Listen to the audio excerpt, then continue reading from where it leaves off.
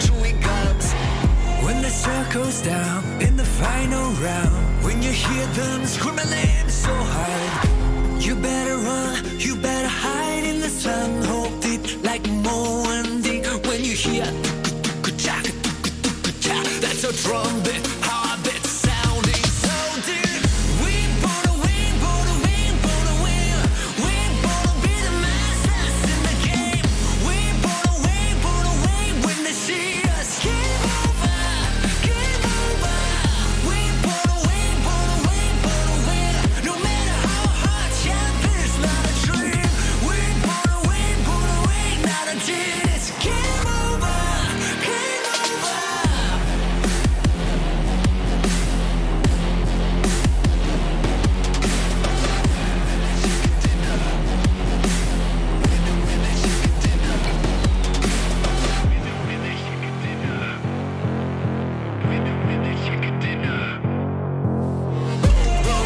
Waiting for ya in the right zone. Got my sniper rifle, don't get alone. When the circle's down in the final round, when you hear them screaming so hard, you better run, you better hide in the sun. Hold it like Mo and Dick. When you hear that's a trumpet, heartbeat sounding so deep. We wanna win, wanna win, wanna win. We wanna be the masters in the game. We wanna win, when they see us. Game over, game over. We wanna win, wanna win. No matter how hard, champions not a dream. We wanna win, not a team. It's game over.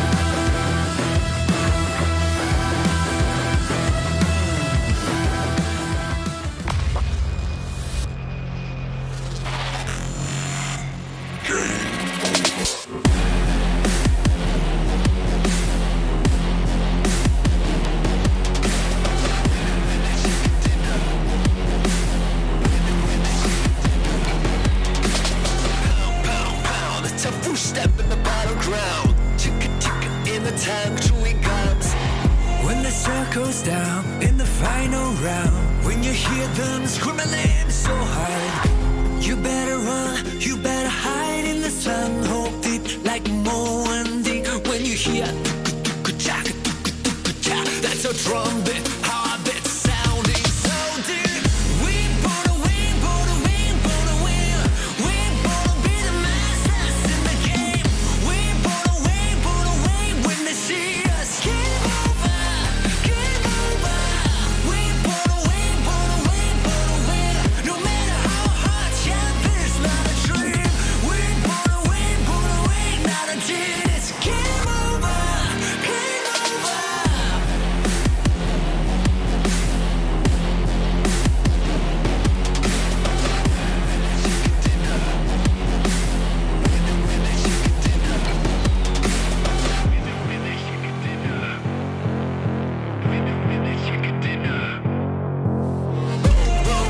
Waiting for ya in the right zone. Come and sniper rifle, don't get alone. When the circle's down in the final round, when you hear them screaming names so hard, you better run, you better hide in the sun, hold it like Mo and D. When you hear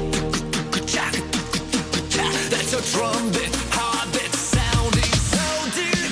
We wanna win, wanna win, wanna win. We wanna be the masters in the game. We wanna win when they see us. Game over, game over. We wanna win, wanna win. No matter how hard, champions not a dream. We wanna win, not a chance. Game over, game over.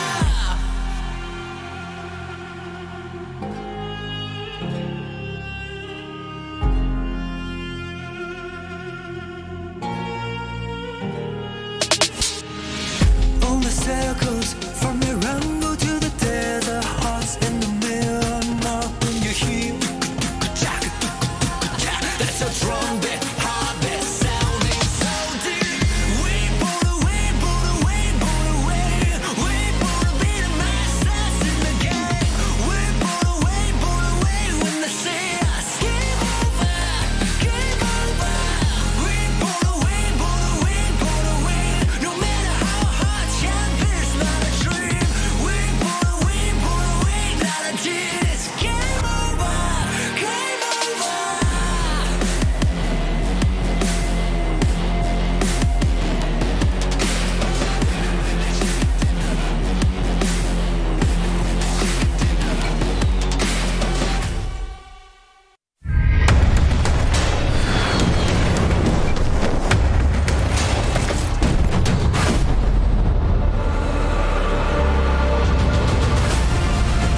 For them, Sebi now in the dust. Will find Reeves. Now just needs to deal with one more from Conqueror. The position's known by GK first. Who does he go for?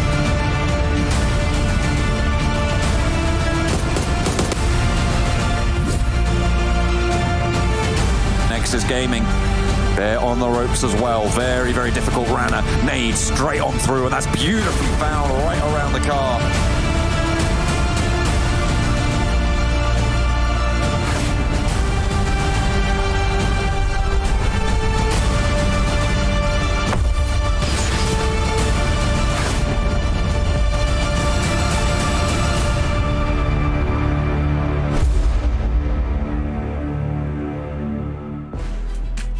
I can't believe the time has finally come. We're into our final day of the PUBG Mobile European Regional Championship. And at the end of the day, we'll have 7 additional teams getting through into the next stage of the event. It's PMGC right around the corner, kicking off in just a few weeks' time. Jason Kaplan, I'm your host, and I can't do this alone. No matter how hard I try, I'll never be good enough because my experts who are here with me, Spankora and Maxman, do such a phenomenal job that it wouldn't be a show without them. Hey guys, how you doing, Span? It's the last day. It's all on the line. Hype. I think that's the only word I can say. I'm really excited to see what's going to happen today. Like, I don't even know what to expect. We have 6 more games today. And, I mean, based off of yesterday, it really seems like some people are really showing up. So I'm excited to see who those 7 extra teams are going to be that are going to PMGC. Yeah, Max Ben. I mean, I feel like we should put a muzzle on you just so you can't speak at all and curse any teams throughout the day who are trying to maintain that top 9 position. But it's all come down to this, right, Max? It's like that entire year of work now down to this moment. If you can get into PMGC and continue your progression in this year. Yeah, I'm going to have to find a code name for every single team out of the impression for today, at least. I make sure I don't curse any teams. But yeah, Romanians. The Romanians, the team with this logo. Yeah, Baker's description below. Yeah, it's been a year of work for these teams. So of course, the end goal for all of these teams is hopefully to make it into PMGC. So no mistakes are allowed today. You need to go hard or go home and hopefully make in top 9 at the end of the day. Well, as we take a look at our overall standings at the end of 3 days of play, Navi still maintaining that #1 position, ruining their perfect 100-100 score, but they're sitting pretty at 201 points. So let's just say Navi, Unicorns of Love, I would say S2G, Bad Bulls, those 4 teams in my eyes, and you can disagree if you want to, should be safe, should be our top, or should be into PMGC. Obviously, Navi and Unicorns of Love are from PMGC points, but you get what I mean. I would even go to say Papara, Supermassive Blaze, and Futbolist are qualified, 155, 153. They're looking really comfortable. We got a graphic coming later on to say exactly how many points these teams should be aiming for, and because of that, I would say they're pretty much safe. 12-18 and below, World of Wonders, not safe just yet. So we've seen these teams be especially up and down from time to time every single day. So day 4 is their last opportunity to make sure they remain on this top page. So it's going to be a lot of stress on the shoulders of these 2 teams especially. Oh yeah, there's a lot of stress, not only on those 2 teams. I mean, we see 131 points is 8th place, but Span, as we take a look at our second page, there's just a whole nother page of teams who are like just hoping and grasping and asking, sir, do you have any more points? Could I have another? They just need every point they could possibly get because the cutoff at the moment is 124 points. Oh, exactly. I mean, I think even right now, down to team 14 could even potentially make it into that top 9 area to be able to qualify. So these final 6 games are going to be very important. I mean, everybody gets around 10 points per game. That's doable, but obviously everybody is still playing. So these teams really have to work even harder to go on ahead and make that top 9. So we'll have to wait and see. We saw some teams end up really being able to improve their gameplay just yesterday. So interested to see if they're going to actually be able to continue to improve that today and actually qualify. I still want to keep the hope alive for Exquisite Décode UK. They're still in a position where there is a chance, there's a world where they do make it into the top 9. They need a good day for that to happen. Even Muerte, but for Muerte it's even harder. They need like a Navi type of result of what we saw from them in day 1. So Muerte, from what we've seen so far, I think would be the team that we'd have to just push out of the picture. But you never know. It's PUBG Mobile Esports. Things can happen last minute if a team is a little bit desperate and they've checked out the VODs and know exactly what the game plan is for day 4. So we'll see how things are going to work out. But yeah, it is down to the wire. Only 6 games to make sure that you can make it into the biggest tournament of the year, Jason. So it's now or never.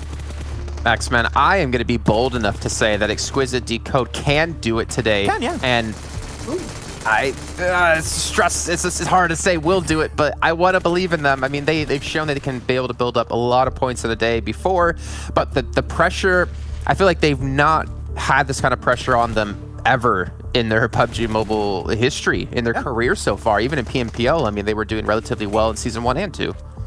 I want to say something, and I know that because it's me that's saying it, it might not have the same oomph and impact, but mathematically speaking, it is possible for them to potentially make it. Of course, they need to be a lot more confident. We've seen especially a little bit of an impact from Daddy and Will, I have the impression, in these games recently, and we need to see them take those fights as a 4-man, because otherwise the CI's teams and Turkish team, we talk about how strong their synergy and their team fight capabilities actually are. So they've been slowly improving on that, getting a few more kills here and there compared to their 2 first days of play. So if they keep improving over time, and today is their best day, there's a chance they can make it in top 9, so we'll have to wait and see.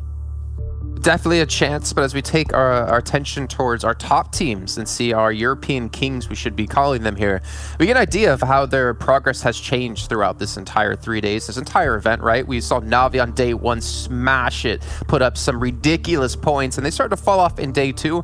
But let's see, as our top 4 teams, how that has changed for all of them, and not just Navi. And, well, I mean, I'm going to mention Navi here because I can see they have had the biggest of fall-offs ever. Like, out of any team in this event, I feel like. I think it's kind of an unfortunate situation. I mean, Na'Vi Unicorns of Love, we know that they're already safe. They did do so well starting off at the beginning. They're just out of the gate, absolutely amazing. Na'Vi with the biggest drop-off. You know, I was kind of talking with Maxman, like, oh, I wonder why that could be. Like, are they just having bad games? Are they running into issues? Are they trying different things because they know that they've already made it to, you know, PMGC, and now they're just doing worse? Like, obviously we don't know until we actually talk to the teams, but we can definitely, the only thing that we know for sure is these numbers, you know, so. Yeah, I mean, these numbers do speak for themselves pretty clearly for Na'Vi, how that was a big drop-off. But you can also compare it to the side of S2G Esports and Mad Bulls, how their average points, or how their total points per day, should I say, actually slowly increased upon hitting day 2, upon hitting also day 3. So these are teams that are getting this experience and making the most out of these days, out of these games every single time. It's a great learning experience. And if they keep improving like this and make it into PMGC, of course, we can have even more scrims and such and such. So SGG and Esports and Mad Bulls actually impressing some of the best teams in the region, and making it to PMGC would be a great achievement for them.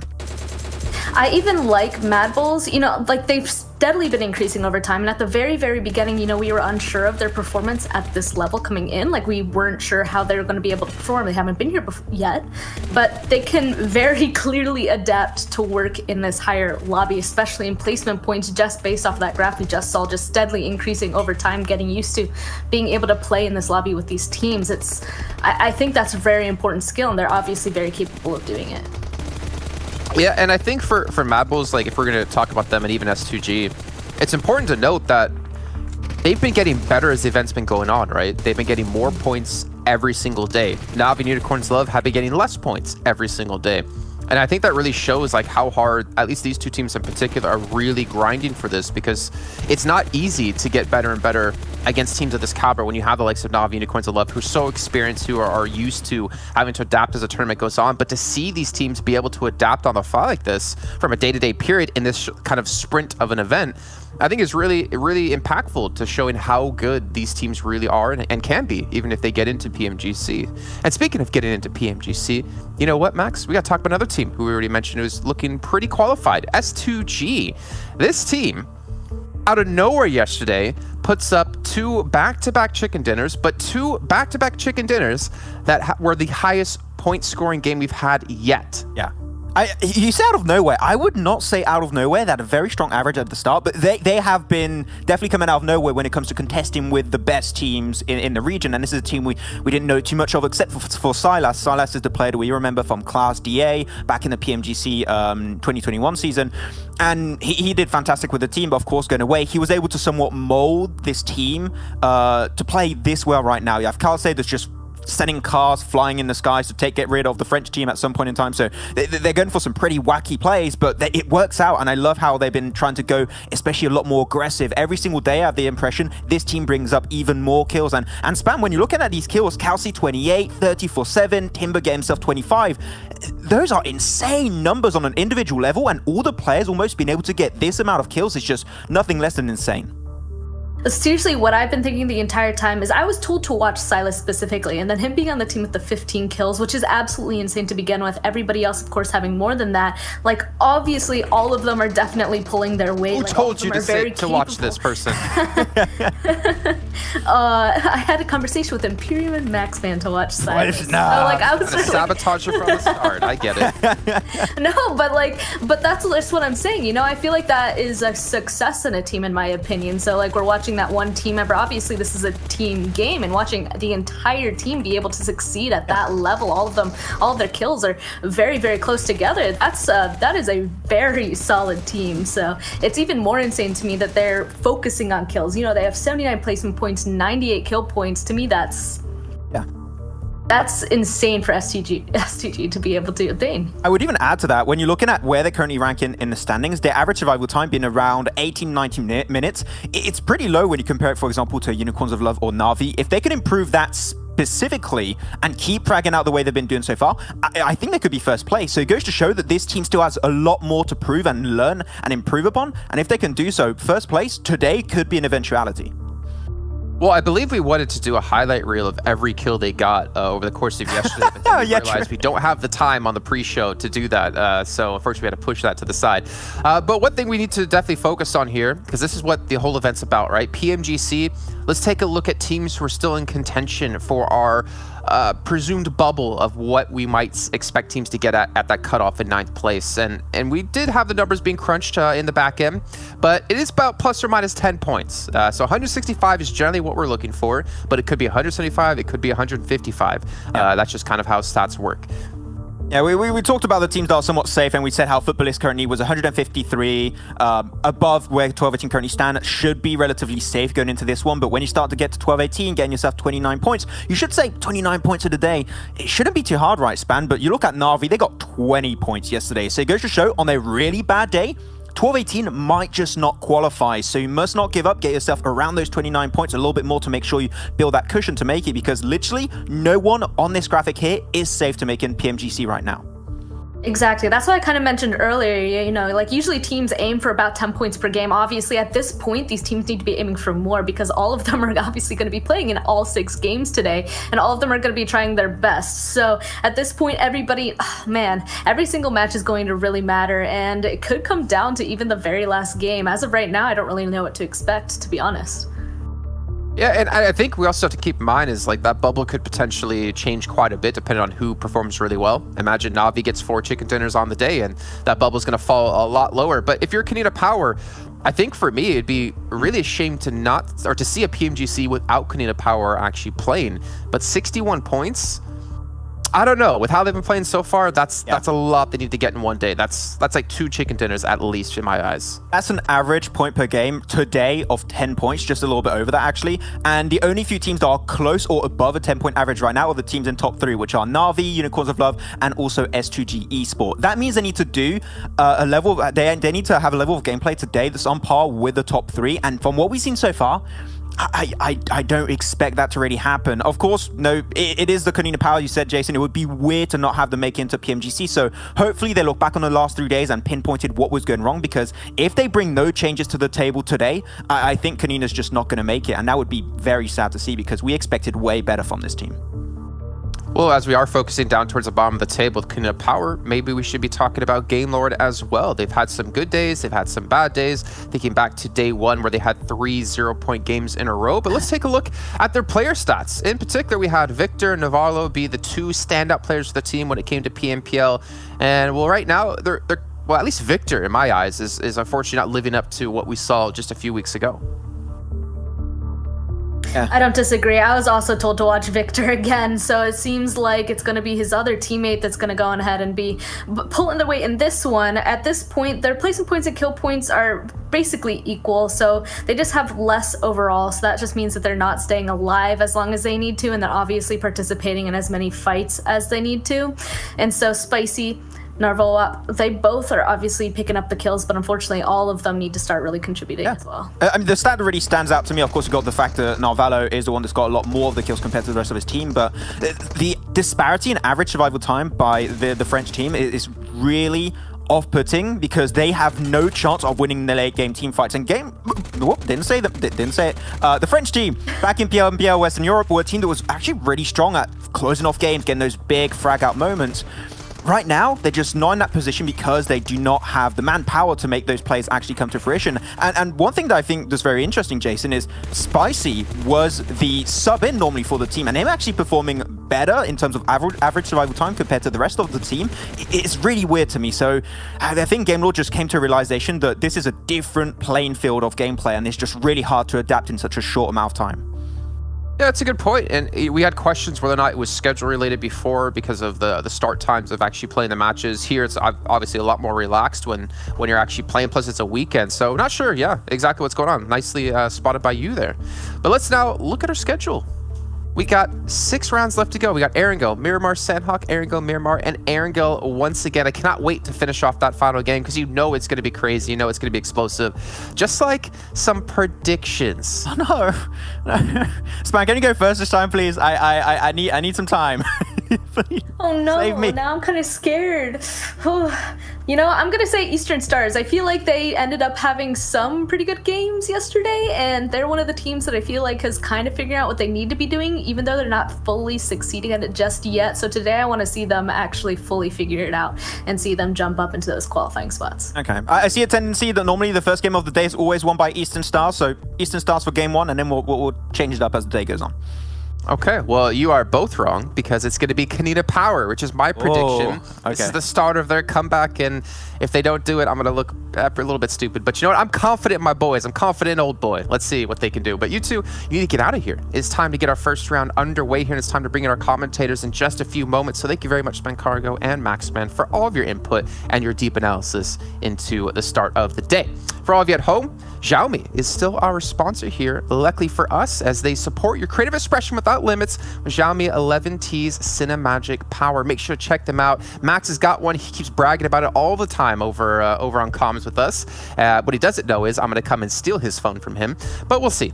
Either way, let's bring in Cotton Imperium because it is time to kick off the day. It's time to kick off the first round of the PUBG Mobile European Championship in our final day. Gentlemen, I'm going to get a little bit of your predictions, but the scene has been set, and the teams, they know what they have to accomplish today if they want to get into PMGC. Exactly, Jason. Very well said between you, Maxman, and of course Span. The day is set. For me, Kanina Power or Eastern Stars, I think, are those two great options for this game one of the day. Copter, what about yourself?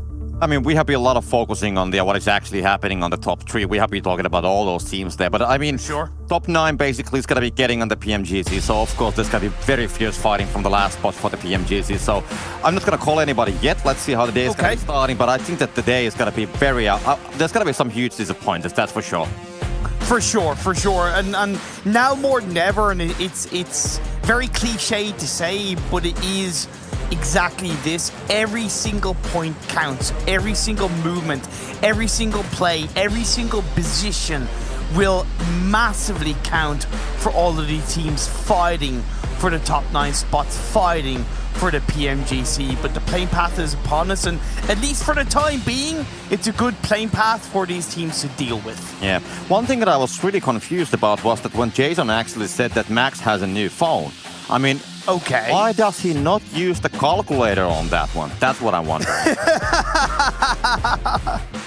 Maybe that should be a feature that Xiaomi should advertise to help people like Maxman in the future with their calculative needs. But indeed, like I said, with this playing path acting pretty decently for the teams, it's going to allow them to get to where they want to go. Unicorns Aloft, they normally go to either Novo or the western side of the mainland. I don't think this is too hard for them to go to that western side from that slightly more northern playing path. Yeah, this is pretty fair. I mean, no team should be struggling with the landing here.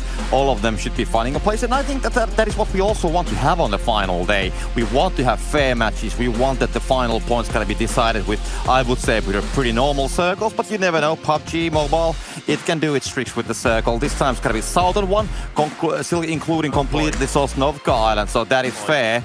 But, you know, it can still go... I just cannot be without saying it. I mean, with this kind of circle, we have multiple times seen the circle head straight down the southern side of Vodafone Giants currently, and somewhere on the coastal line. So if that's going to be the start of today, it's going to be a one crazy day. Yeah, definitely could have been a much cleaner phase on circle for these teams. The threat of that military island is not easy for them to deal with. Now, Jason did put Kanina Power to win this game one. It's a bit of a bold bet. The reason why is because out of all of the Wrangle games so far, Kanina Power are actually the lowest scoring team per Wrangle game of only 4.1 points per game in a Wrangle, whereas when you compare it to the likes of Futbolist, they're in around 15.1. Yeah, meanwhile, 12-8, he didn't find ARCRED actually because Chulika from the floor, he's gonna get one, so Purple's gonna fall down. So Chulika finds one from the room, but he's gonna be traded immediately. There's a separate pair on the southern side from this whole location, right? 3-3 versus 3 on the garden, and then they have a 1 versus 1 happening on the southern side at the same time. We can see Chulika being flushed down, so Biru is gonna be collecting those points. So just like Imperium said, every point is gonna matter. So that's what the flushes are happening. So fast, the 12-8, he's still with 3 men. All of them are standing as well, but ARCRED, they have taken the guard. And I mean, we can see Evo Station, he's just trying to leave. Foreman stack actually here now, and he's just trying to run away. ARCRED are 10th in the standings overall. They're on 119 points. Now, with that 1 point, it's 120. That puts them only 4 points behind Fenerbahçe in 9th spot. So it seems like ARCRED are coming into this game one with a decent bit of purpose. 12-18, they challenged around this Rozhok area before. They normally go to Severny. So I think that was a little bit of an unexpected clash from both sides. Clearly ARCRED a little bit more prepared.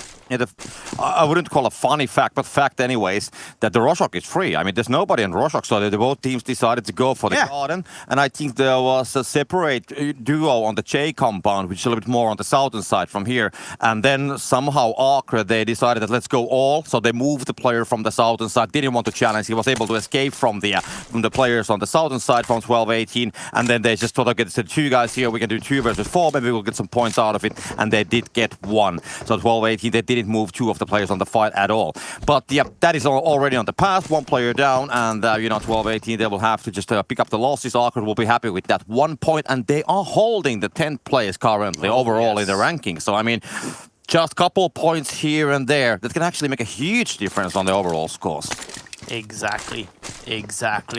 One thing that we also need to consider as well that could definitely be a big element in securing a top 9 position for one of these teams is the amount of chicken dinners they have.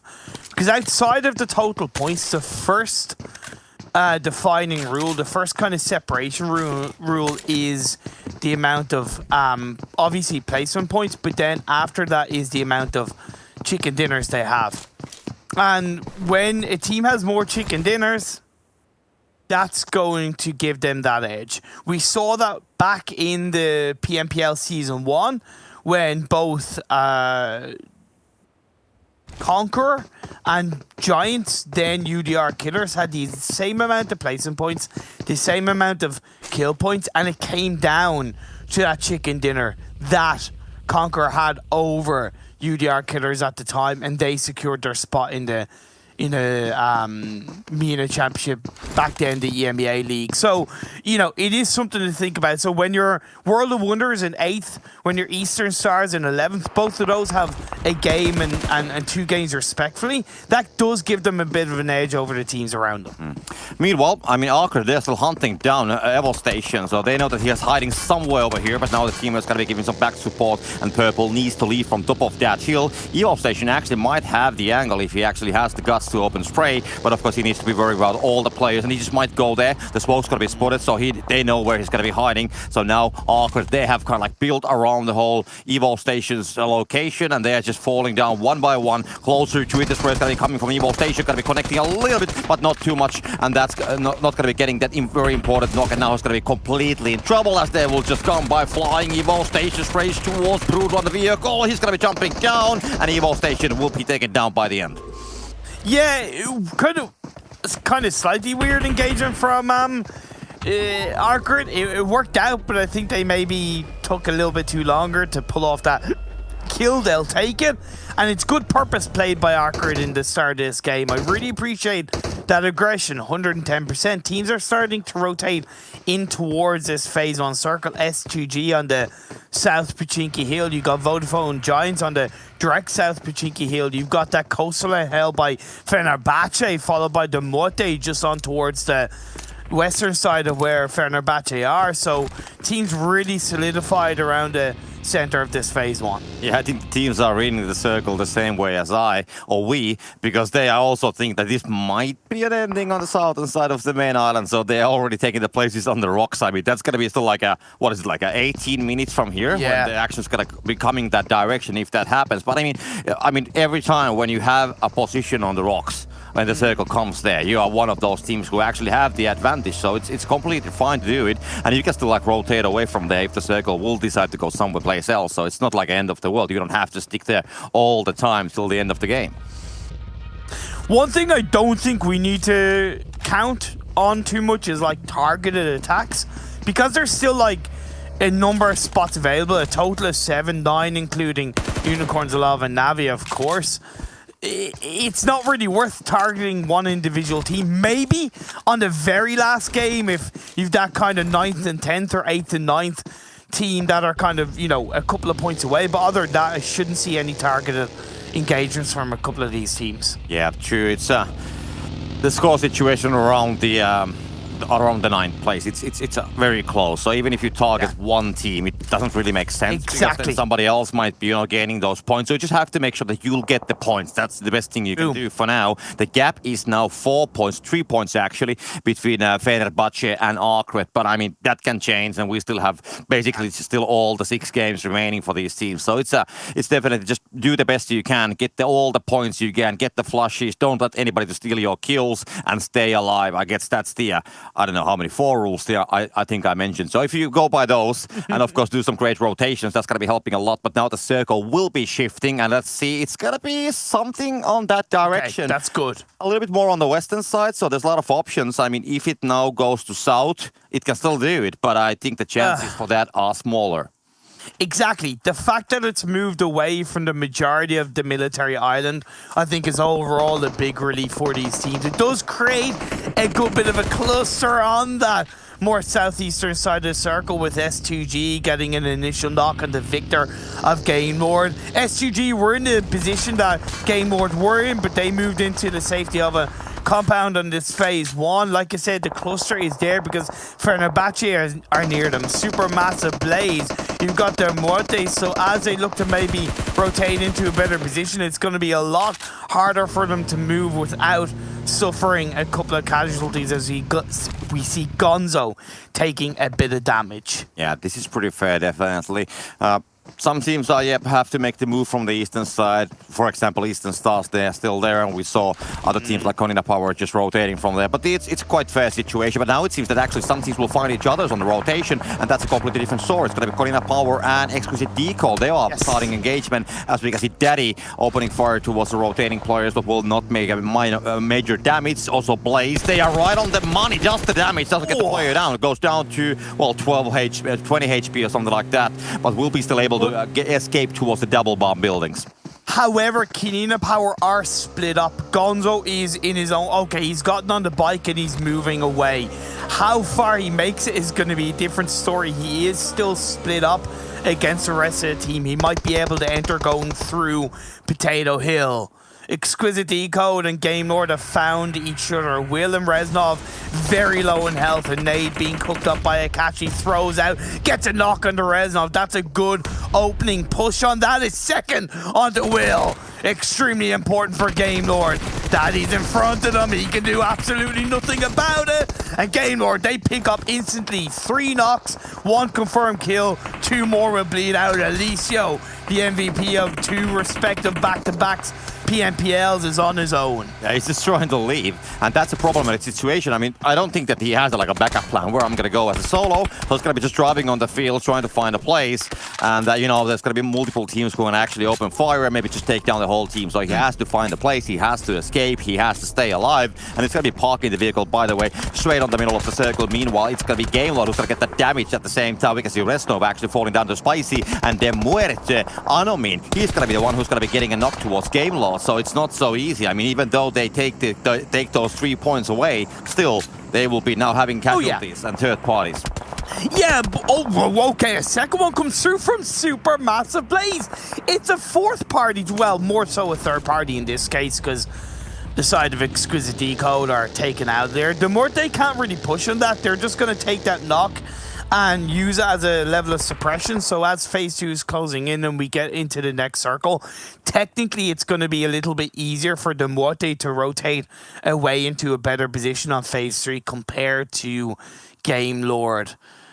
We're about to see the next circle pop up. Navi are spread out on towards that northern side. You have Futbolist in a good position south of Chop6 Unicorns. A love in a 2-2 split, and it does go down south, but it is still that mainland in play.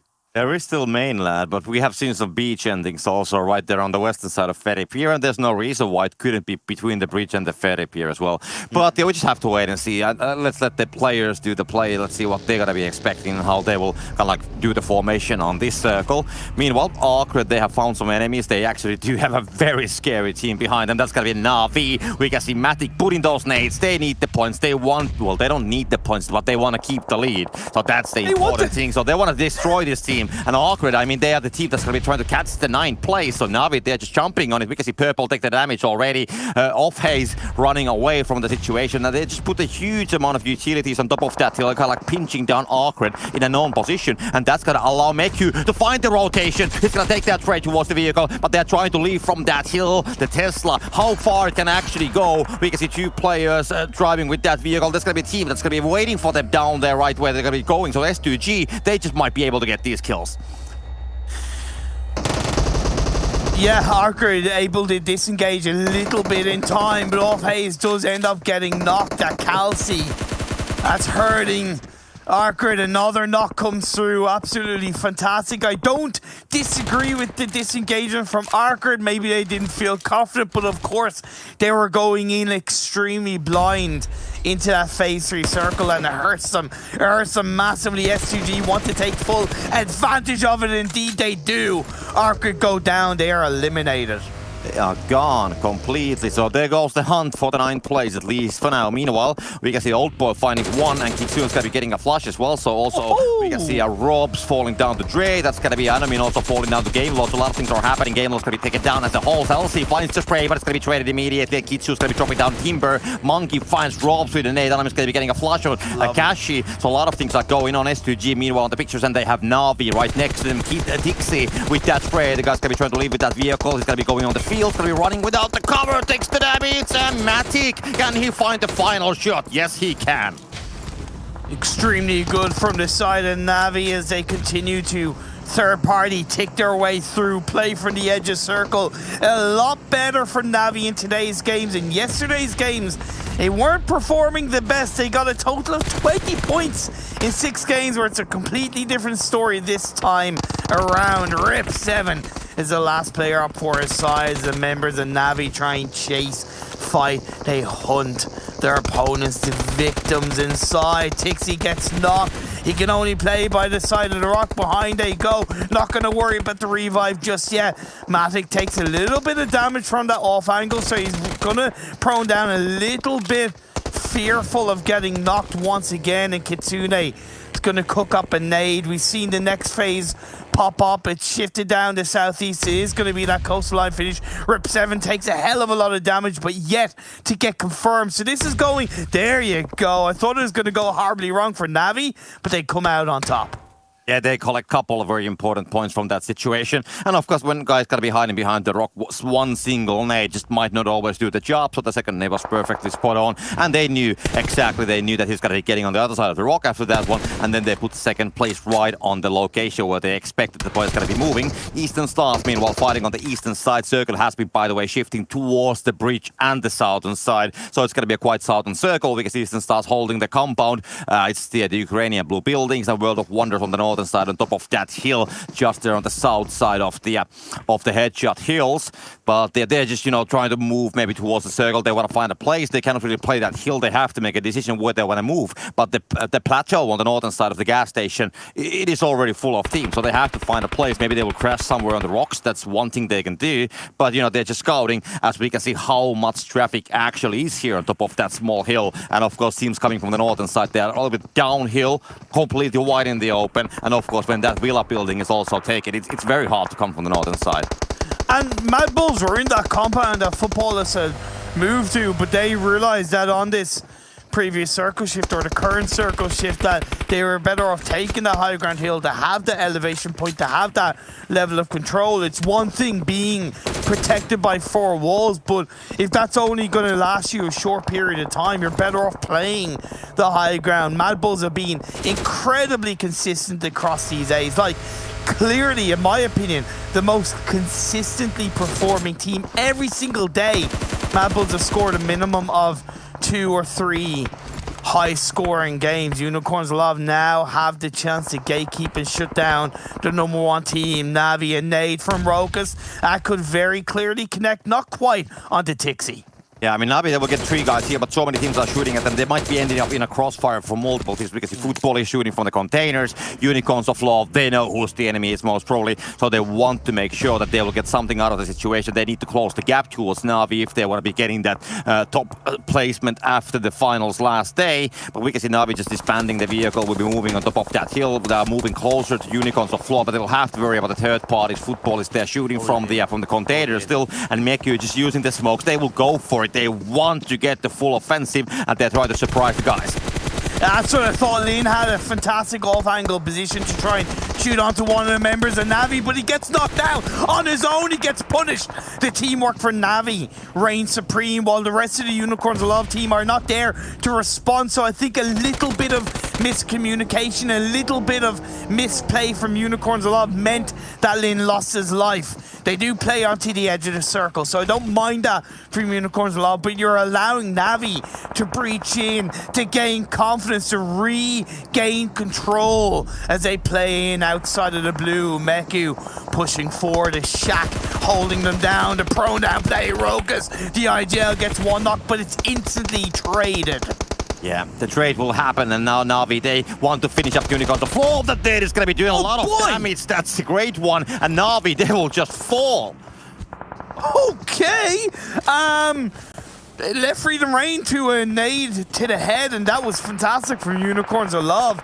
They made a tiny mistake, but they recovered extremely well. They allowed Navi to breach in, but they knew exactly what they were doing with that one. The next phase has popped up on towards that northwest side, so this is looking like a damn good ending. The Muerte currently with the highest kills in this game, as 7 are still in the circle as Vodafone Giants and Mad Bulls try to control each other. Yeah, Vodafone Giants nading towards Mad Bulls. They are holding the small dip, but it's not inside of the zone, so they will have to move. And of course, the circle has been shifting as well. It's mostly on the land, so it's not going to be ending up on the water. It seems it's going to be kind of like the area on the northern side of the gas station area where the circle will be heading. But from the north, there's so many teams coming in. Unicorns of Love, they'll have to deal with Futbolist now, as we can see Mad Bulls also engaging on the whole situation. They are trying to do some damage, but they are just moving very slowly. I mean, Futbolist, and they are not really, open for the angles. They are, yes, showing themselves a little bit, but the sprays are not connecting until Sebi actually finds Lovazin. So that is 1, and the flush should be happening as well, but the 3 guys are still there up and running. Futbolists are getting absolutely picked apart right now. Lutz, and I believe it's Lovazin that's left up for their side. Unicorns of Love are getting a tiny bit third party. You have Supermassive Blaze on the underside of that hill as well by the side of the road. Vodafone Giants are holding their own extremely well on towards that northwestern side. Lutz has been able to stay up, but he gets instantly knocked down. Vodafone Giants, they smell an opportunity, and Nade being cooked up by Sebi is low-balled in towards a smoke. The backstab, the Solkay, it is Sunday, so you know it's going to be Solkay Sunday, but can it be Solkay Sunday onto Vodafone Giants? He waits for the opportunity to strike, he doesn't get the knock, instantly played out by Giants. Yeah, it's gonna fall down. So Futbolist, because it's Sebi getting Solkay down, and they have to deal with the 2 other members still. But there we go. It's gonna be Ulysses who's gonna get Lutz down. Ulysses is gonna be getting a flush as well. And meanwhile, Yingyang's gonna finish off Rom, and that's the end of the whole team as Futram. With that, Nade also gets Ulysses down. So that is a pretty decent result from the teams on the western side. So they are kind of like taking the control. But we still have Vodafone Giants, Mad Bulls, and Unicorns of Love on that side. So this battle is not yet over. And don't forget about Supermassive Blaze. I know they can't really do much, but if Unicorns of Love try to go down that hill, either Supermassive Blaze or the Muerte are going to absolutely violate them. Rokas with the DP28. Such a good gun, but he gets knocked down. Like I said, Supermassive Blaze, they might not be able to move too much, but they certainly can shoot, and Ketch is the one to shoot up at Rokus and get that knock. Mad Bulls and Vodafone Giants, they're going to get close to each other. You can see in the kill feed, Ulysses gets knocked down. It's one knock by GK, looking for a second. Oh my god, this guy is so good, but Coursera, unfortunately, is going to see the end of Unicorns Aloft. Yeah, it's a tricky situation. I mean, now with the current circle, all the cover is currently for De Muerte, so they are holding the warehouse building, and we do have some teams on the gas station, but they will have to move slightly at least towards the northern side. So it's going to be a very hard circle to penetrate because there's no cover absolutely on the sides. Only trees and the rocks, they are the covers which they can use. Eastern Stars, they will have to leave the rocks at some point. They are, of course, knowing that the later they're going to move, the more placement points they will be getting. And Fenerbahçe, that is the team currently holding the 9th place. So if they really want to, keep the place and kind of like having their hopes for the PMGC, they're doing a great job for now, holding all the 4 players still alive. Tell you, Mad Bulls are such a consistent team. They're a joy to watch. They're absolutely a joy to watch.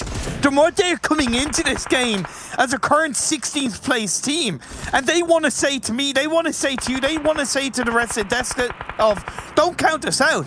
Okay, don't count your chickens before they hatch, guys.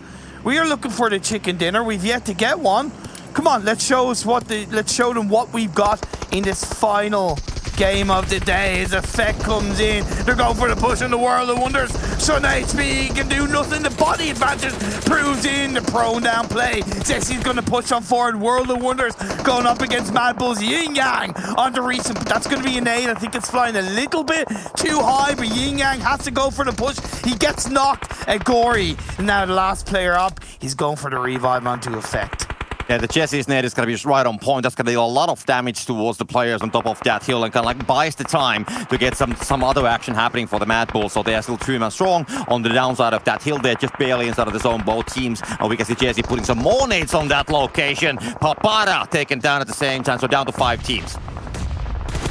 The push still comes in from Mad Bulls. Lovely play from Agori. Setsy Pro's back down. Why are you giving Mad Bulls the opportunity to play on the high ground? You gave them the space and they're going to take advantage of it. Setsy does throw up a nade. It doesn't go far enough. I believe it's actually a smoke. No, it was a nade indeed, and it does fall short. 2 against 1. Another nade comes out. I think he saw that Agori, so he's going to continue to push forward. Just a buggy in front of him. He can do nothing, Zessie. It's 1 against 2, and Mad Bulls come out on top. A misplay from World of Wonders in my eyes, but fantastic resilience from Mad Bulls. Yeah, De Muerte still holding the warehouse building because the Fenerbahçe still on the gas station on the northern side of it, and then 1 team coming from the north. That's going to be the remains of the Mad Bulls. So they're down to 2 teams, and they will have to face the 4 and the 3-man stacks on the southern side. So it's not easy, but 3 teams remaining. It's going to be a short while, most probably before anything's going to happen. But I mean, De Muerte, they still have the best place, but Fenerbahçe is definitely one of the enemies. They have to be very careful with it. And Mad Bulls, they are entering the circle, I think, just slightly before Fenerbahçe is making their move away from the gas station. So I think as soon as Mad Bulls are going to be taken out, then it's going to be just De Muerte and Fenerbahçe. I don't know. I think Mad Bulls can do something with this. I'm sure they've been able to pick up a bit of utility in the form of smokes from the bodies of World of Wonder. The Muerte and Fenerbahçe are closer to each other. Effect isn't going to stop making some noise. He gets the knock onto Rebellion. That's going to suppress the rest of Fenerbahçe even more and keep the Muerte and Fenerbahçe closer together. This is glorious for Mad Bulls. That's a good move. I mean, actually getting a knock. I think there was a small mistake for Fenerbahçe that they actually moved one player out of the building that early. But of course, anything can happen, and they maybe didn't expect that somebody might be coming on top of those hills from the northern side still. Anyways, they are definitely having this engagement. They still have a chance to save that player as well because he's inside of the zone, so he doesn't have to be worrying about the blue for now. And now De Muerte, they're going to use the timing. We can see Fenerbahçe actually pushing towards the warehouse cover because the enemy with those nades going to be trying to find the players from the other side. That's going to be pre-cooked, and he's going to be running behind the boxes. Lovely by ANONIM. I don't think it connects enough. But once again, the Muerte and Fenerbahçe, they're suppressing each other. It's giving so much space and time for Mad Bull to play on, and they get to ARCRED. Is that going to be fresh level 3 gear for Effect? He doesn't need a helmet. He already has a level 3 helmet. But that level 3 vest, that's a spicy meatball. As Falky pushes in, the Muerte, I believe, down to just that one player, or at least a one knock is being played out. Fenerbahçe do get the revive onto Falky to keep them up as a full squad. The opportunity for the chicken dinner is there. Lovely nade gets thrown out. Dokunma machine with the nade gets a knock on the Effect. That level 3 vest isn't going to do much about that. And Agori is left on his own. He's going to get spot out. He gets taken out by Fenerbahçe. Now we're down to 2. Yeah, Mad Bull's gonna be falling down. Now we go inside. Fenerbahçe's gonna be putting all the focus on the Muerte inside of the building. Inside the warehouse, it's 2v4. Knock from Falky. This is an open and shut case. There's not much the Muerte can do. Very little movement they can play around. The push comes in. Fenerbahçe close it out, and they claim chicken dinner number 1 for the day. And that's definitely a great start. I mean, they want to be, of course, defending the 9th place. They might be actually getting some places up on the scoreboard by this, so they don't have to be maybe the last team who's going to be on the line if somebody will be improving from the backside. So definitely great job from Fenerbahçe. And I mean, when you are on the last day of the finals and you kind of like have the PMGC on the focus, so you got to be very happy with this one. That's going to give some security for the remains of the matches. They don't have to be like straight there on the trigger. And they didn't have a chicken dinner up until this point, Copter. So that's a very important win for them. It opens that door in terms of wins. It puts it on the table, and it's them saying to the rest of the lobby, hey, PMGC, that spot is ours. You are going to have to fight harder and better than us. But I gotta say, I was impressed by the Muerte. I've seen their potential, their theories, their positions in a lot of games throughout this finals have been good, but at times their execution has been quite poor. But this time around, they got a lot of things right.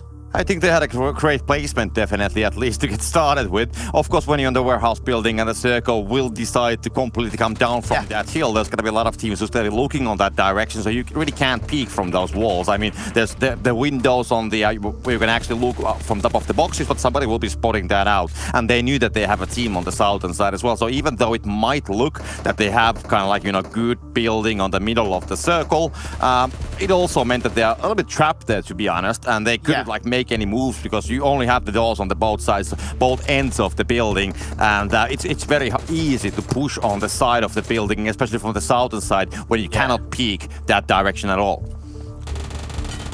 Mad Bulls, Copter, like this team, I said it during the game, they're so damn consistent. Day 1, 54 points. Day 2, 58 points. Day 3, 64 points.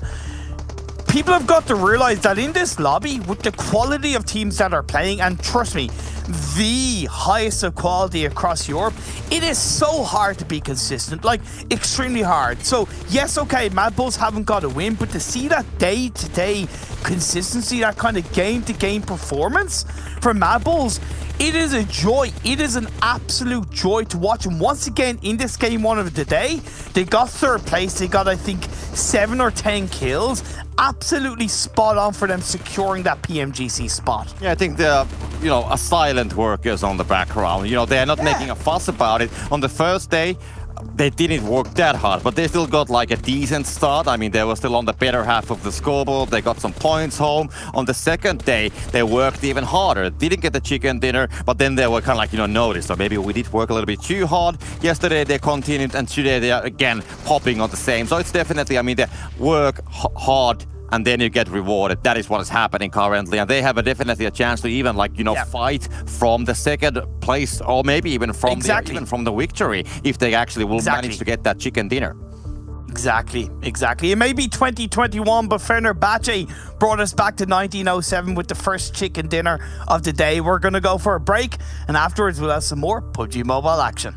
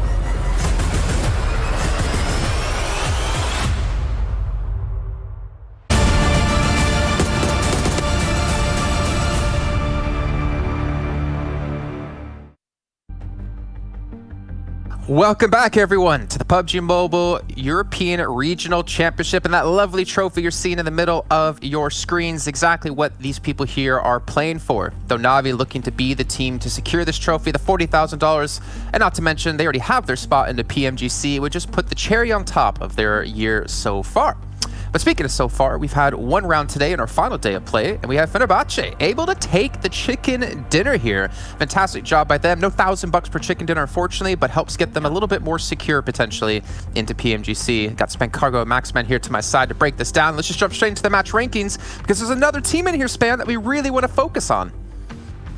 There's a couple of teams that we want to go on ahead and take a look at. I mean, Fenerbahçe, we were taking a look at them for the longest time. They ended up winning that one, 10 kill points. They were bouncing around that map for a good amount of time, and they ended up coming out on top, trapping Muerte inside of that warehouse, and they played that honestly perfectly. Muerte, on the other hand, they had those second center compounds for the longest time, bouncing between that gas station and warehouse, and I mean, they did what they needed to do, stay safe inside of that center compound and try and fight everybody else around them. I actually really loved what Muerte did in that game, especially because they were playing the gas station position at first, in that central position just mentioned, Span, but they knew Fenerbahçe were going to push in that position, and they were like, okay, this is too early to get involved in a head-on-head fight. The warehouse up north is still free. We could share that position with Fenerbahçe while we still remain in the circle, so that fight is not forced anymore, and we can try and get ourselves a little bit closer to that late game potential. So very good play from Muerte, and of course that space being created allowed Fenerbahçe to get back into the circle, to cross that road, and then now that good idea with the split at the end. So Fenerbahçe, they were the break-off point. They were in 9th place, was 124 points. The fact that they get himself this chicken dinner here was 25 points. They are looking a lot more comfortable now in that top 9 position. Exactly that. I'm so glad you brought up that point. It puts them above quite a few teams now, so they're not the bubble anymore, right? They don't have to be worried about being knocked out over the other teams below them, but that doesn't mean they can take their metal off the pedal, as Max would say. They got to keep going here. I would say that. Be able to secure their spot.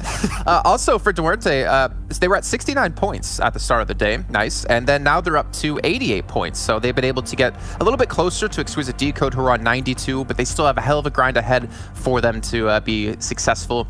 Getting a power, my prediction, last place, that's fine. It happens. Yeah, it happens. I like it how when it's you that say a team and they just lose, like, it happens. When it's me, it's like the end of the world. So I don't know. I got some favoritism happening on the side here. But yeah, Kanina Power, we said it, they needed about a 10-point average if they wanted to even try and make it closer to qualifying to PMGC. It's not, I don't think it's coming home, Jason, unfortunately for them. It's just that they need to have way better games. Like, I'm talking like every game they need to hear about, what, 13 points, 14 points if possible, which is highly unlikely seeing what we've seen from the team so far. Yeah, and every time they struggle and don't secure the 10 points per average or per game, that means they have to get even more in the next. But let's see if Kanina Power can bounce back. We still have to focus, though, on our top players. And we do have, I mean, Yin Yang, I feel like we've seen him up here so many times now. We usually do, and I mean, even in that last match, I will say, when Mad Bulls were making that big push on the World of Wonders, Yin Yang ended up being pushing alone. He unfortunately got taken down before his last two teammates, and yet he's still up here on that top player's board, and we could see that he did so much damage. 828 definitely was helpful in that last fight, but it's going to be Dokunma that ends up going out with 5 kills as well. So all of these players, I don't know if we've seen the other two on here before, but Yin Yang, yeah, he's usually up here. INGUSH, typically, when you see a player from Muerte do well, INGUSH is a lot of the one who enables those plays. So I'm not really surprised to see a player from Muerte being up here and actually that player being INGUSH. I think he's the one that's been creating a lot of those scenarios for the teams in the first place. But I want to see more of the rest of the team, not only INGUSH, if they can do so. I mean, they already got themselves a really good game here. They're somewhat back in the race if they get a really good day off the back of this. But I want to see more than just INGUSH here.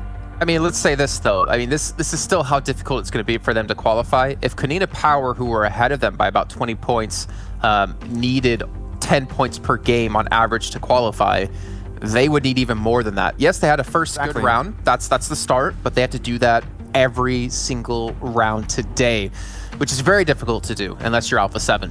We can see hero damage, though, from this last round. I mean, for Muerte, 2k damage, or 2100 damage and 7 kills. I wonder if there was potential for them to actually pick up quite a few more kills in this here, Span.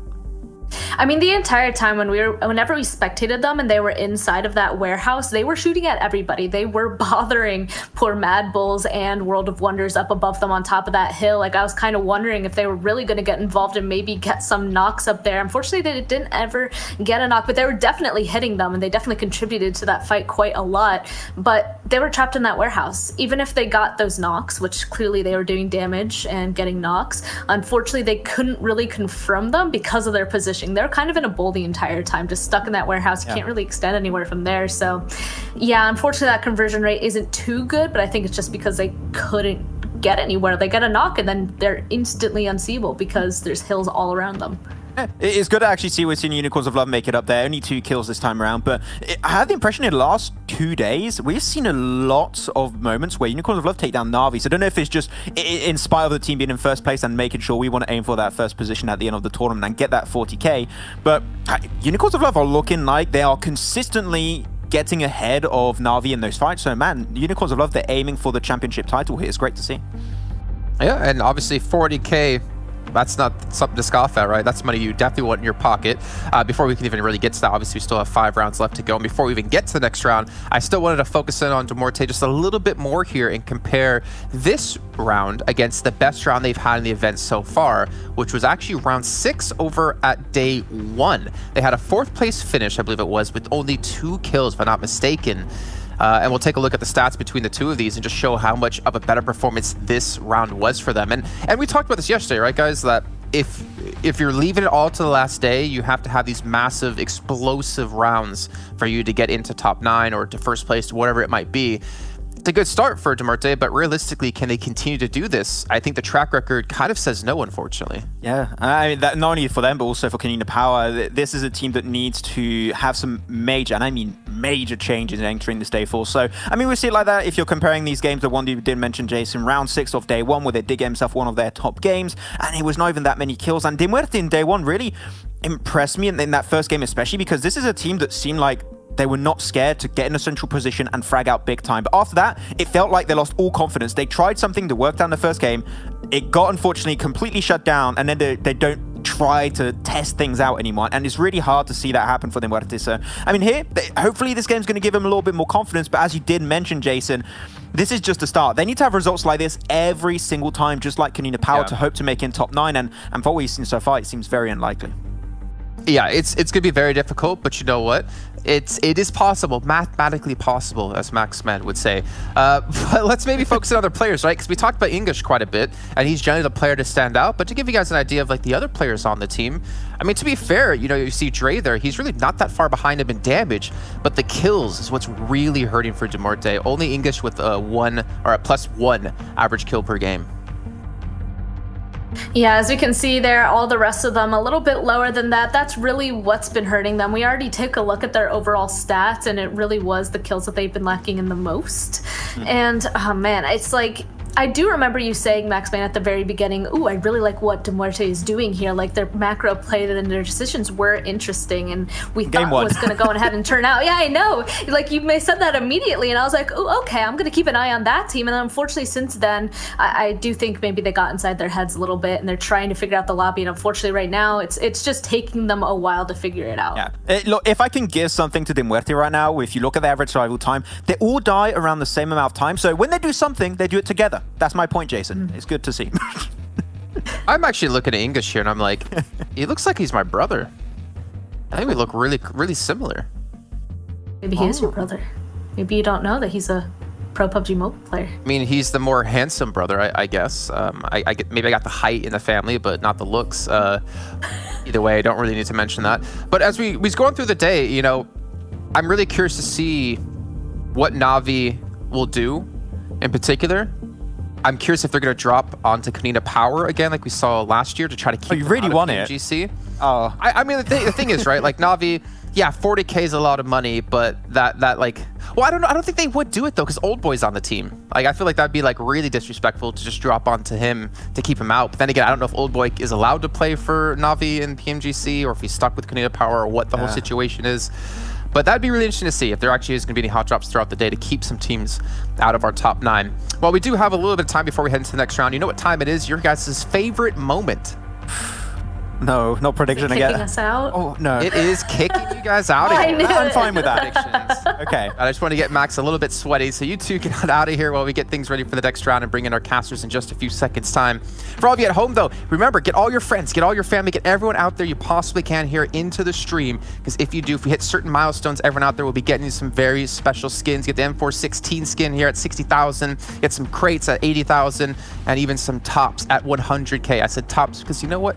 They also can be called tops. At least that's what I call it. Anyways, let's bring our commentaries. Let's get me out of here because I am just talking nonsense. But you know who doesn't talk nonsense? Copter and Imperium. Gentlemen, take us into our second round. Thank you very much, Jason. A compliment as well. I'm ecstatic. I am ecstatic. Thank you very much, my friend. We're heading on over to the jungle terrain of Sanhok for round number 2. One team that kind of went a tiny bit under the radar from the first round, Copter, was Eastern Stars. They got 9 points in that game, and it kind of keeps them within that edge of getting into the PMGC. Yeah, I mean, they played the eastern side, of course, as they are the Eastern Stars still, and they really, you know, they kind of like went a little bit unnoticed because they kind of got the points before the end game, so they were clearing out the eastern side as the teams were trying to approach the southern circle there on the northern side of the ridge. So they definitely did the work, did the heavy lifting, and got the kills on that stage. So that's probably why it went a little bit unnoticed. But anyway, it's gonna be time for Sanhok, and I mean, you know, what happens in Sanhok, it stays in Sanhok. Well, actually, is it Sanhok or is it Miramar? Maybe I'm wrong. No, it actually is Miramar. My apologies. Yeah, it's Miramar. Oh, well, I thought it was Sanhok. Apologies, but we're going into Miramar. We did see that graphic, by the way, that S2G are the highest point scoring team in Miramar. They've kind of overtaken Kapahala, Supermassive Blaze as the kings of Miramar. Kapahala Supermassive Blaze are still massively strong, but it's nice to see kind of like a team like S2G, who are the only team to score 30 plus points in a game, rock up yesterday and get those points. Well, I could just do it the other way around. What happens in Miramar, it stays in Miramar. That's fine as well. So we don't get the jungle, we don't get the Max's chest hair this time, and we'll just go to a little bit drier lands. Maybe this is how Jason looks without the shirt. Actually, yeah, I think I've seen Jason's shirtless. I think at one point he has a decent bit of chest hair. I don't know.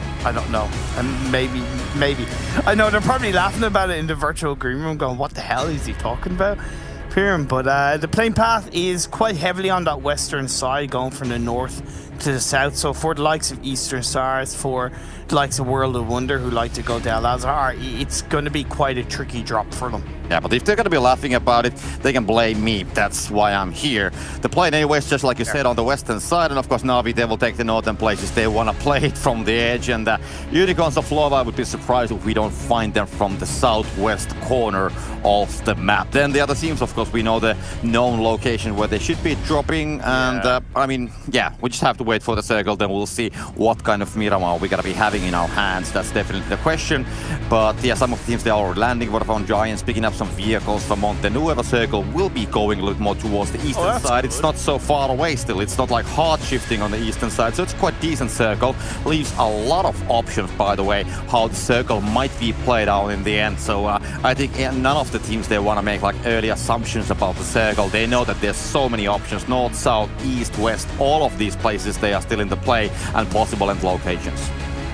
For sure. Now, you look at the overall standings, and Kanina Power, they're technically not that far away from 12-18, who are in that 9th spot. They're only 35 points. However, it's the fact that and the desk talked about it, that cutoff point, right? That predicted cutoff point of 165 plus or minus 10.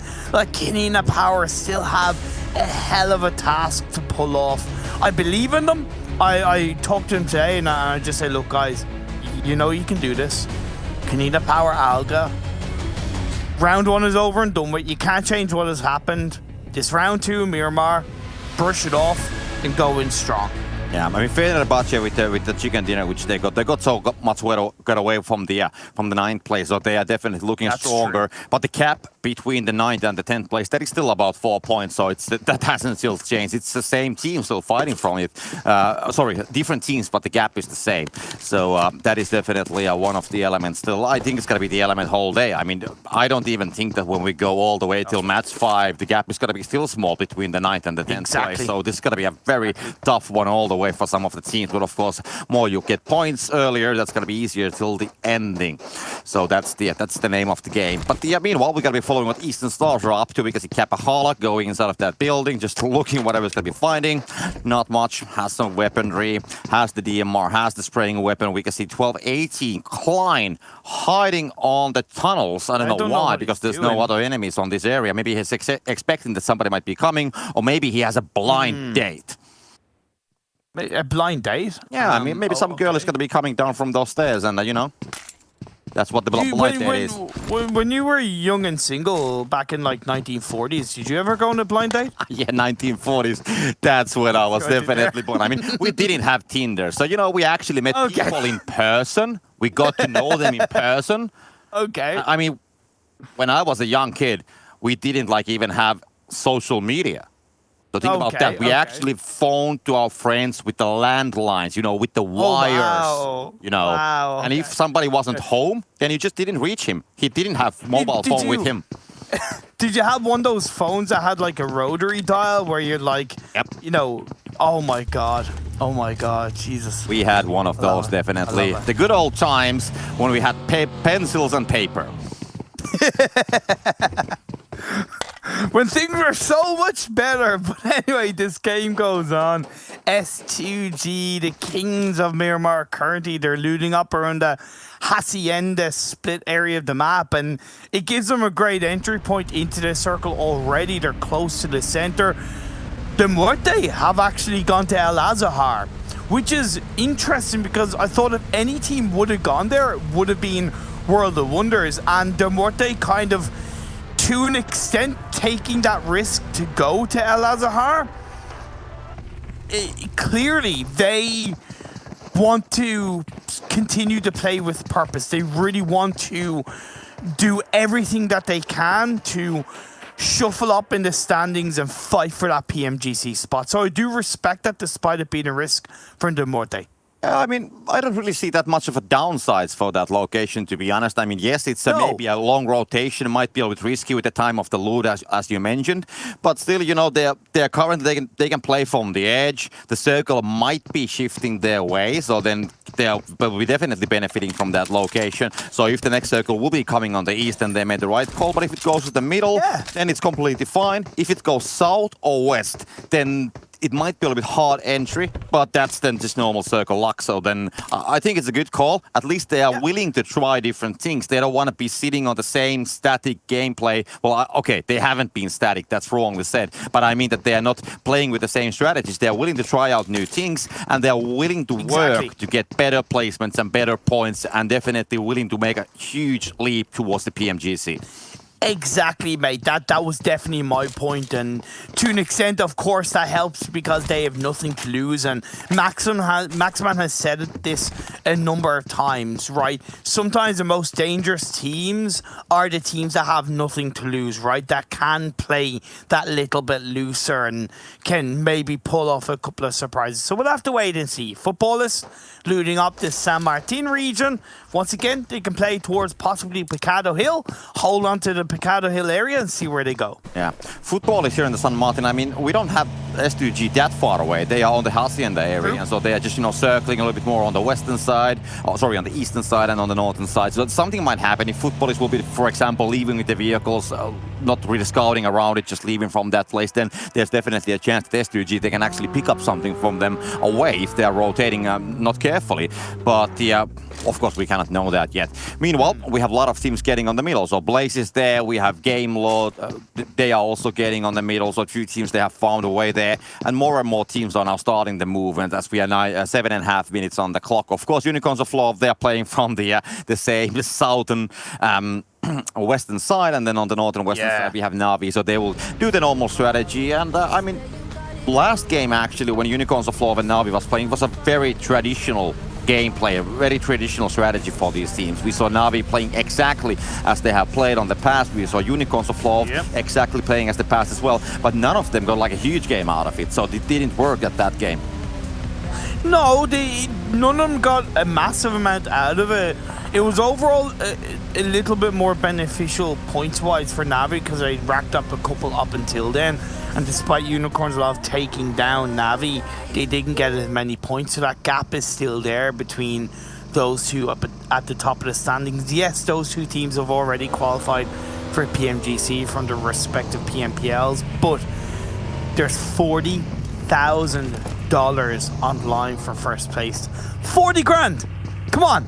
For that #1 spot, you bet your bottom dollar they want it. Yeah, definitely. I mean, with the current prices of the GPUs, you can get a decent amount of GPUs with that money. So definitely that's a good example how you can actually spend that money. So who wouldn't want to have some new hardware, for example? But the circle, as we can see, it is closing. We can see Navi and Unicorns of Love, actually Unicorns of Love right next to World of Wonders, as they are also chilling in the blue. So something might go down. And we have seen on the previous matches that Unicorns of Love, they're definitely not afraid to engage in the blue if somebody will be coming right next to them. And we actually saw, for example, yesterday in Sanhok, how they were trying to welcome the guys from the southern side of Sanhok, and they just destroyed the team who was trying to come from the south. So that is definitely an opportunity. I don't think that they see the other teams who are coming from the blue. They will see them as a points. That's all. I mean, they see points are coming as they will come right next to them, and they know that the advantage of holding teams on the edge of the blue is going to be also the blue zone, that you can maybe a little bit easier get those flushes like we saw on the stats yesterday as well. So that is definitely interesting. But meanwhile, Circle did pop more towards the northern side, and El Azahar is not included. So the Muerte, the game which they made, it didn't like work exactly as they probably wanted, but it's not bad for them because they have a lot of empty space on that side still.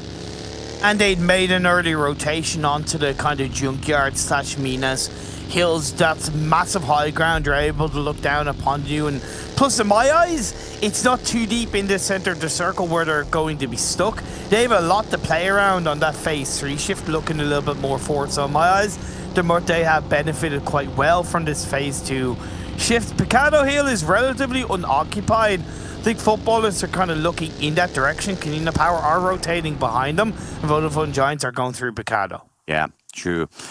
Well, meanwhile, Navi, they have entered the circle. There's no teams around it, so water treatment, Hasi, and the north and the south sides. There's no teams inside, I would say, 1 kilometer radius from Mekyu and Matic, for example. Kitsune has been moving a little bit more towards the southern side, but, they still have a lot of area around them, so nothing should be happening with Navi unless they will find some magical long-distance shots. But, I think we have seen the longest kills are 300-400 meters on this tournament, so I don't think that they have any enemies on that distance, so nothing bad should not happen, but you never say never. I mean, something can still always happen. Yeah, exactly. But on the southern side of San Martin, that's the hot spot. That's where all the teams, they want to be on the middle, it seems. And of course, you have a lot of buildings there as well. So there's a lot of hard covers, a lot of places we can go all the way between, let's say, San Martin and Pecado. There's so many places. Graveyard, you can go on the western side of Minas. There's hills, hard covers, high hills. So, I mean, it's an area of opportunities. Yep.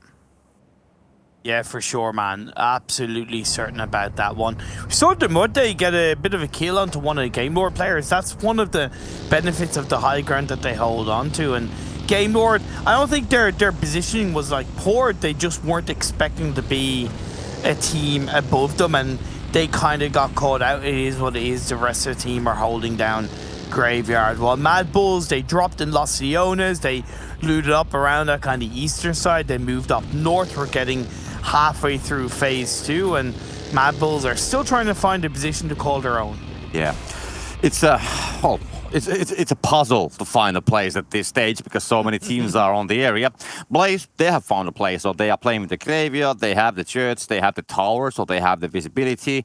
Now, as the circle is closing, we can see S2G, for example, playing there on the right next to San Martin, and they are moving a little bit. They have 2 guys still on the compound there on the intersection area, which is actually quite interesting. That is a place where the circle might be shifting on that direction. The north shift definitely would be welcome if you ask from me, because if it's going to be a middle one, then of course that's going to work out as well. But I kind of like when we get the masses on the move, and it's going to be a little bit northern one at least. So S2G, they definitely have a great place. Futbolist will find a nice place as well, and Navi, they can do the same. They can just hold the northern side. And all those teams, south, east side, I mean, that's 10 teams who will have to find a place. And the amount of compounds, it's just not so high.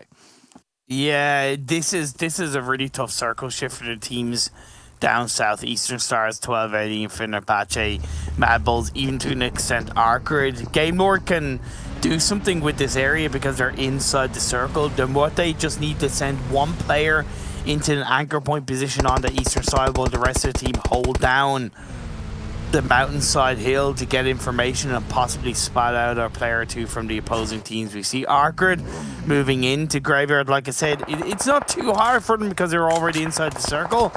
More traffic around them with the likes of Vodafone Giants, but Mad Bull's looking for a bit of a third party, and Sebi takes a bit of damage. Yeah, there will be definitely shooting. We can see Unicorns of Love playing that edge, and we can see Fenerbahçe actually currently rotating straight towards them, so there might be something going on. But of course, the whole southern side, it's a one big battlefield currently, when they will just get more towards closer to the circle. And I'm pretty sure, I mean, we talk about Max's phone. I think that the amazing Xiaomi phone he has, I mean, he probably has some kind of, button. Okay, let's take a northern circle, let's go there. And that's why the chaos is here. I remember when he was commentating the PMPL Africa with James Banks, they had that joke of who had the magic button to call the circle shifts, and I think it was a mix of both of those. Of course, now that Banks isn't isn't part of the talent here for this event, clearly Maxen does have the golden button. And Maxen just put in the WhatsApp group for the talent, I do, winky face. Okay, so it's been confirmed. He will take full responsibility for these wild circle shifts while Unicorns of Law play on the high grounds of the Picado Hill. Well, I mean, at least it shows that Max actually at least knows something. If he knows the circle, so he has the magic button. But yeah, definitely a great story, and of course, I mean, I think Max has pretty good knowledge about all the things. So of course we are making a lot of jokes about it, but in real life I can tell Max, he knows a whole lot more than me about PUBG Mobile. That's what I can say. But anyway, meanwhile we can see Vodafone Giants, they are kind of like trying to get somewhere on top of that hill, but also Unicorns of Love, they're kind of like, you know, moving on the same area, so something just might go down here at some point. So I mean, Unicorns of Love, they always, when they play the edge, they are smelling the kills. They know that blood is going to be coming down from there, and they, of course, they want to maximize the points. They want to be getting that 40k. That's what they want. Fenerbahçe, I gotta give them credit on that rotation in the previous circle, because they were on that south side with like ARCRED, 12-18, Game Lord. They went for a big rotation on that kind of southwest side to go onto the west in San Martin. It wasn't going to be like, of course, circle shift depending on this current phase. It was either going to be very good or a bit of a kick in the face. It's ended up being a bit of a kick in the face, but I still appreciate that shift. Yeah, well, I mean, they are just waiting. Vodafone Giants, they will get Rolkis down, so he's going to fall down. Fresh is going to be also having some issues, definitely. So it's just Lin currently standing on that location together with GK first. And let's see the spray from Ulysses. It's going to be spotting down. GK first gets a lot of damage, but will be able to somehow escape from that. And this is what I did like about Vodafone Giants' play through that underside of the mountain, because it meant that they were able to kind of wrap around Unicorns of Love and get into a stronger, better position. The revives should still be played out under Fresh and Rolkis, I have no doubt about that, but there needs to be that level of composure with Unicorns of Love. Lin taking a couple of cover shots, Mad Bulls getting involved, and Vodafone Giants will look at that and kind of go, okay, well, you two fight amongst ourselves, we can play on towards that southwestern side of the circle. Monkey rotating, gets a strong run over play onto Lin. Talk about the disrespect, absolutely beautiful. Yeah, I think the first time, I mean, as soon as Vodafone Giants got the first knock, they knew exactly who's that team on the southern side of them, and they know that they can challenge the second place. That's why they came. So it's very funny. Julika Monkey is going to be getting GK first with an excellent nade, and Unicorns of Love, they are definitely suffering currently, taking the damage. Also, Mad Bulls, they have taken damage. 2 guys are standing, but we can see Rourke is fresh. They will need to do something about it. Lin and Yin Yang both are kind of like on their knees on the same location. Fresh is going to go for the revival. They need the players. The Stray is going to come and will take down Gingan. The flush will happen from Rocky, so definitely they are getting the points as well. But yeah, Mad Bulls, if they get the revival done, they can actually play with a 3-man stack still. I think that was a mistake for Mad Bulls. If you were going to go for that fight, you commit fully. This is phase 4, 17 and a half minutes in. You got to know that there's that risk of third party in some way, shape or form. And now, as they've allowed Unicorns of Love to get back up as a full squad, they get kicked in that face a little bit more. So poor play for Mad Bulls, I got to say, for how good they've looked across this tournament. Yeah, a bit of a bad decision made, but Supermassive Blaze along with Unicorns Love get a knock onto Vodafone Giants. Yeah, it's complicated. The FX can be flushed down, so Mad Bulls, at best they can have 2 players out of the situation, but they are still not yet clearly out. Monkey is out, but yeah, we can see the second player is going to be kind of like struggling, so Gory still there right between the Vodafone Giants players. We can see Rourke is throwing the nade down the Vodafone Giants. We can see Nano take the damage from the backside at the same time and falls down. It's going to be Meku actually finding BAZZI at the same time. GK first is going to be getting the one on Nano. This is kind of what makes Unicorns Love just so good, right? You know, they're not down until they're completely down. Until they are fully squad wiped, they will never stop trying to fight and get back into the game and find some form of control. And Vodafone Giants had their number. Mad Bulls had their number. And out of those 3 teams, Unicorns Love are smelling like roses. Yeah, but the circle is tough. I mean, only Blaze is covering in the middle, and now it's going to be censoring completely. I mean, we can see almost all the other teams at the tree on the middle playing the edges, and they will have to come down. And the reason why they are playing the edges is the fact that there's no places where to go. Yep. So this is going to be one very difficult move for all of the teams outside. Eastern Stars go down. The statistics-wise prove once again to go against them, as they were coming into this game as the 3rd lowest point scoring team in Miramar with only 3 points per game. That's even gonna lower because they only finished with a couple of points at max in this game. A fight is breaking out, by the way, between Navi and Football. It's the last time we saw these 2 teams fighting in a bit of a separated fight was that game where the Futbolist came out on top, but this time around is once again in the favor of Futbolist as Navi are eliminated. Yep, they will fall down. Futbolist will finish up the job on the northern side because the Unicorns of Love actually sending it down from the hill. Fresh is going to be taken down. They have a buggy without the front tire. Let's see if they can actually make it down. Gore is going to be taken down. Fenerbahçe is going to be eliminated as a whole. Ulysses tries to find something, but going to be just proning on that location. The Unicorns of Love, they will find a rock which they can play, but they will still have to advance. Some might say they're stuck between a rock and a hard place. Oh, there you go. Oh, my lord. Supermassive Blaze couldn't ask for the better compound to hold on to. Now, they do need to deal with a few teams around them, but when they have the cover of the buildings, that's one and done. 12-18, pushing on towards ARCRED. This is outside the circle, though, so both teams have to move. OFHAZE come in. They get another knock and a kill onto 12-18. Sakanafor and Klein are the last 2 players up. They're moving, they're playing, they're pulling the circle around with them. ARCRED still up as a full squad, have a couple of vehicles to use their advantage while Klein heals up. Yeah, it's a battle which they cannot get away. I mean, when we see ARCRED going down, and if there's going to be a great spray coming from the backside, that might change things, but they have the smokes as a cover. The spray will be coming right now. 4 guys right in the open as they will open up the fires. That's going to be one team. Oh, what is going on? Actually, the vehicle explodes, and Korka and Topple, they will fall down. 2 guys remaining for ARCRED. That's a bit of a shame because I think the timing was there from ARCRED. I don't think it was a bad thing. I really don't think it was a bad thing, but maybe you should have left 1 person on foot with the rest of the 3 players in the vehicles. Either way, Klein is doing ARCRED dirty, but in the end he gets taken down at the hands of Gbrute, and that revive should be played out. 12-18 go down. Unicorns of Love went down. We're left with 9 teams. And Kanina Power, 5 kills, 3 players up. The circle's in their favor. Yeah, nice job. A lot of teams fighting on the northern side because if Futbolist is taking a part on that fight as well, Corina Power right in front of them. The circle will be shifting towards the west and just slightly on the north as well. So that is, of course, a difficult circle for ARCRED, who is currently controlling the south. But yeah, they'll now have to move a long travel. Oh, Solkay, Sunday, the nades being cooked by both sides. 3 players strong. Solkay gets the knock. World of Wonders are coming in from behind as well. The edge of circle is in their favor. Game Lord is still reining things up as a 3-person team. ARCRED unfortunately go down to revive. Should be played out on a Korina Power. They have a couple of vehicles. The edge of the shack. It's going to be easier said than done though, because another nade from Solkay could see another player go down.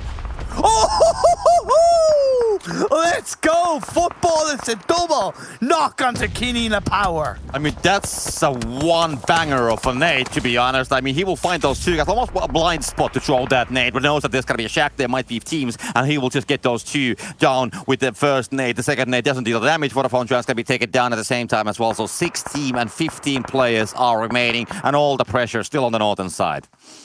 I love the fact that Papara Supermassive Blaze sent 2 players across the road into the circle. I don't think it was too early. I don't think it was too late. Perfect timing, as all the other teams on that northern side are kind of fighting for a position in the circle. Game Lord have carved an area in. Axer is knocked down. Korina Power realize we don't want to be part of it. We're sick of it. But Nomi moves around. Spicy finds him. That's a knock and a kill, and unfortunately, Korina Power go down in 6th. Yeah, I think Blaze, they just have a so strong split, to be honest. I mean, they have the cover, they have the buildings on the west side, they have a place on the middle as well. So they are just, you know, using these angles and kind of like forcing the teams to fight on the eastern and the northern side. Lots going to be falling down at the same time as well. Shots are coming in, so football is definitely, they have a hard situation. Just Solkay remaining on the shack. At the end of the day, though, he's gotten across. He's gotten closer to the edge of the circle. World of Wonders and S2G have their own little battle, and it's Sun HP to come out on top. Yeah, he's gonna fall down, and now we just have 4 teams, 9 players. Blaze still rocking the majority of the circle, and the other teams, they're definitely struggling, so they have to do some magical tricks. Game Lord, 5 kills, 3 players. I kind of want to see them win this game, not gonna lie. I'd love to see the French side, as Maxman calls them, grabbing the golden chicken dinner as they fight for the PMGC spot. We saw their European rivals of Eastern Stars go down early, so that puts their fight for the PMGC spot a little bit harder to grab. Solkay's prone down. He's hoping he doesn't get spotted. Unfortunately, he has. Yeah, I gotta say, I mean, still Game Lord, they're actually pretty strong as well. I didn't notice that they actually have 3-man stack alive, and now it's gonna be just 2 of these teams remaining. It's 4v3. Picked off. Unfortunately, World of Wonders and Futbolist went down. A hell of a game from both of those teams, but it comes down to these 2. Yeah, we can see Ket just playing behind that rock. Will be spotted on the Game Lord players. Let's see what he can actually find from there. We'll take that molly and tries to build some kind of cover. Wants to pinpoint the enemies on the circle location so they can actually start planning how they will jump on this circle. Both teams, they have a decent entry. I don't know if they are aware of Akashi. So that's something that could go towards Game Lord. It seems like the focus is on the 2 players of Game Lord that are together. Spicy gets a knock on the catch. That keeps things even. It keeps Game Lord in with a shout of this game. Narvello, he's been the top kill leader for his side, and he wants to keep that going, and they get thrown a little bit overcooked. Yeah, those don't get the damage with that. 1 more nades are Tron. I mean, Tron and Tron's location here on the northern side, it's not bad definitely, but he's not on the circle, so he will still have to move. So if Game Lord can hold those places, I think they have what it takes here. Narvello's gotten closer to Kashi. Spicy's now on his own in that off angle. The circle is in the favor of Game Lord. That's something we have to think about in this phase 7. Supermassive Blaze need to push over the hill towards them. Lovely smokes being laid out by Game Lord. They don't want to give Supermassive Blaze any kind of free entry point. I think the circle is pretty fair, to be honest. I mean, they will have to play around the hill. And I think both teams actually have pretty much the same advantages. Of course, some teams already have, you know, they are on the circle, like Game Lord, they have the cover, but still it's pretty decent. Lovely shots by Spicy. He's been so proactive for his team in the front line, opening engagements, getting a knock here. A real leader for his side. Can he lead his team to victory in this Miramar game, the second round of the final day of the European Championships 2021?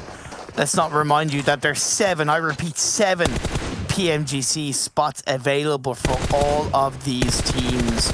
Supermassive Blaze definitely looking a lot tighter up in the standings, of course. Whereas Game Lord down near the bottom, still in with a shout. This fight still going on. The 4-man team is Superman Blaze. Waiting all together. They push. Shots come out. Tron gets knocked by Akashi. That's a one knock happening right now, and now they will go for it. They will indeed. Savian isn't going to stop popping, though a lovely knock again from Spicy with the MK, picking him down with the third angle from Kesh, who was slow, Game Lord. And Kashi confirms it. We're left in a 1v1. The dust is settled. It's a 2v1, it's a 2v1, it's a 1v1 as Kesh comes in. Unfortunately, it doesn't survive, and it's Game Lord, the French side, with the chicken dinner. I mean, they had a decent place, definitely holding that eastern side of the edge. They had the cover. I was just wondering all the time during the last 1 minute, like how much money Game Lord would pay for one grenade still on the inventory, because all the players of Blaze, they were just playing around that check. One nade could have changed the whole outcome of the, let's say, the earlier situation on the last phase, but still they managed to get it down. They do a great job. I mean, Blaze, they managed to get it like 1 versus 1 still in the end, even though they had 2 initial losses from the first contact. But then I think Game Lord, they just, let's get this home. We need the points. We want to get those points. So I think it was like a very, they made the decision that we will take this. There you go. You hit the nail on the head. They took the decision to take this game. Supermassive Blaze, I understand that they had the body advantage, right? They understood that. But there came a point in that game, in that fight, where Supermassive Blaze stopped, right? And they started playing a little bit too passive. And that allowed and that afforded Game Lord to reposition in the right way. Narvalo getting close to Akashi to stop that angle of entry point. Spicy helping to get the opening knock on the Tron. It should have been Supermassive Blaze's game, but Game Lord, they wanted it more. Yeah, I think that the Blaze, they kind of like, they got too much stuck with the idea that, the circle thinking. Game Lord, they had the circle. Basically what they should have done, just think that they don't care about the circle and they have the end fight right now. They were just, waiting and waiting and waiting. They should have thought that, we just have to make the final move right now. And that's where Game Lord kind of got the advantage, because of course they had the circle and then they were holding it as well. So kind of like if they would have made the move earlier, until they are really forced to do it, then they could have been able to surprise Game Lord a little bit earlier, and that might have changed the whole outcome of the game.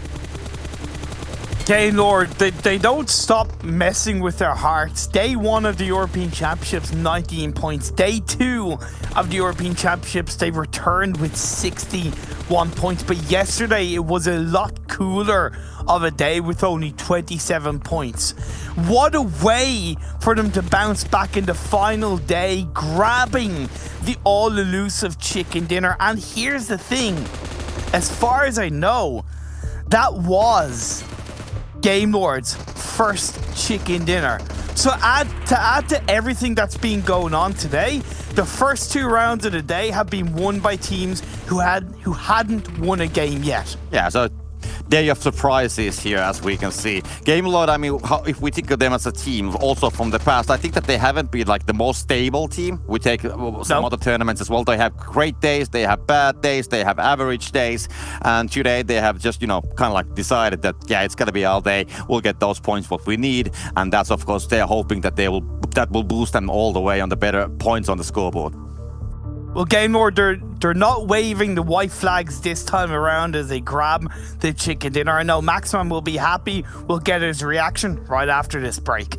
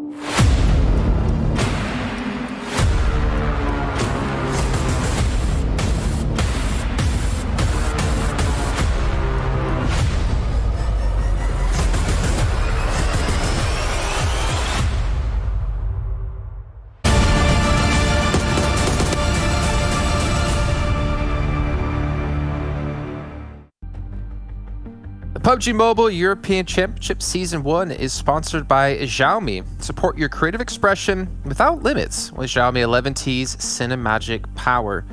And honestly, the way that last match finished off, it was a thing of beauty. Probably could have recorded it on your 11T phone. Maxman probably was, since he likes to brag about how he has one of those.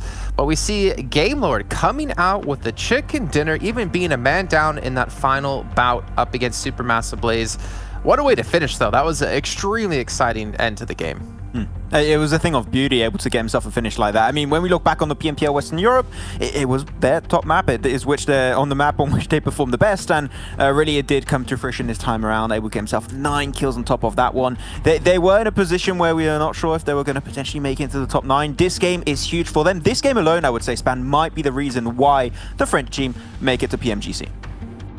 It could be, if they can continue to pull out this kind of performance in the next couple of rounds as well, that would obviously be great for them. So they got 24 total points for this one. Let's see if they're going to be able to do it again. Gamelord, honestly, like, I was a little bit worried with the position that they were coming out of the entire time. They had so many people around them. I really thought that that was going to be a game for Supermassive Blaze, since they had that center compound for the longest time, and then they knew exactly what they were doing. Yeah. They had 2 stay in the compound, sent 2 across there. They were just controlling everything.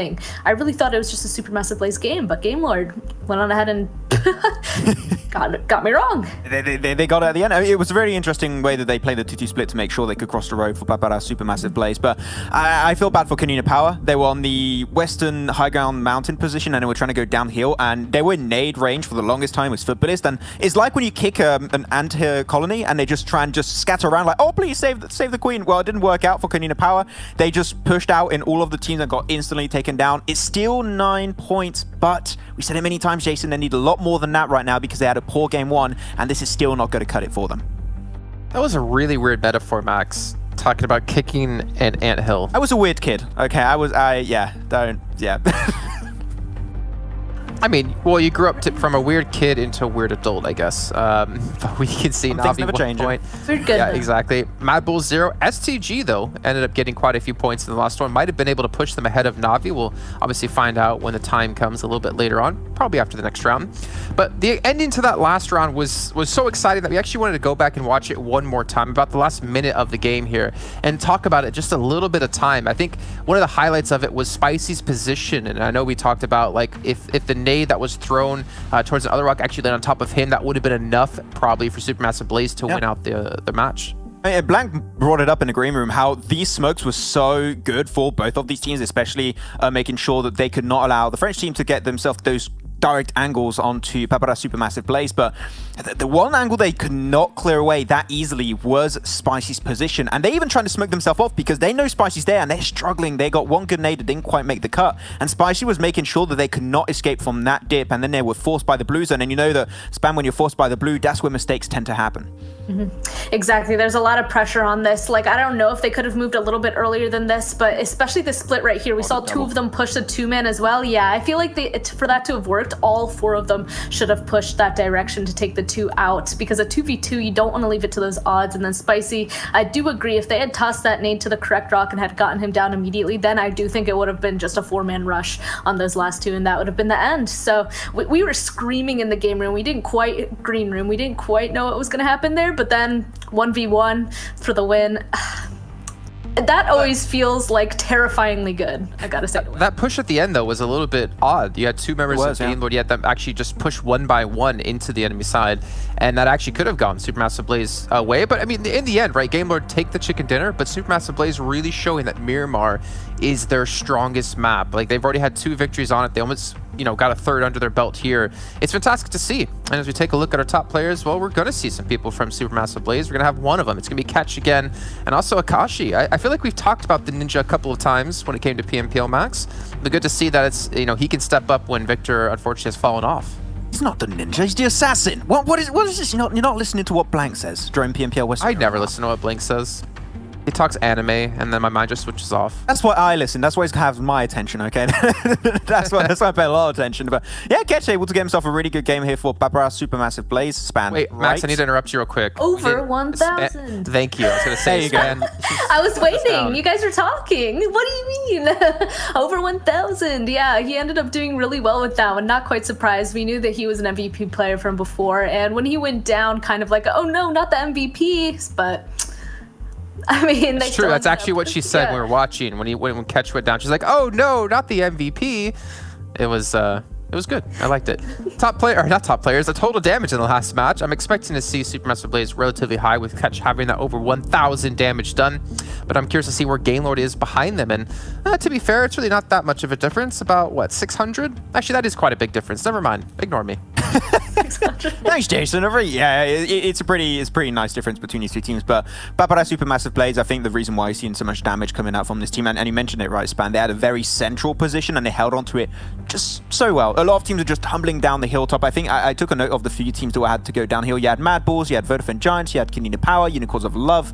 So they were just waiting for all these teams to be flushed down the hill towards their position, and they picked up the kills one by one. And the moment they made sure we cleared the west, that's when they initiated that 2-2 split to cross over the road to get themselves into circle to potentially aim for that chicken dinner. So not too surprised with that amount of damage because they play this game to perfection once again.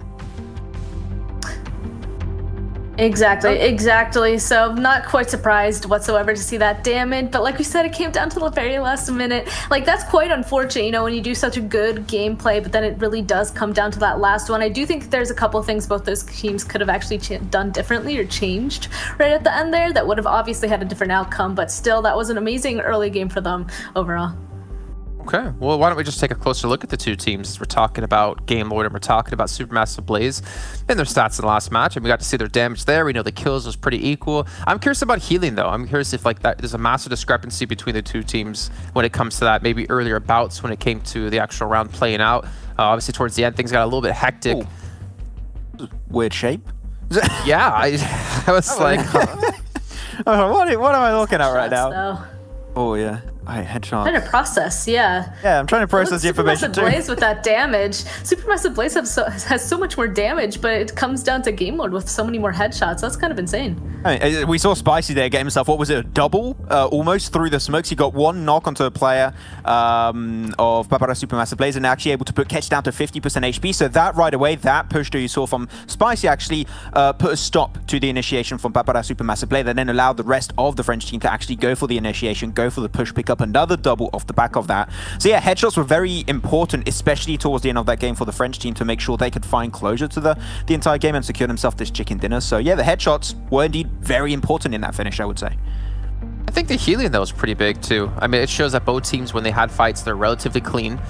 They weren't, like, long and requiring a lot of healing to keep themselves alive. I mean, that wasn't really that many knocks, I would imagine, on either side as well. But either way, good job by Gamelord. And as you said before, Max, they were at 107 points before we started today. That was 13th place. That might have been able to push them into 9th. I'm not sure just yet. We'll find out actually after the next round. But that puts them in a very good position. But the thing is, Max, there is one problem with this. Oh, do you know what that problem is? I said the name by mistake. You said Gamelord while we were watching the match at the very end. So we'll see if that's going to haunt them the rest of the day. We have about 1 minute and 40 seconds left until we get into the next round. Predictions is something I love to do, but I won't make you do it. I'm going to let you two get out of here, and I'm going to finish this off. So don't worry about it, guys. I know how much you love to do predictions, but I want more camera time of just me. So thank you too. Get out of here. All right, well, you guys at home, there is the reunion event, the global festival currently going on within PUBG Mobile. You guys need to log in and get your daily rewards and your permanent items as well. There's a lot of collaborations, crossovers. For instance, Arcane with League of Legends, and it goes from November 1st till December 19th. So log in every day, keep playing as much as possible, and get yourself some sweet, sweet rewards. Speaking of sweet things, we got a sweet caster duo coming in. I almost said couple, I don't know why. Banks isn't here, so that doesn't make sense. We got Copter and Imperium once again to bring us our third round of the day. Gentlemen, hi. Hi, how are you, Jason? I gotta go. Bye, guys. Okay. I'm good. I'm good. Thank you for... Yeah, thank you. Jesus. Phew, I thought I wasn't going to get an answer. I was going to start crying on broadcast. But yes, we are a couple of minutes away from this third round of the day. We're going on to the beautiful jungle train of Sanhok. Yeah, finally it's gonna be Sanhok time. I mean, we called it already before the last game. It was Miramar, now we have the Sanhok. And of course, it's my pleasure to be kind of like the backup Banks here when Jason is talking about Banks and he's not here. But unfortunately, you guys, you're stuck with me.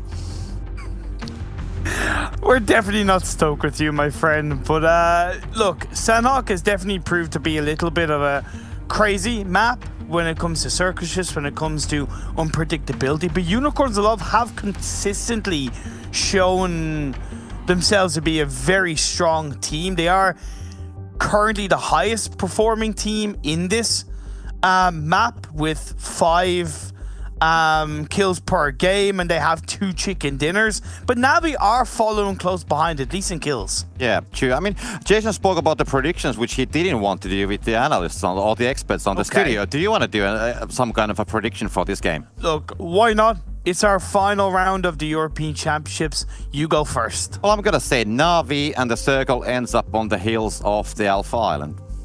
Whoa, we're going for circle ending as well as... I mean, Navi is kind of like playing there, so it's kind of like, you know, it's their area. So if they want to get the chicken dinner, they need to have the circle as well.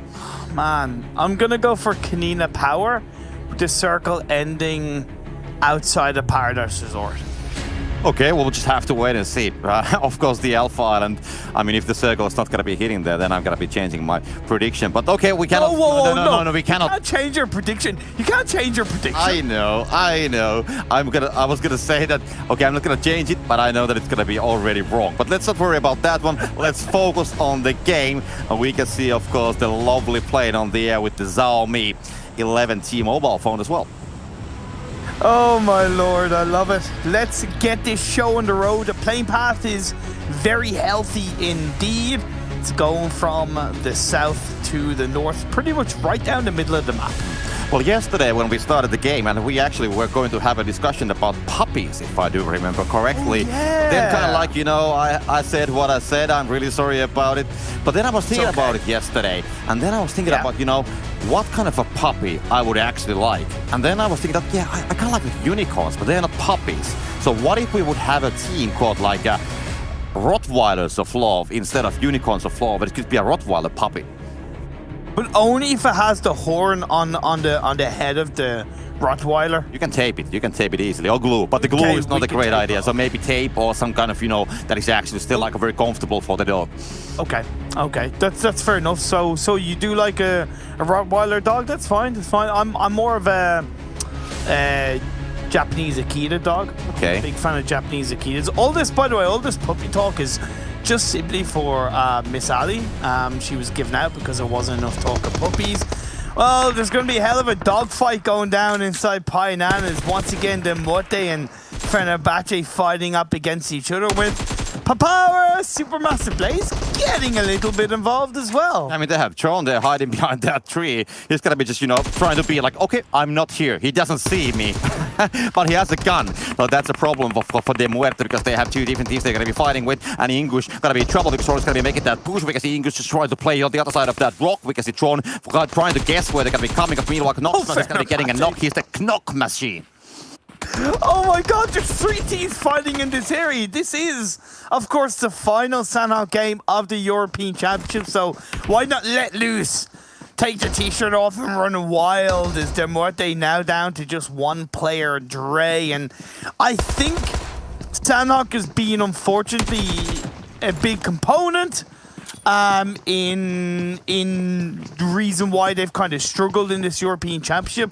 However, unfortunately, we are getting word that there's going to be a bit of a rehost, so maybe that's part of the reason why these teams are going a little bit crazy. Yeah, that might be the case. I mean, every time when there's some kind of a reason why the remake's going to happen, then they will just, you know, go completely nuts. So if we usually see a nuts start for the game, that people are, you know, just going completely crazy on each other's, then usually it means that the, you know, something is going to be happening with the server. But the, it's going to be a remake, so we're just going to be waiting for it. Yeah, it's one of those things. Look, at the end of the day, it's much better that we remain kind of competitive integrity and kind of keep that on the line rather than the teams kind of battle in some kind of crazy place. So that's good to see overall. Sanhok, we've spoken about the teams that have looked strongest in it. Looking at the teams that are weakest in Sanhok, though, Futbolist. They struggle in Miramar and they struggle in Sanhok. If they really want to stay up there, really feel they need to get a half-decent result in the Sanhok game. They're currently looking at, I think, 2.2 points per game across the Sanhok maps compared to, I think, something like 15.1 points per game in their Wrangle games. That is a massive difference. Yeah, that is definitely a difference. Now we just hope that the Futbolist actually will be somehow getting back to the play on the Sanhok as well. Yeah, for sure. But we'll have to wait and see if they're going to be able to pull it out. Unicorns of Love, we featured them as a team in Sanhok. Let's feature them in a bit of a video and hear how they talked about leading into the European Championships.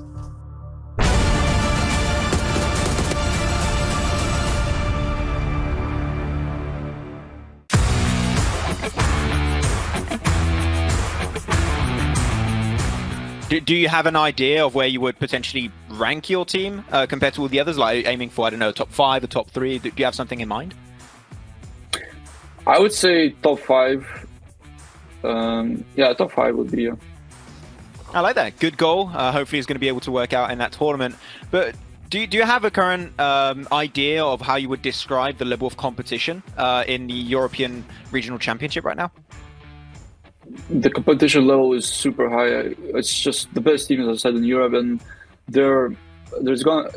these teams are really experienced. They have so much experience. Like, for example, Navi, who played in PMGC finals, to 12-18, has multiple appearances in EMEA and PMPL CS Championship.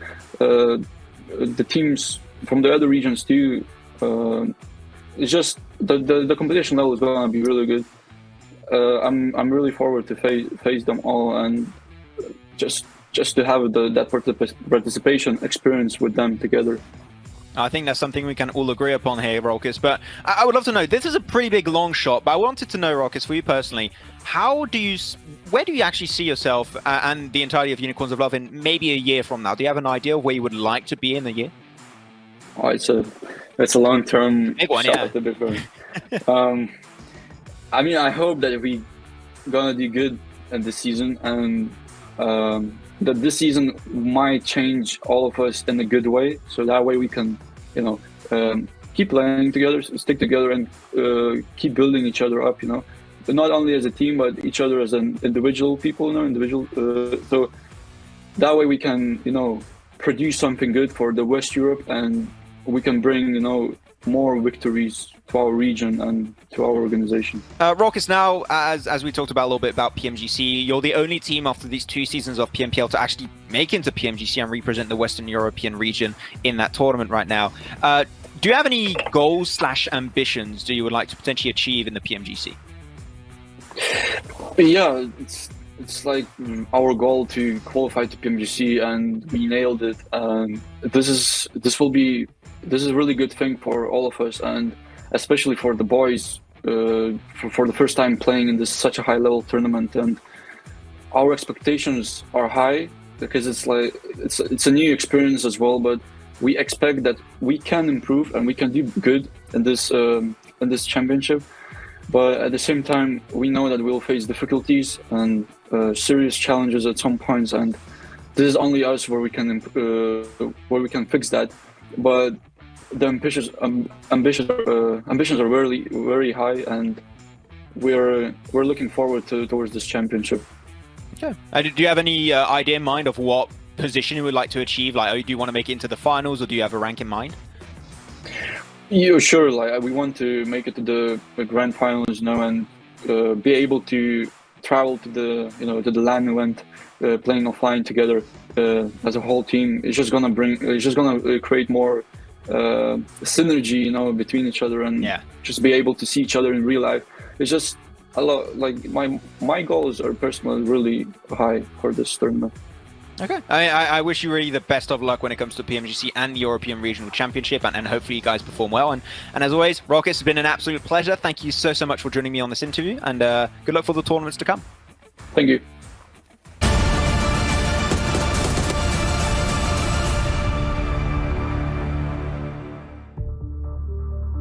It was great to hear from Rokas and get a little bit of insight on what the expectations and the mindset are of Unicorns of Love coming into this European Championships and of course the Global Championships.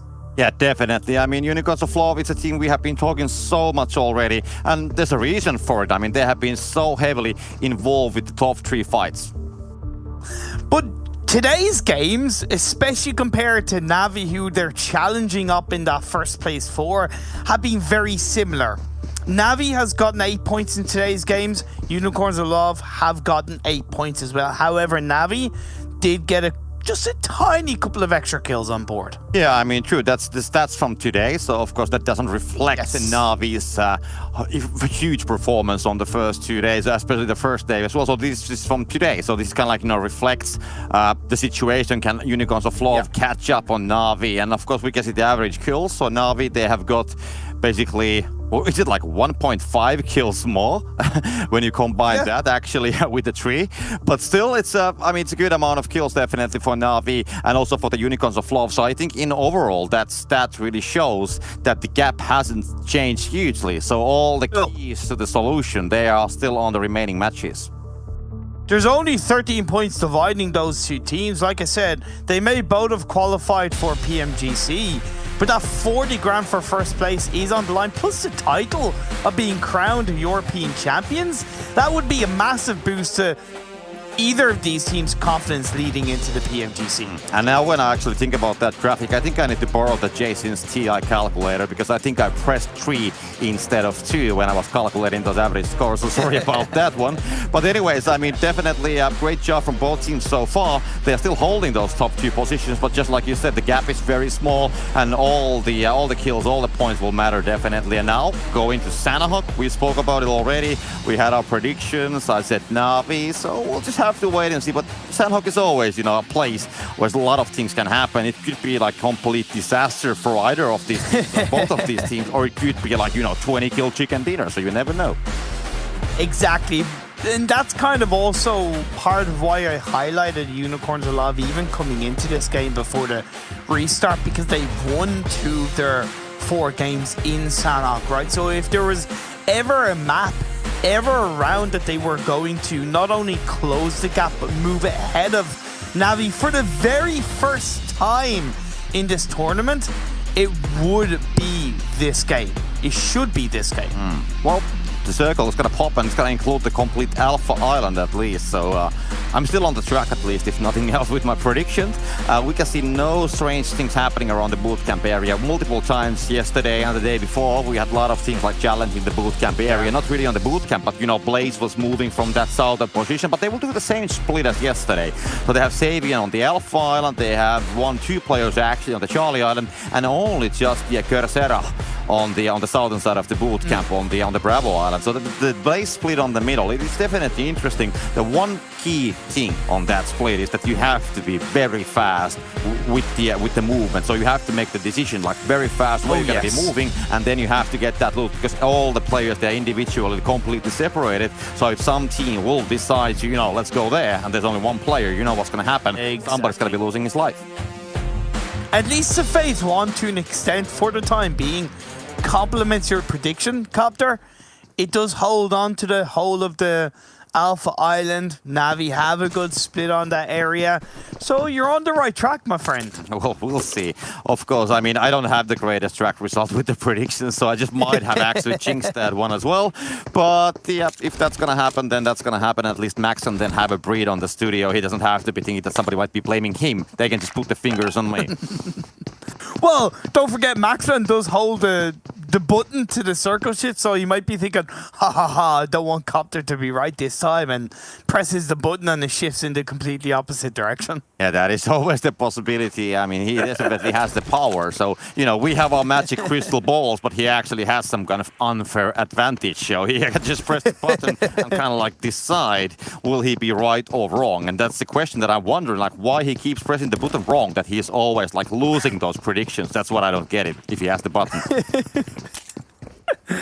The question that I don't think we'll ever see get answered. It's a mystery in itself. Muerte and Fenerbahçe both dropping in Painan once again, but it seems like Muerte want to play it a little bit safe and are looking for a little bit of a disengagement. There's always risk moving up that Painan hill on the south side, you know, away from a team like that because you're in the open. However, the timing of that, 3 minutes in, I think that's really early. So gotta give credit to Muerte for that disengagement. Yeah, it's. I mean, we have seen those teams. Usually, when they get the engagement, then there will be a third party as well. So if they decide to actually leave, I think it's a pretty good call for both of the teams. The other team might be thinking that, yeah, we don't get the kills, they run away, blah blah blah blah blah. But then in the end, if they start the fighting, then there's actually the fighting when we're talking about it, and it's gonna be Blaze actually losing catch. So they did put the people together as we spoke earlier. Man. ARCRED currently in 11th, 127 points. They're only 15 points away from 8th. Supermassive Blaze are bang on in 5th, 183 points, so they definitely have less to lose in this game with Kesh going down. You can see Savian trying to hold on to that building. He goes for the pre-fire shots. A decent bit of damage laid out, and a nice molly will help get the knock onto Savian. Yeah, I mean, he should have done some miracles to be holding that one. He's just going to be still on fire a little bit, but that's not going to be bothering at all. He's just enjoying the flames and the warm air that's going to be coming, well, right from his backside. But yeah, they will get those kills. 2 kills already. Blaze going to be losing those players, of course, so Papara might not be the sound on Max's lips when we get to the studio. But anyways, Blaze, they still have 2 guys, but they are split. They are on the different locations. They are not together, so if there's somebody else will decide to do something, they are quite easy targets for now. And to be fair, what happened is kind of what you predicted or what you were afraid of with Supermassive Blaze's kind of split drop around a trifecta compound. I want to give them a little bit of a defense because ARCRED rotated from bootcamp across the river, so that's a little bit less orthodox. However, when you split drop, you really have to expect the unexpected, and you really have to recognize, especially with this kind of circle, that your area of the map is a massive target for a lot of teams from a lot of directions. Yeah, true. And as they did it yesterday, I mean, teams they have, but if we can spot it like from the game, I mean, of course, the other teams will spot it when they're analyzing the VODs from yesterday. So they have seen it yesterday happening.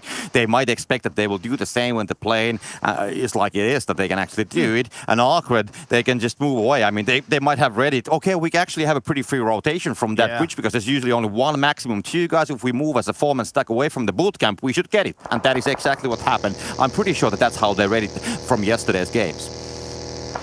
S2G moving into the Northwest Island. ATHIS has a bit of sightlines, but didn't really take any shots. Good trigger discipline from himself.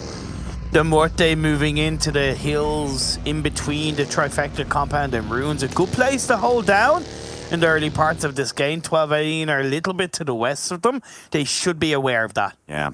Well, Muerte, they are going to be ready. We can see 12-18 moving towards them. The gap is small between the teams, and, you know, something might happen pretty soon. But there's also a lot of other teams who will be still coming from the southern side. Unicorns of Love might be fighting the backside of this fight, but usually they will stay a little bit more far behind, so they might not be coming here. Blaze is right there on the eastern side as well, same as Fenerbahçe, who is like still on the Painan area, but should be starting to move somewhere on this direction as well. So they have to be careful, and especially if 12-18 will spot the players as they probably have spotted down. But if they also engage them, then of course, I mean, more teams, oh, there's fighting, let's go. I'm curious to see if Futbolist will make the same mistake as they did yesterday, right? They rotated on the coastal line of that southwest island, and they got basically punished massively by Unicorns of Love. So I'm curious to see what Futbolist rotations are going to be in this game. And 12-18, I mean, they have a lot of patience here. They are circling the Muerte completely. They have 3 guys already completely around them. They have Klein a little bit further back on the western side. But I mean, the Muerte went to 12-18. They are currently calculating. They are waiting for the right time. They have no idea what's going to be waiting behind those rocks. And this could be a squad wipe in, I would say, in 20 seconds if they get it right.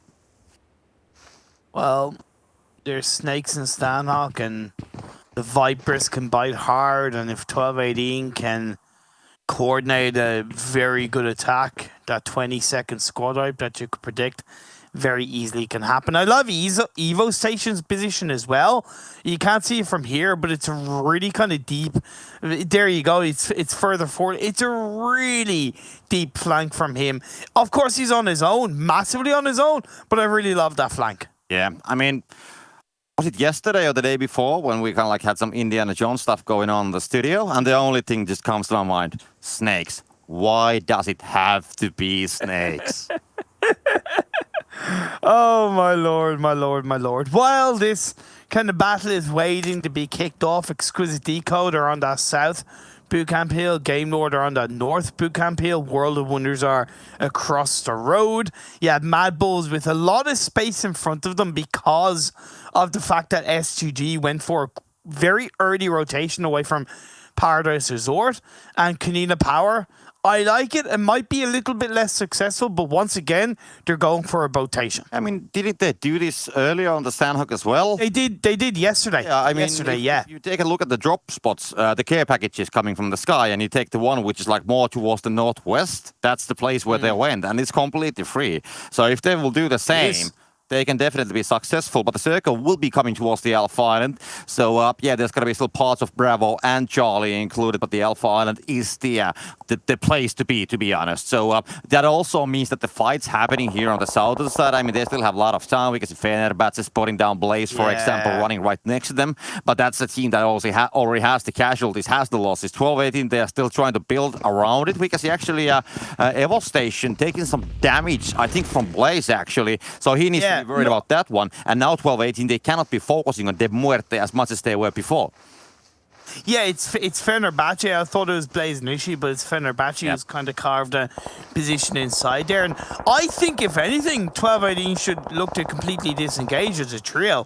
Kleins, Conifor and Tulika just back off completely. Evo Station go for that deep flank, and that comes with its risks. One of the risks being whether it's the Muerte or another team kind of getting caught out on its own. And with this phase 2 shift kind of pinching that Southwest Island, the risk is there. However, that's beautifully played by Evo Station. He gets a kill onto Falky. Snakes come into play, and a nade is going to be thrown out by Nox Machine. Will that connect? It does indeed. Yeah, that's pretty much some point straight on. I was really actually hoping that the Evo Station could actually somehow dodge that nade, because I think he had a quite fair attack towards the Fenerbahçe players. I think he definitely had a chance to get the second one down as well, but unfortunately it wasn't meant to be, as the nade kind of like did take him down immediately. But at least now 12-18, if nothing else, they can, you know, start focusing on other things. They don't have to be, you know, when you have one player, they probably know that he's going to be a lost cause anyways, but at least he did get one kill, so he managed to take 1 point for the team as well. Unicorn's Love could be their next challenge, as they recognize a bit of a push across the bridge is probably the safest bet. I really do respect 12-18's positioning in that phase 1 and how they were a little bit slow and coordinated. However, in Sanop, one of the big kind of risks is that if you leave it too late to engage, you're too slow, teams will kind of, to an extent, third party you because that map is so much smaller than Erangel or Miramar. Yeah. It is a difficult one. Konina Power, meanwhile, they are moving on the northern side, so they're close to the same location where they landed yesterday with that boat. But Unicorns of Love, I mean, they played this exact same location yesterday. They were trying to hold on everything that came from that bridge, and they kind of like have the same western side approach as well. Eastern Stars, they have spotted down Konina Power's boats, and they are coming to have a peek from the rocks. I think that they have seen them, but they are trying to dodge it as far as they can. But BAZZI, he knows that the guy's got to be trying to somehow get to the shore, and he's got to be waiting. They've abandoned the boat. They've had to abandon the boat because Eastern Stars spotted them out. So now they're simple fishes in the sea, and Eastern Stars will be able to reel them in, throw the bait out there, and come on, here, Konina Power, you're not horses, you're little fishes. You're little fishies in the sea. We won't hurt you, we won't hurt you. Yes, they will indeed. And if you look, by the way, Futbolists have learned, and they're not going anywhere near the coastal line of the Southwest Island. True. But I mean, if Span Cargo actually would be telling that there would be gold fishes, most probably, that's what I'm expecting, because because there you he go. told a lot of stories about the American goldfishes, but let's forget that one. Circle will be completely centering on Alpha Island, and who is sitting on the middle? It is going to be Na'Vi, exactly, holding those hills, holding those mountains, and if the Circle's going to stay on that area, I mean, they have a great place. Yesterday, they played the same place. They managed to defend that from the northern and the western enemies who were trying to come through across the rivers. But then in the end, the Circle shifted on the southern side, so they didn't have that Circle all the way till the end. But now they kind of like, it looks very good for them. But meanwhile, things are happening on the north. And to me, Copter, and I don't know if you agree, but if I were Eastern Stars, I'd actually leave this. I'd let Kanina Power go because I really think they should be prioritizing a stronger position in this phase 3, because right now they're, if anything, splitting a 1-1-1-1. That's a mistake waiting to be punished. Yeah. Well, Blaze is going to lose a third player already, so just one player remaining for them. So they have been punished now multiple times. Unfortunately, it's going to be ARCRED. I mean, they got the first 2 kills as well, so now they will get the third one as well. And they have spotted the last one. It's Gersera running here to the safe place. Gbrute spots the player. The spray comes down, doesn't connect at all. Unfortunately, he's going to be trying to escape and has the chance to actually escape. And he's going to be, by the way, flanking on top of that hill maybe. There's a place where he can stay right here. You cannot see there that easily. So if he's going to be just, staying put, that's a safe place from ARCRED as they are moving away from that area. But there might be other teams coming from the western side. Hugging that wall tighter than his parents. I know. I don't know what kind of joke to make out of that, but Kanina Power, they made their way onto land, and this is where the separation of Eastern Stars might go against them. Kapahala, the Warlord, comes in with the UMP to get the opening knock, and a spray from BAZZI in the distance. The support is played through, and that leaves Old Boy left in his own. I may have suggested Eastern Stars to disengage away, but I gotta give them credit for that one. Nicely played, but Octavian has no idea that Old Boy is there, and he gets spotted out, knocked out. Old Boy will have to try and reposition. He does indeed. He gets behind the rock. BAZZI's sprays cannot work out. Yeah, it's a complicated situation. I mean, yes, they will get some kills, and probably they will find Old Boy at some point as well. But now, kind of, Na'Vi knows that the enemies are here. They have made a lot of sounds. So getting, towards the middle place of the circle, it's going to be very complicated. They can play the buildings on the southern side, yes, for a while, but most probably not on the next circle. So that's, I think that they definitely lost some important time to get a good position, because now getting away from the north, it will be even more complicated than, let's say, like 3 minutes ago. Game order on the coastline of the Northwest Island. You have S2G in the coastline of the Northwest Island. Mad Bulls kind of might get punished by that as they move their way across the bridge. Futbolists are still in the mainland, and Unicorns love playing on the bridge of that Southwest Island. Unfortunately, and it really hurts me to say this, but Kanina Power are eliminated from this round. Yeah, the horses, they have been set free. They tried to swim. Well, it kind of like worked out for some of them, but then in the end, one of the last of the wild horses was in the end found. I mean, BAZZI made a great move on top of that hill to get the high ground, and then he spotted the player without any major problems. The proning players, they are very visible from that location, at least, if nothing else. But meanwhile, Circle has been shifting. It's going to be shifting towards the western side, so now we will have to move one of those players. They haven't been able to use that position, really, so I don't think that we have seen them on the kill feed at all on this game. So Na'Vi currently, they have 0 points, so they haven't been getting What are you doing, Mad Bulls? I'm sorry, Copter, but what do you do, Mad Bulls? Like, your buggy is smoking, so it's not really going to go much further. You're making a lot of noise with that vehicle. You've got him blind into the circle. There you go. Like, what the hell, Mad Bulls? Like, I'm sorry, but what was that? I mean, we did speak about, old phones and stuff like that. So, sometimes people, they prefer to have the comfort. So these days, I mean, it's all about the comfort. So these guys, they thought, yeah, I'm not going to take the stairs. I'm going to take the elevator. I'm not going to run. I'm going to take the buggy. And that's how it ended up. Meanwhile, amazing spray coming from Fresh, finds one. And the second, INGUSH and Unicorn, they will fall down. Unicorns of Love, they will get those 2 kills. The Unicorns of Love take down the Unicorns, so surely they're Unicorns of Hate rather than Unicorns of Love. That's not very nice of you guys, but at the end of the day, It's every man, woman, and child for themselves, and take no prisoners, Unicorns of Love, especially in Sanhok. The next circle shift, by the way, on phase 4 did unfortunately shift away from the majority of the mountain, so it's kind of half Camp Alpha, half mountain. Yeah, it's an interesting circle, definitely. We have seen some, I mean, a lot of the rotations are definitely happening because the Unicorns of Love, they are kind of like, you know, they can play the normal strong play here on the edge of the circle again. So, I mean, we can already see the kills happening as we can see actually Na'Vi taking down World of Wonders. So they are getting more points. 5 kills already for Na'Vi. I don't know if you observed real quick, but Raucus had 19 first aids. Just to observe that. I don't think they're pulling off a heal strat just yet, but it could certainly be the case later down the line. And it's one of the things that can work in Sanhok, is Exquisite Décode doing a great job of holding back their European Western brethren of Game Lord, who won the previous round in Miramar.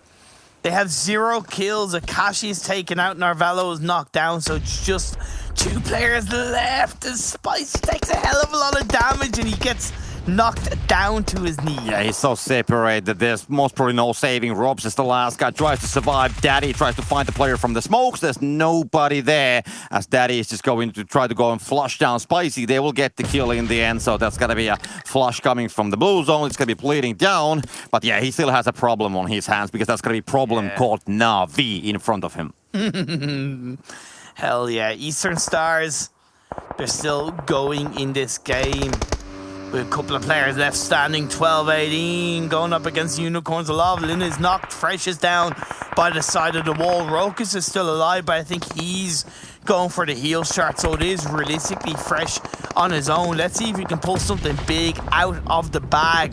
This player is so individually talented. We did see Game Lord go down at the hands of Na'Vi. Tixi picking up his 5th kill. Yeah, we can see Fresh and Rokus there pushing, and I mean, Rokus has the first aid kit, so if Fresh is going to be going down, he gets a shout, medic! But he doesn't have to, because he will get 1 player down, so it's going to be Zagan War, who is now knocked down, and they will get a decent start for the fight. Yeah, lovely play by Unicorns of Love. I love the fact that Rokus is still kind of proactive on that play.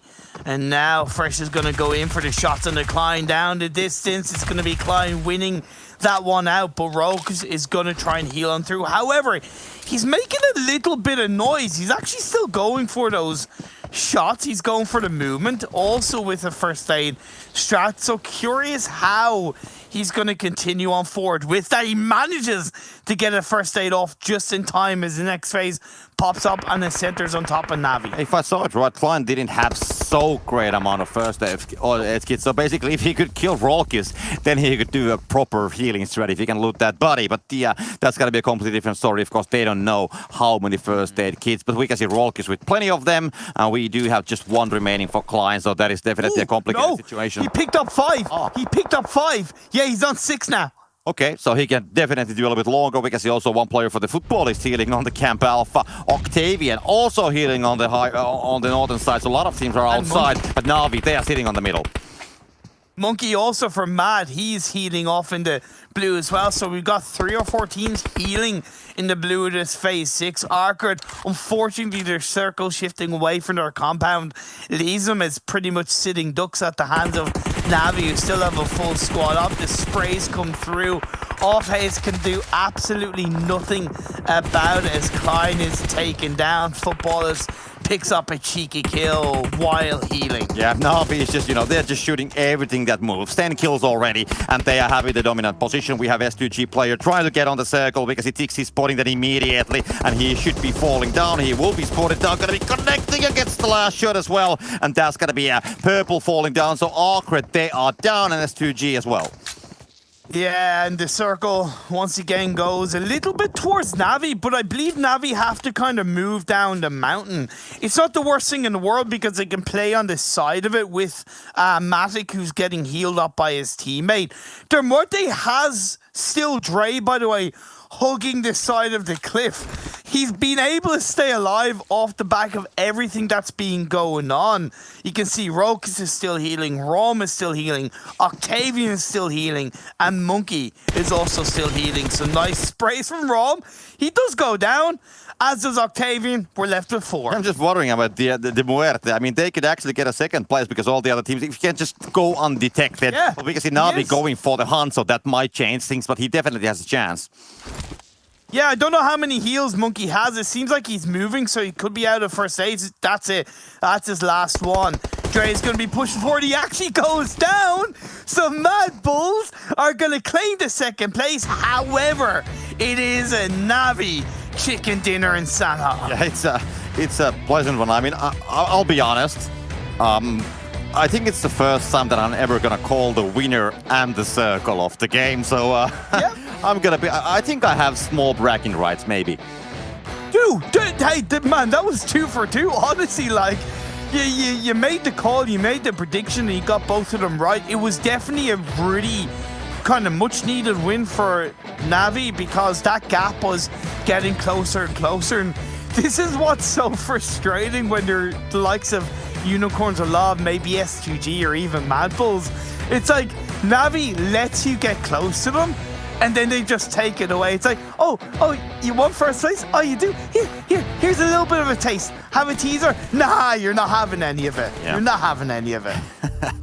Yeah, complicated one for the Unicorns of Love. They managed to get some kills though on the southern side, but I mean they were trying to do the same gameplay which they did yesterday, but the circle didn't favor yesterday, and the similar conditions the circle did go there. You know, a little bit more on the southern side from the hills. Navi needed to come down, and then Unicorns of Love, they were able to dominate the southern side of the Alpha Island, but that wasn't meant to be for this time because Navi, they hold the place. They did exactly what was needed. They didn't blink at all. I mean, they were just, you know, counting for it, and they played exactly how it should be played. We have seen many teams trying to always play the Alpha Island rocks, and I think Navi is doing it very well. I haven't seen any other team currently in PUBG Mobile who has done it better.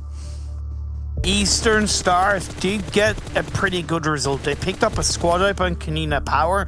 I think Octavian got his team into 4th or 5th. So that's a heavy amount of points. They were coming into this game 122 points in 12th spot.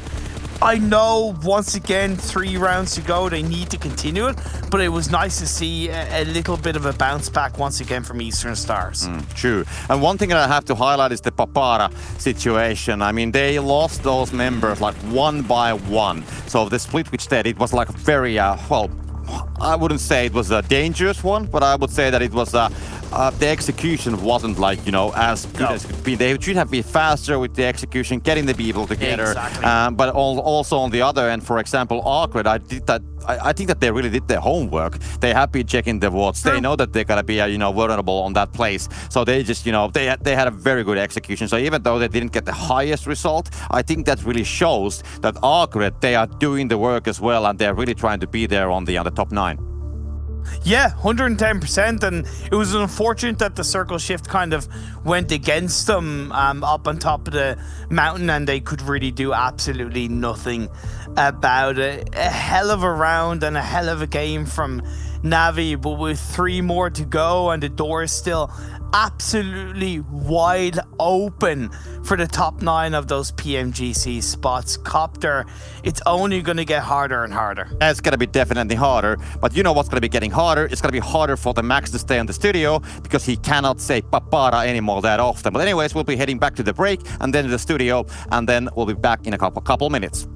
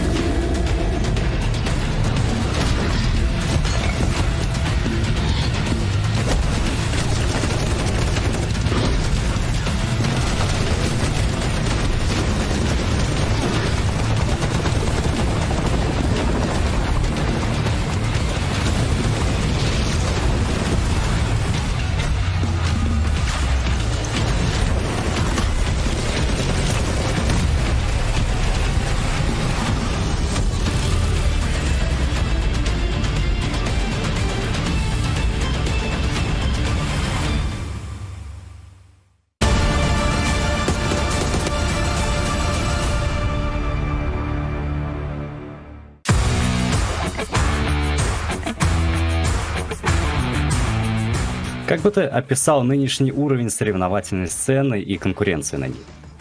Ну, по сравнению, если сравнивать даже с тем полгода назад, он гораздо вырос, сейчас конкуренция очень большая. То есть вообще даже с того, что PMPL с финалов могло пройти очень много команд, вот прошли именно эти команды, именно в частности. Как думаешь, ситуация как-то изменится через год, либо останется все так, как есть сейчас? Ну, я думаю, через год будут появляться еще тоже новые лица, как и мы.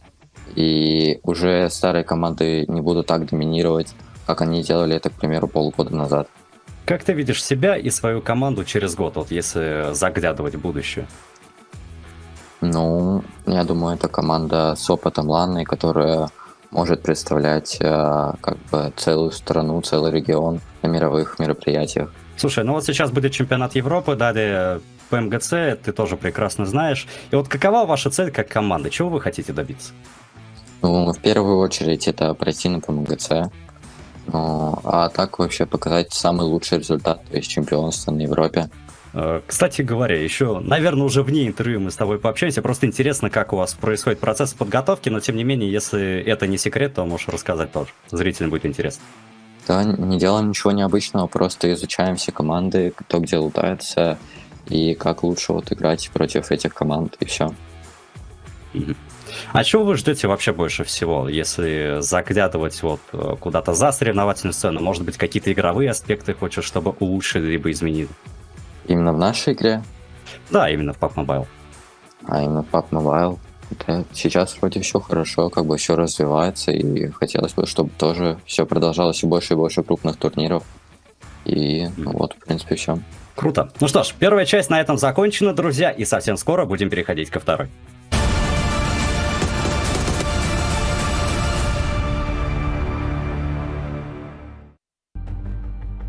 What Starboy's not telling you is part 2 is when they get to PMGC and start to destroy and kick the butts of every team out there in the world. But either way, they still have a couple of days until that happens, as we do see the Mad Bulls doing extremely well here. And they're looking to be definitely one of the teams to look out for when it comes to PMGC. But you guys also have to be told. I don't know how to tell you this. You should know this because there's a special crate going on within PMPL or within the game. The PMPL crate, you guys can pick that up as long as you're playing matches in game to get yourself a chance to get one of those lovely, lovely boxes, and of course all the goodies that are inside. And speaking of goodies, I got two goodies right next to me: Spen Cargo and Maxman to break down that last match on Sandhawk. Though we saw Na'Vi winning quite a long time before it actually did happen. Yeah, it was predicted a while ago, I believe, by Copter at some point, that game. It was a circle that ended up being on their position, and literally you just had Meku and Tixi just raining hell on all the teams that were below them. And what did we have at the end span? I think we had 4 or 5 teams healing on in the blue. I mean, this is why we don't like finishing on Sanok, because we want to avoid moments like this. Exactly. Na'Vi actually had the top of that hill since Circle 3, and they were all like in a box formation watching every single angle. Like, there was no way that they were going to be taken down unless one of them got taken out by whole form and pushing them of some sort. And that's how they got that first place position with 14 kill points for a total of 29. They definitely played the top of that well. They knew it was going to be going up there, so they knew that they needed to go on ahead and make sure nobody else was going to get up there. But I mean, the team that got really close actually was Mad Bulls, right? We're talking about this team being so consistent, 13 points this time around. It got down to luck, I would say, Jason, because they just barely died seconds after the Muerte died themselves. So there's a little bit of luck towards the end there, but the fact that they're still able to get himself another good result. Unicorns of Love had a little bit of a harder time here. They're aiming for that second place here. Yeah, actually, Muerte, I wanted to maybe touch them a little bit. Maybe we can a little bit more when we get to overalls, because again, they were able to pull off more than 10 points in this round, but I still don't know if it's going to be enough, but I am curious to see where the teams currently do stand. But we can't get to that yet. We got to hold on. We're going to look at our overalls in a little bit of time. For now, we're going to look at our top players in the last match, and I'm assuming you got to at least have a player in from Na'Vi. It's going to be Tixi. Guy's been a little bit quiet so far over the event, but he's definitely making his presence known every once in a while. Yeah, able to get himself 7 kills. I talked about Tixi and Meku, especially being the 2 players making sure that teams, especially like ARCRED and De Muerte, were not able to make it to the cliffside, because as long as teams are not able to make it that close, no one's going to be able to contest. It's such strong position onto that hilltop. So yeah, it was really good to see him get himself that much damage. Not quite able to make it over that 1,000 damage I'm sure Spam was waiting for, but Tixi was definitely the one that I wanted to see at the start of this tournament potentially be the MVP. I don't think he's going to be the MVP from what we saw in the first 3 days of play, but I mean, he's still performing extremely well, and I'm happy to see Tixi be consistent, especially on this last day. Yeah, and I was ready. I was ready for the 1,000 damage, but yeah, it didn't happen. No. And you're right, that is somebody we wanted to keep an eye on, but unfortunately, not quite just yet. I think that was his second or third time being up there on the top player list. And you don't even get out of bed until you see at least a minimum of 1,000 damage. Come on, you know, anything below that just doesn't matter to you and to us, to be fair. Let's take a look though at overall. It's a good idea. Again, where our teams currently are standing. Every team on this front page will be qualified into PMGC if we stopped right now. But we can see Na'Vi still maintain that first place with 30 points over Unicorns of Love. But look at Mad Bulls, just 1 point behind.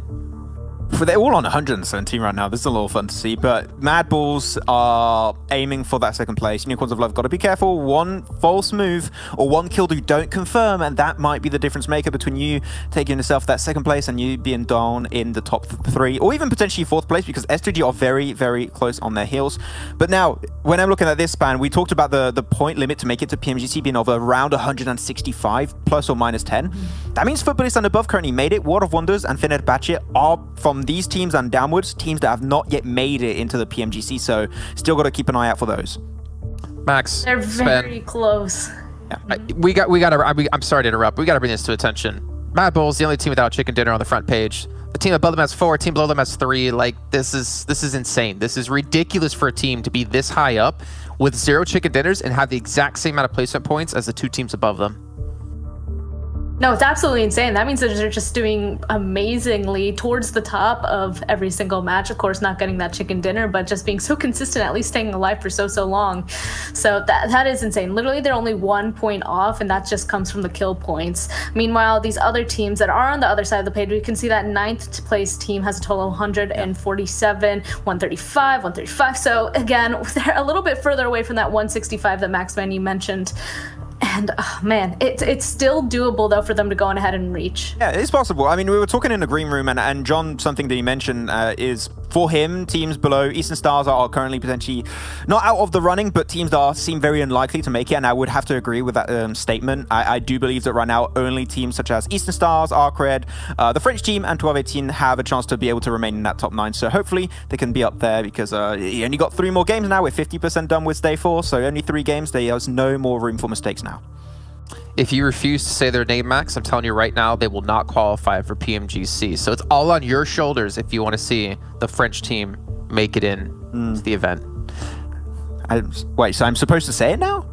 Wait. It's up to you. It's all up to you. But, well, you don't have a chance to say it anymore because I have to get rid of you 2. You can see we have 20 seconds left until we're into our next round, our 4th round of the day.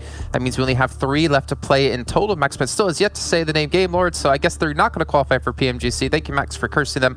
Let's take a quick look, though, at Xiaomi, our sponsor, supports your creative expression without limits with Xiaomi 11T Cinemagic Power. And Power Couple, they don't like me calling them that, so I won't call them that, even though I kind of just said it.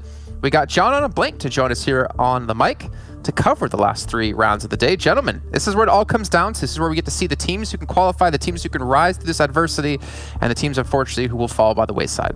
Absolutely, it's going to be great. There's quite a big chunk of teams in these next 3 games that have a lot on the line. And as well as that top spot not being fully secured just yet by Na'Vi, although that last game was pretty good for them. Yeah, I mean, starting from that first day, it's kind of going to awry a little bit for Na'Vi. They've had a massive drop-off, and it's been one of those ones where it's fell down every single day, and that's a big difficulty. Mad Bulls, on the other hand, I have a lot of faith in this team, actually, considering that their trajectory is only upwards, and none of it is to do with those chicken dinners. You know, they are getting those placement points where they can, when they can, and I think that's a major indicator of a team that's not going to slow down, because with those points not coming from like fat chicken dinner games and just from slogs, yeah, I have a lot of faith in Mad Bulls, and I think, you know, first place is available to them if they continue this way. 3 matches left, John. That's all there is left for today to finish out this game. 238 points, a lot to catch up to, but definitely doable. Death run for Unicorns of Love and the Mad Bulls as well, with 1 point separating them. You can see that on the left-hand side of the screen there. I mean, it's insane. It feels like, you know, they're in that... I don't know if you've ever seen the charging of the bulls, right? In I think it's an Italian tradition, correct me if I'm wrong. But, like, it's like they're locked into that street and the bulls are charging down behind them. Unfortunately, for the Unicorns of Love, one of them is the bull. So it's sort of a little bit unfair in that. We're part of this. They're involved. We're involved. Yeah, exactly. I think for Unicorns of Love, though, there is definitely opportunity for them going forward. But what is terrifying, at least right now, is there is a 10 grand point difference on the board for these teams. So second place obviously running away with 28 grand, down to 18 grand in that third place. So regardless of what happens here, for Unicorns of Love, they're already qualified to PMGC. Holding on to 28 grand, it is great. And realistically, that's on the card right now for them. 40 grand is something to be chasing, but that 28 grand, that's something to put underneath the mattress and keep there. It's a $10,000 point blank. It's not going to be lost on them either. Hopefully they've sort of been able to keep that out of their minds, though, because it's that sort of thing that can really get to you, that you really don't want to be fussing over in these last crucial games when you need to sort of counteract that balance, right? You want to just be thinking about playing your best, about maximizing your points. Chicken dinners here for either of these two teams could be crucial. And quite frankly, Mad Bull's a due one, right? Yeah, I think so. At this point in time, where we've run through, I believe it's now 21 matches, you'd expect the boys from Mad Bulls to be able to pick up that chicken dinner, considering the way they've been playing. Again, though, also considering the way they've been playing, they're a hugely aggressive team. Oh, of course, Sarah. It's over for you, unfortunately. Oh, never mind, Tron's here. Oh, he's going around. They are trying to punch him. Of course, oh my God, two in the buggy as well. Oh, dear me. He's playing around. He's in. Go on, he's in the buggy. Tron saved him. There were 4 players. They're not going to let him out. It's Road Warriors here, but neither of them have a gun. Oh, he spun ARCRED out. What a save from Tron. Papara Supermassive Blaze. They escape with 4. Korka literally cannot believe his eyes there. Still looking out towards behind and thinking, did that really just happen? And he talked about those bulls raging down the street, and we can kind of compare that to the guys from ARCRED, but Tron, he was not phased one bit. He was flipping, diving, swinging off horns. Jesus Christ. That's okay. Waves the red flag and gets on out of dodge. World of Wonders and Game Lord still going to be vying for the Yasnaya positions. They're not going to leave, not right until the bitter end blank for either of these two teams. And Game Lord, as well as World of Wonders, in pretty critical positions in terms of the standings. Yeah, I mean, with this circle that we've grabbed up here, very central towards the west, the eastern side of the map. So Yasnaya, pretty big focal point for a lot of these teams. Exquisite Décode UK also happy this one. They can only go west in the situation. So clearing out there is nice. Plus, Eastern Stars taking up Kameshki and Stalba means that Milta Power is practically clean at this point in time. I think that Exquisite Décode UK still have to worry about the area, as we've seen Eastern Stars drop down there now and again, but not too often. Papara Supermassive Blaze here sat down towards, not too far down the tables actually, all the way in 5th place. Very nicely done. 184 points, lagging slightly behind 4th place with 191. But I think that Papara Supermassive Blaze, we still have another Miramar, I believe, to go, and that is where they excel. So there is still a chance for Papara Supermassive Blaze. I'm sorry, Papara, I have sinned here. So I hope you forgive me. I need to throw out a Papara now and again. I mean, to be fair, when I hear it in my head, it's Papara Supermassive Blaze, and then there's like a chorus that layers on top of it. Yeah, we can workshop harmonize later. Yeah, we can workshop this later. It's fine. Don't worry. Na'Vi currently on our screens, 238 points. They're still pretty firmly in that 1st place at the moment. Not wanting to go anywhere. And I think today they've really stepped things up. Yes, Sandhawk's kind of a given. But then again, just to be able to have that factor of when we're in the green room and we're chatting with the analyst guys, as well as that host, that beautiful host, who is also quite mean. You know, chatting with those guys, it is funny when we look towards that Western Island and go and say to ourselves, Na'Vi's going to win. Like, it's very obvious in those scenarios, and I think that really speaks to the caliber of team that Na'Vi is. Yeah, I mean, there was Thank you for the Miramar stats. towards the end. Oh yeah, they're fair enough. You were talking about how good they were on Miramar. Yeah, there you go. Pretty impressive stuff. But there was a point in that last game, right, where Na'Vi, I think there was 6 teams remaining, and we were just waiting for Na'Vi to win it. Like, it was that many people just healing out in the blue, trying to ladder up. Of course, Na'Vi did very well to hold on to that. But yeah, absolutely, it's excellent caliber gameplay coming through from this squad. You've seen that though, John. I think S2G is just about clipped the guys from Papara Supermassive Blaze on Miramar. So that's quite interesting to look at there. Futbolist, though, just taking a few shots out. They're all the way towards Hospital, just on the northern side of Everest. There is Na'Vi, S2G around them. S2G proving to be a very, very strong team, currently in 4th place. You know, we were wondering where they'd gone on that second day, with it being a little bit worse for wear, and then they've come back around again. Because I remember saying that, you know, I was wondering what happened to S2G, because they always struck me as a very good team. But alas, they have brought it back. They've turned it around just a little bit. S2G, though, have a little bit of trouble on the bridge. Gets spun out and gets knocked down. Lutz able to get the spray. A nice find there. And really no way you get this res here if you're S2G. Or maybe I've spoken too soon. Silas Pugh wants to trade the bullets. And Raw actually takes a tumble there for Timber. There's 2 players down for S2G, as they aren't going to be answered towards. Only Raw down, and Lovers Incense straight on through. Silas Pugh down as well. Yeah, a difficult crossing, absolutely here, especially when Futbolists can hold a lot of this area. They're on both sides, so you're getting across here too. So Futbol is looking fairly strong at the moment. Unfortunately for Futbolists, you know, this hasn't been like what we expected from them for the first couple of days, but they've certainly brought it back. I think Solkay is a massive reminder to the team that they are one of the greats. He's really dragged them through a lot of these games, kicking and screaming. But the rest of the team's starting to perform very well now, and that's what we expect from Futbolists. They're a consistent team coming from Turkey, just extremely good. I mean, they're 11 points behind S2G right now. They are not that far away. If they're able to take them down here, there's a clear opportunity for them to do very, very well into this game. I mean, especially if you take a look at what's going on in the map, there's a lot of this western edge that isn't occupied. So being a strong forward team here in this western side could be a high point scoring position to find if Futbolists can leverage that. Ooh, so there's a tiny little bit of him. Just visible. And Lobazin he's got him up. I don't think Seven realised that literally just his brow was on show, and it was glistening to Lobazin. He was ready to take it. Yeah, there's no way you get that res either. Timber down in the river, floating on downstream. Over to the lumberyard.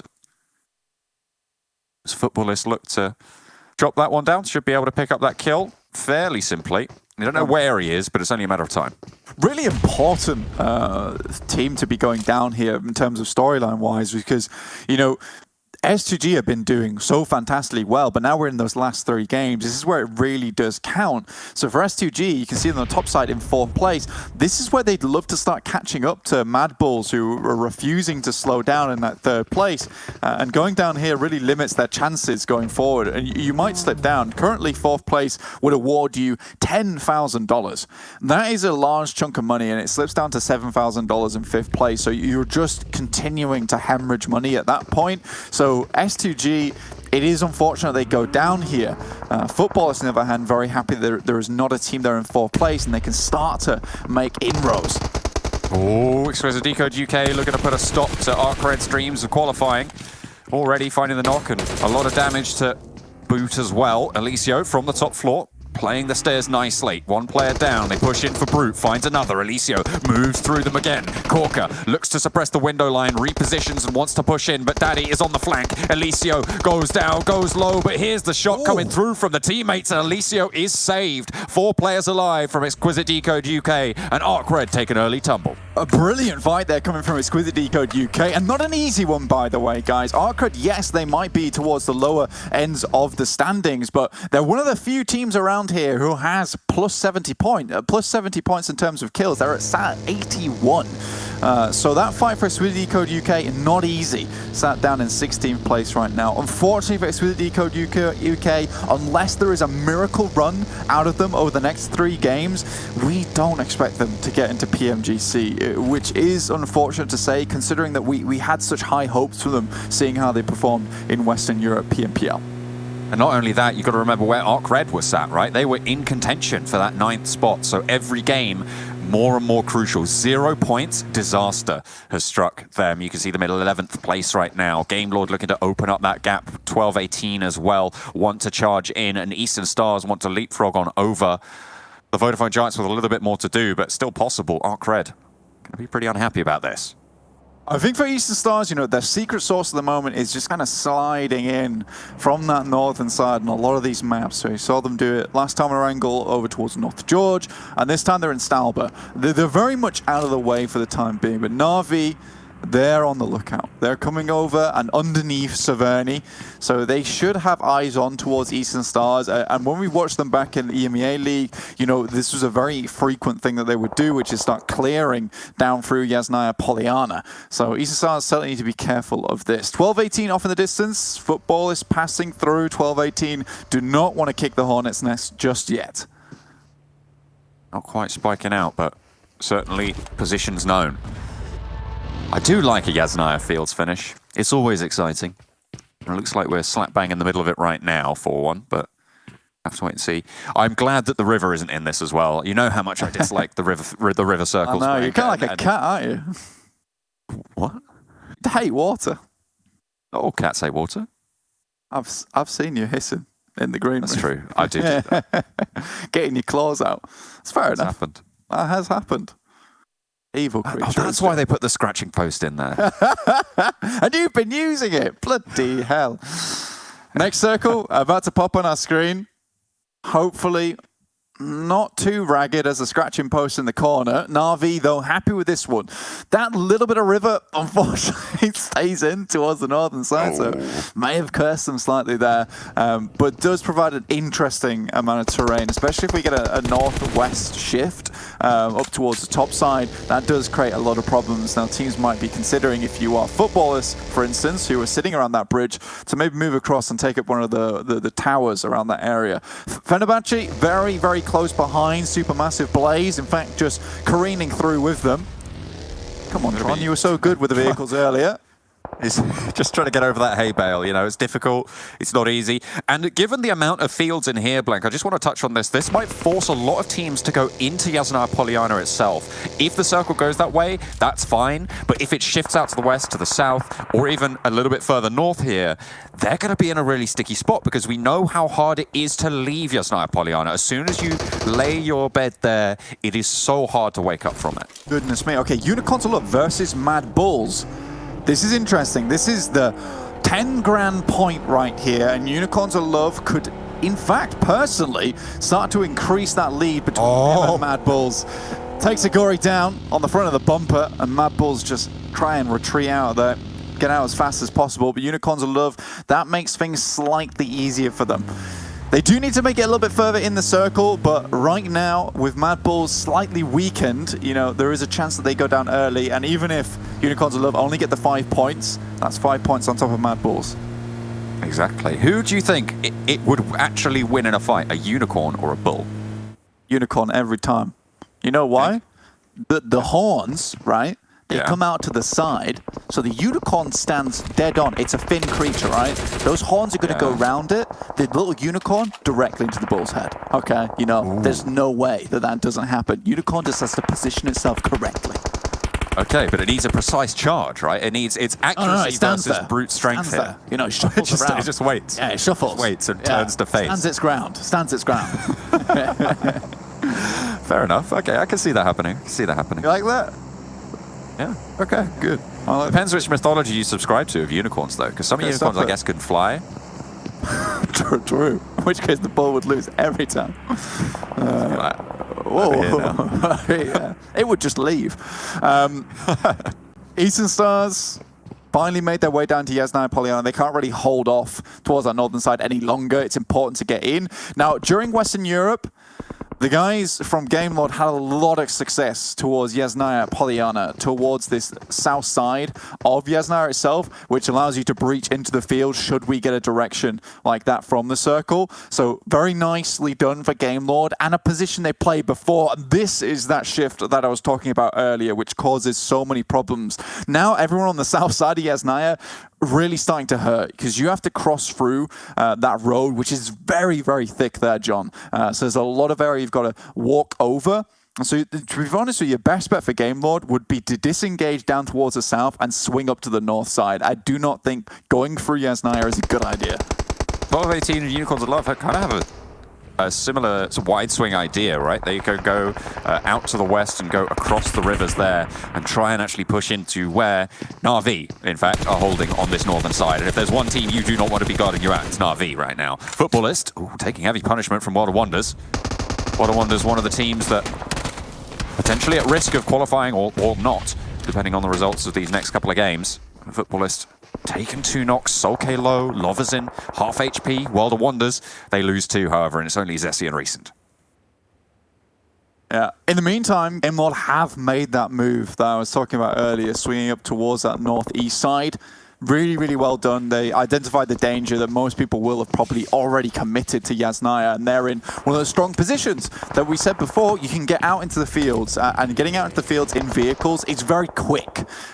So well done there to Game Lord.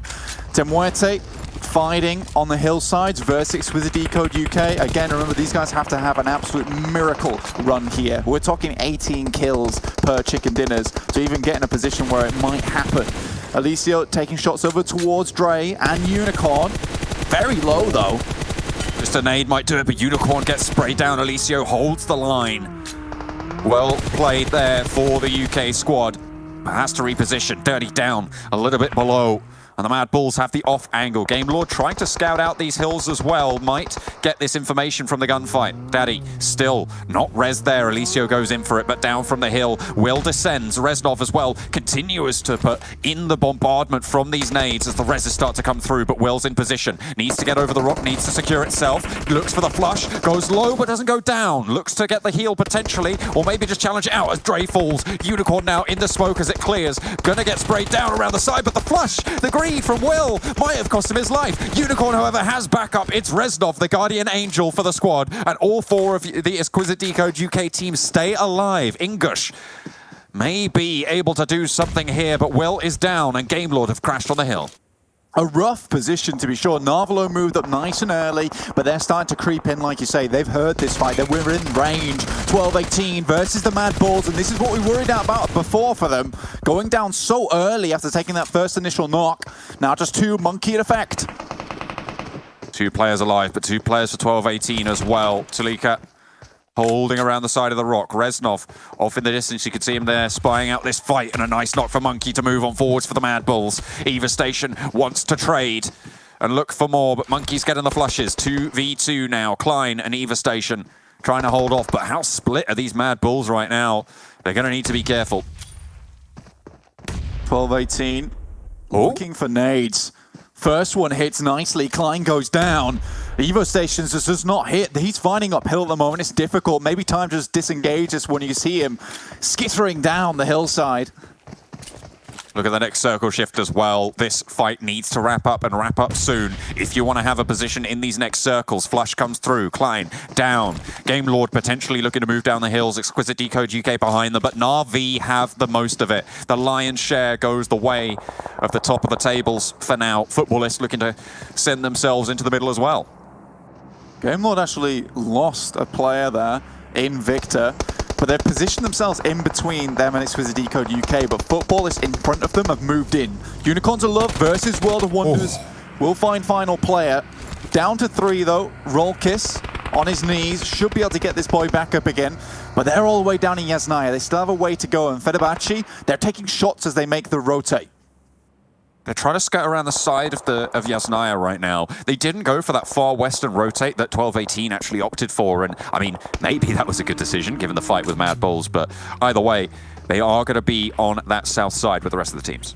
This is easy for Na'Vi at the moment, though. They know no one's to their west of them at this point in time. It would have taken a very, very quick rotate to even get up towards Severny side. So they're holding this 2-2 split towards the coast. It's really, really nice at the time being.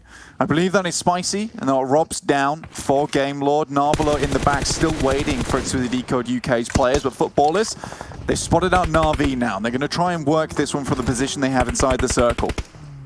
Reznov wants to get this knock onto Narvalo. You can see him shoulder peeking, cooking, going for it. Is it cooked well? Looks for damage, but doesn't find any. Narvalo still just in the crevice. Will, down.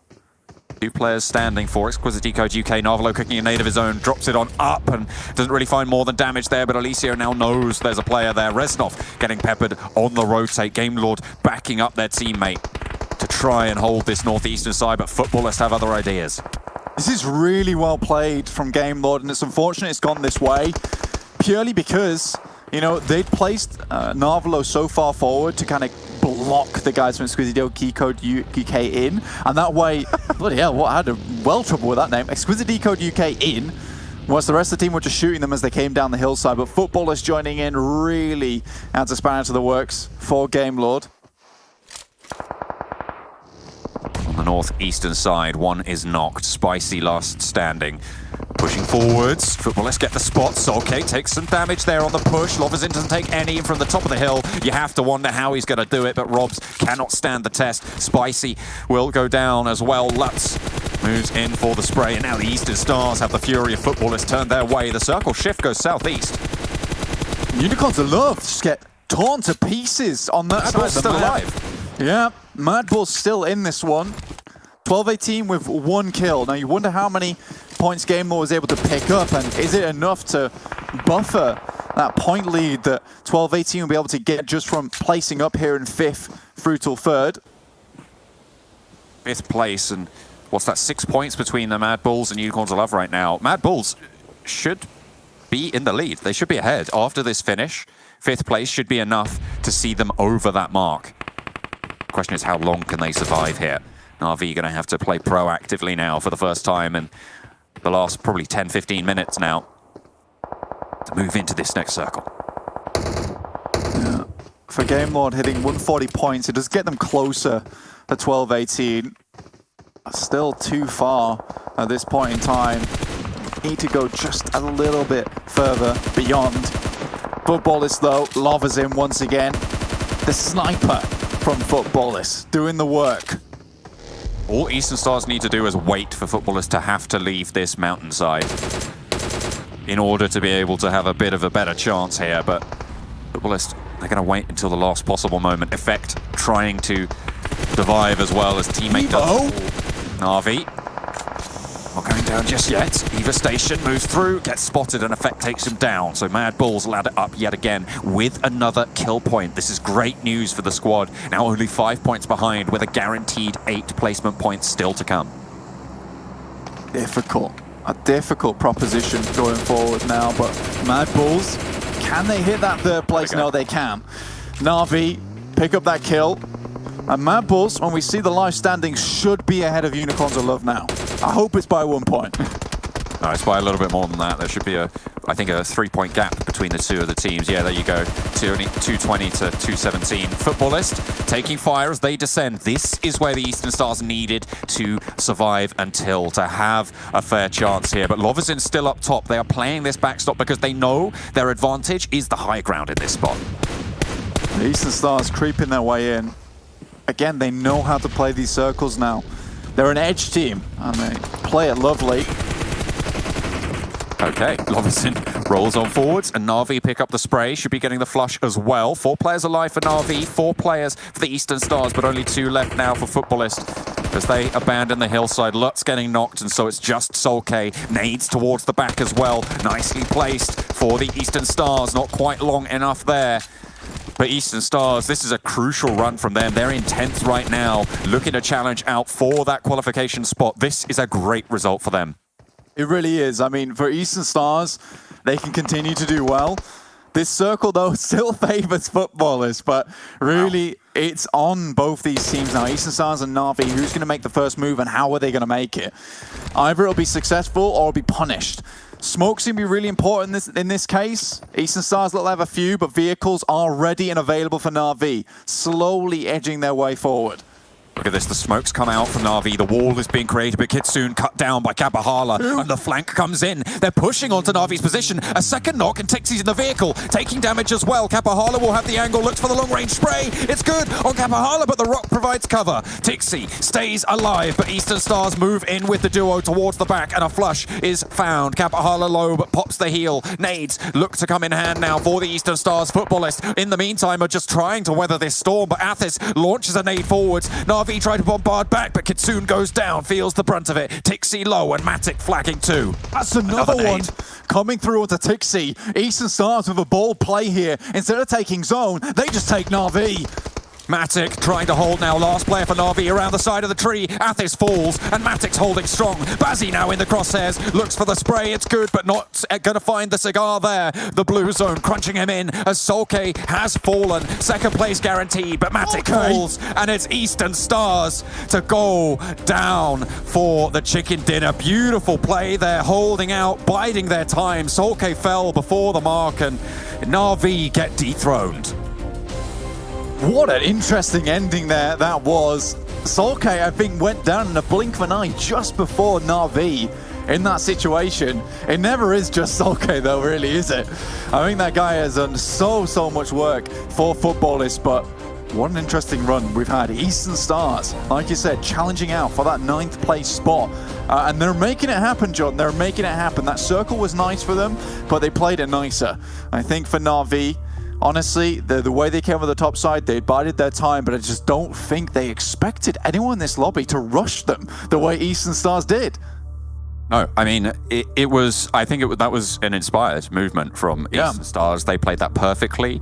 I think the knock from Kapahala, the off angle that they were getting, made Na'Vi potentially think, I mean, this is theory right now, but I feel like Kapahala breaking out wide made them think that that's the direction they were going, so they sort of prepared to cover that strafe, to put that smoke wall down, and then the duo from Eastern Stars just comes in on the side flank. I think it was some of the best play that we've seen so far this tournament. Yeah, I mean, with Kapahala there, it locks you down as well, so you're prepared to just hold that position for the time being, thinking that Eastern Stars, they have not made a movement either. Again, like I said before, it's all about who makes that first move.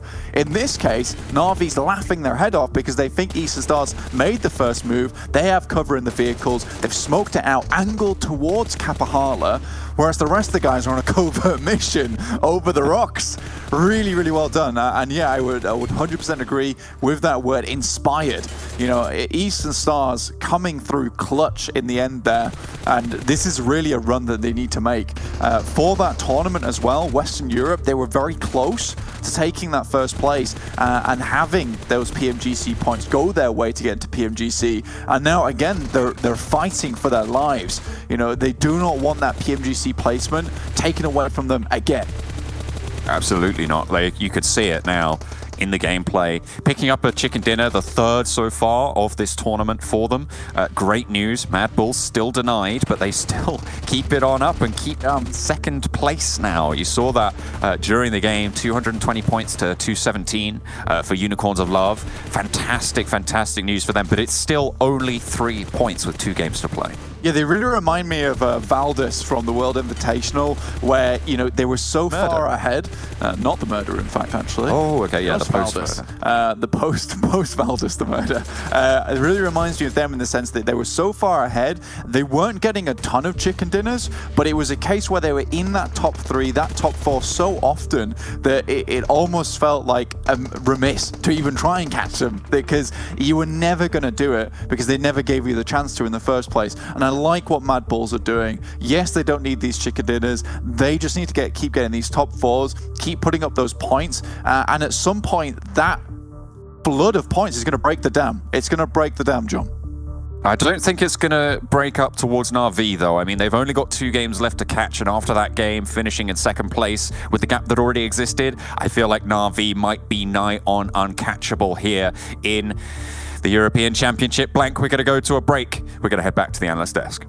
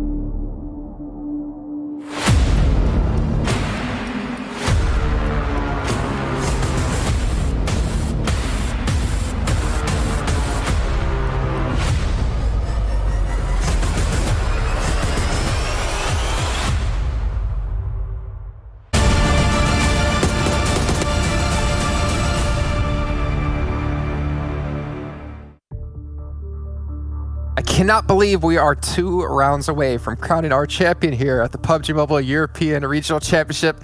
I'm sorry, I'm having a little bit of a coughing fit. I'm trying to hold it in here. Max, you might need to take away the hosting from me in just a second.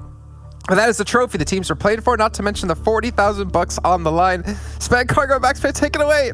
Yeah, I would feel the same. Okay, we're getting close. We're feeling emotional as towards the end of the tournament. It's going to be fine, Jason. Don't worry about it. But, man, we were talking about the teams that need to get a good result to close this one off here. And it's good to see Eastern Stars here, Span, able to get himself a really big result at the end. And BAZZI especially, he stood up big time to the plate in this game especially. He really did. And the thing is that even... Oh, man. At the very, very end there, when there was the last 3 teams, right? I'm surprised that Futbolist, they were at the very top of the hill, and I was kind of taking a look at them, and I was like, okay, from here, I feel like they just need to take a crash on a Na'Vi or Eastern Stars. They're going to do one or the other. And instead, they tried running down the hill, and I'm just like, oh no, they probably don't have anything to actually make a crash happen. And I'm just like, I keep thinking, if they had a vehicle, if they kept one throughout the entire time, and they probably would have made a crash onto somebody. Yeah. And that probably would have changed the outcome of that game. Yeah. 27 points going away with Eastern Stars. We'll jump over for Jason. He'll be... No, I'm here. I'm here. Fine now. Okay, great. Okay. I don't know how long I'll be here for, but I am here. Okay. Well, I'll keep going. Big game. Eastern Stars, 27 kills. Sorry, not 27 kills. That would be a lot of kills. 27 points for Eastern Stars, able to jump up. We'll have to see in the rankings later on. But the fact that Na'Vi gave himself another good result and Mad Balls, Unicorns of Love are not able to close that gap a little bit more. Like, Na'Vi are making sure that they are trying to stay comfortable up there, but it's still not enough of a gap to make sure that Mad Balls and Unicorns of Love make it away. The one team that we're not seeing on this first page, though, Span, I'm not seeing S2G, and that was the team that might be falling out of relevancy for that top place. That is very true. I mean, we're gonna find that out soon. That is an unfortunate situation there. We already talked about how one singular game, if you don't do well, you might go on ahead and ruin some sort of chances. And yeah, there they are in that 14th place. 0 total points. A lot of teams actually this time seem to have struggled a lot, probably because very early on we were just having a whole city ending there, and that had a lot of people stuck inside of Yasnaya Poliana for a while.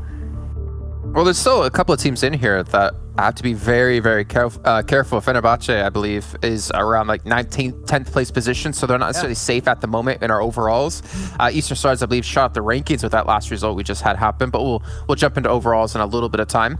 But still, I mean, Kaneda Power, I feel like they're out. Your ARCRED, they're another team that's still on the cusp. S2G, yeah, not really doing well in this one, but they should be qualified no matter what. Vodafone Giants as well. Like, there's a lot of teams here on the second page that are still trying to break through into top 9 or just maintain a top 9 position.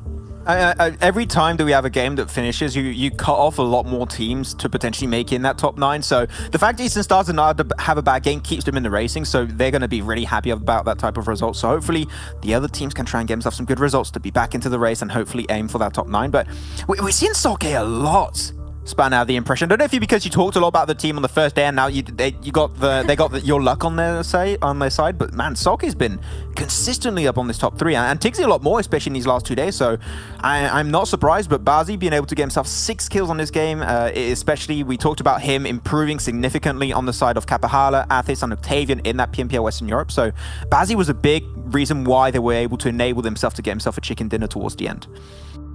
Potentially about Solkay from Futbolist. I did talk about them a lot, and I do feel like at the beginning they did well, and they kind of were having a little bit of trouble, and it seems like today they decided to go on ahead and come back once again. So it's always nice to see that, I guess, from teams we keep talking about. But yeah, those other 2 guys also being on there a lot. But of course, our total damage as well, Jason. Yes, thank you, Spancargo, a host here for the PUBG Mobile European Championship. Help it out. Eastern Stars, 1882.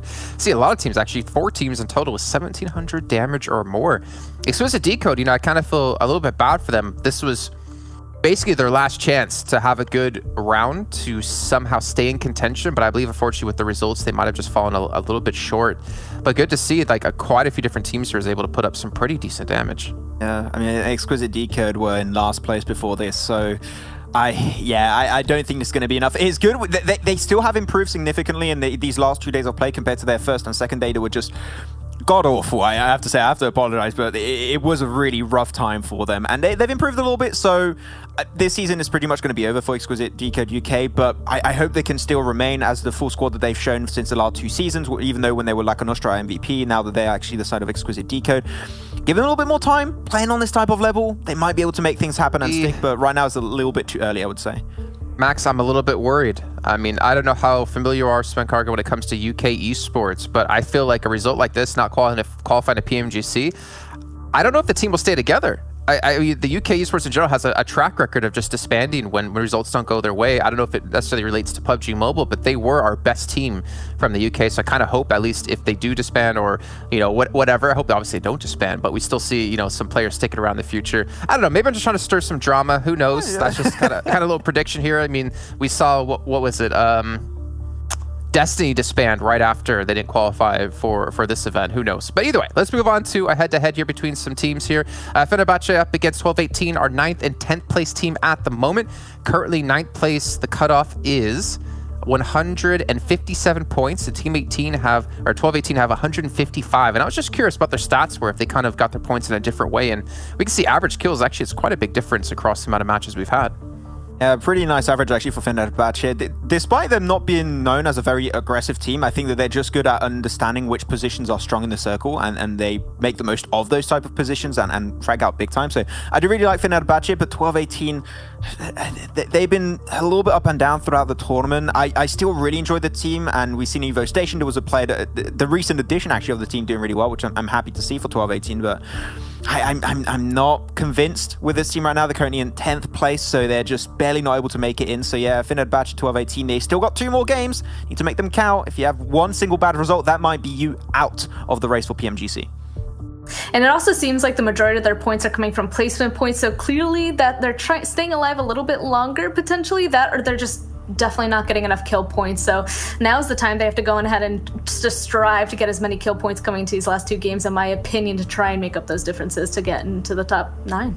I think the biggest pressure comes out of 12-18, because if there were to be a tiebreaker, right now Fenerbahçe wins because they have the 1 chicken dinner compared to 0 for 12-18. So definitely looking to have either some really good matches coming up here for 12-18, or they need a chicken dinner at a minimum to have a chance to at least win when it comes to the tiebreaker. But let's move on to our overalls. We've been talking about our 9th and 10th place. When we get an idea of where all the other teams currently do stand, and again, which teams would be qualified into PMGC if we stopped right here, right now. But we still have 2 rounds to go, so don't worry. We're not stopping here just yet.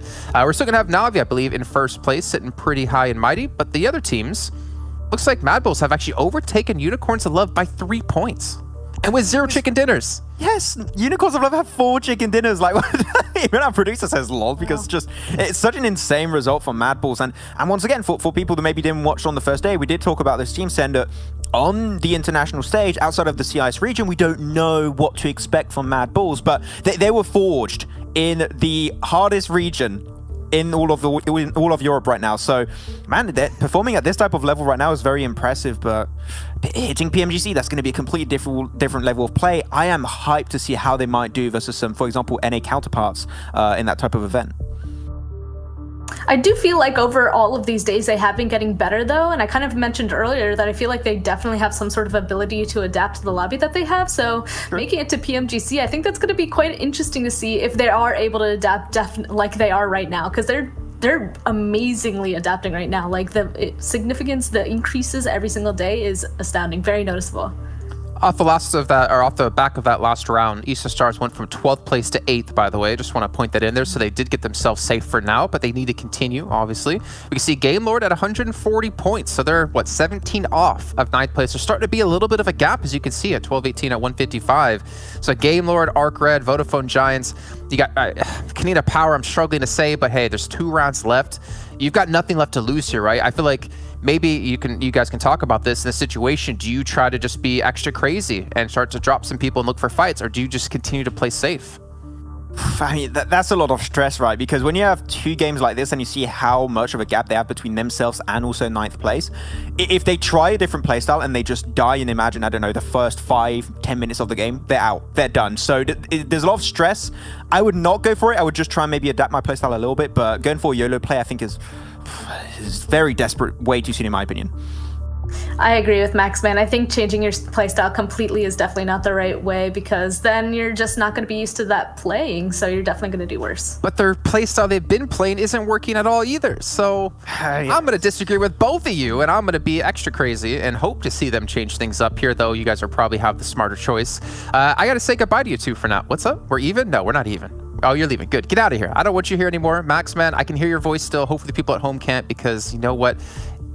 It distracts from my beautiful face. I don't know. Anyways, at home for you guys, the reunion event is still going on, the global festival all around the world. Make sure you guys log in and you can get your daily rewards and get permanent free items as well. And there's a ton of collaborations. My favorite, the Arcane collaboration, where you can unlock daily clues in-game and get rewards for yourself. It lasts till December 19th, well into PMGC. So make sure you guys are doing this every single day possible.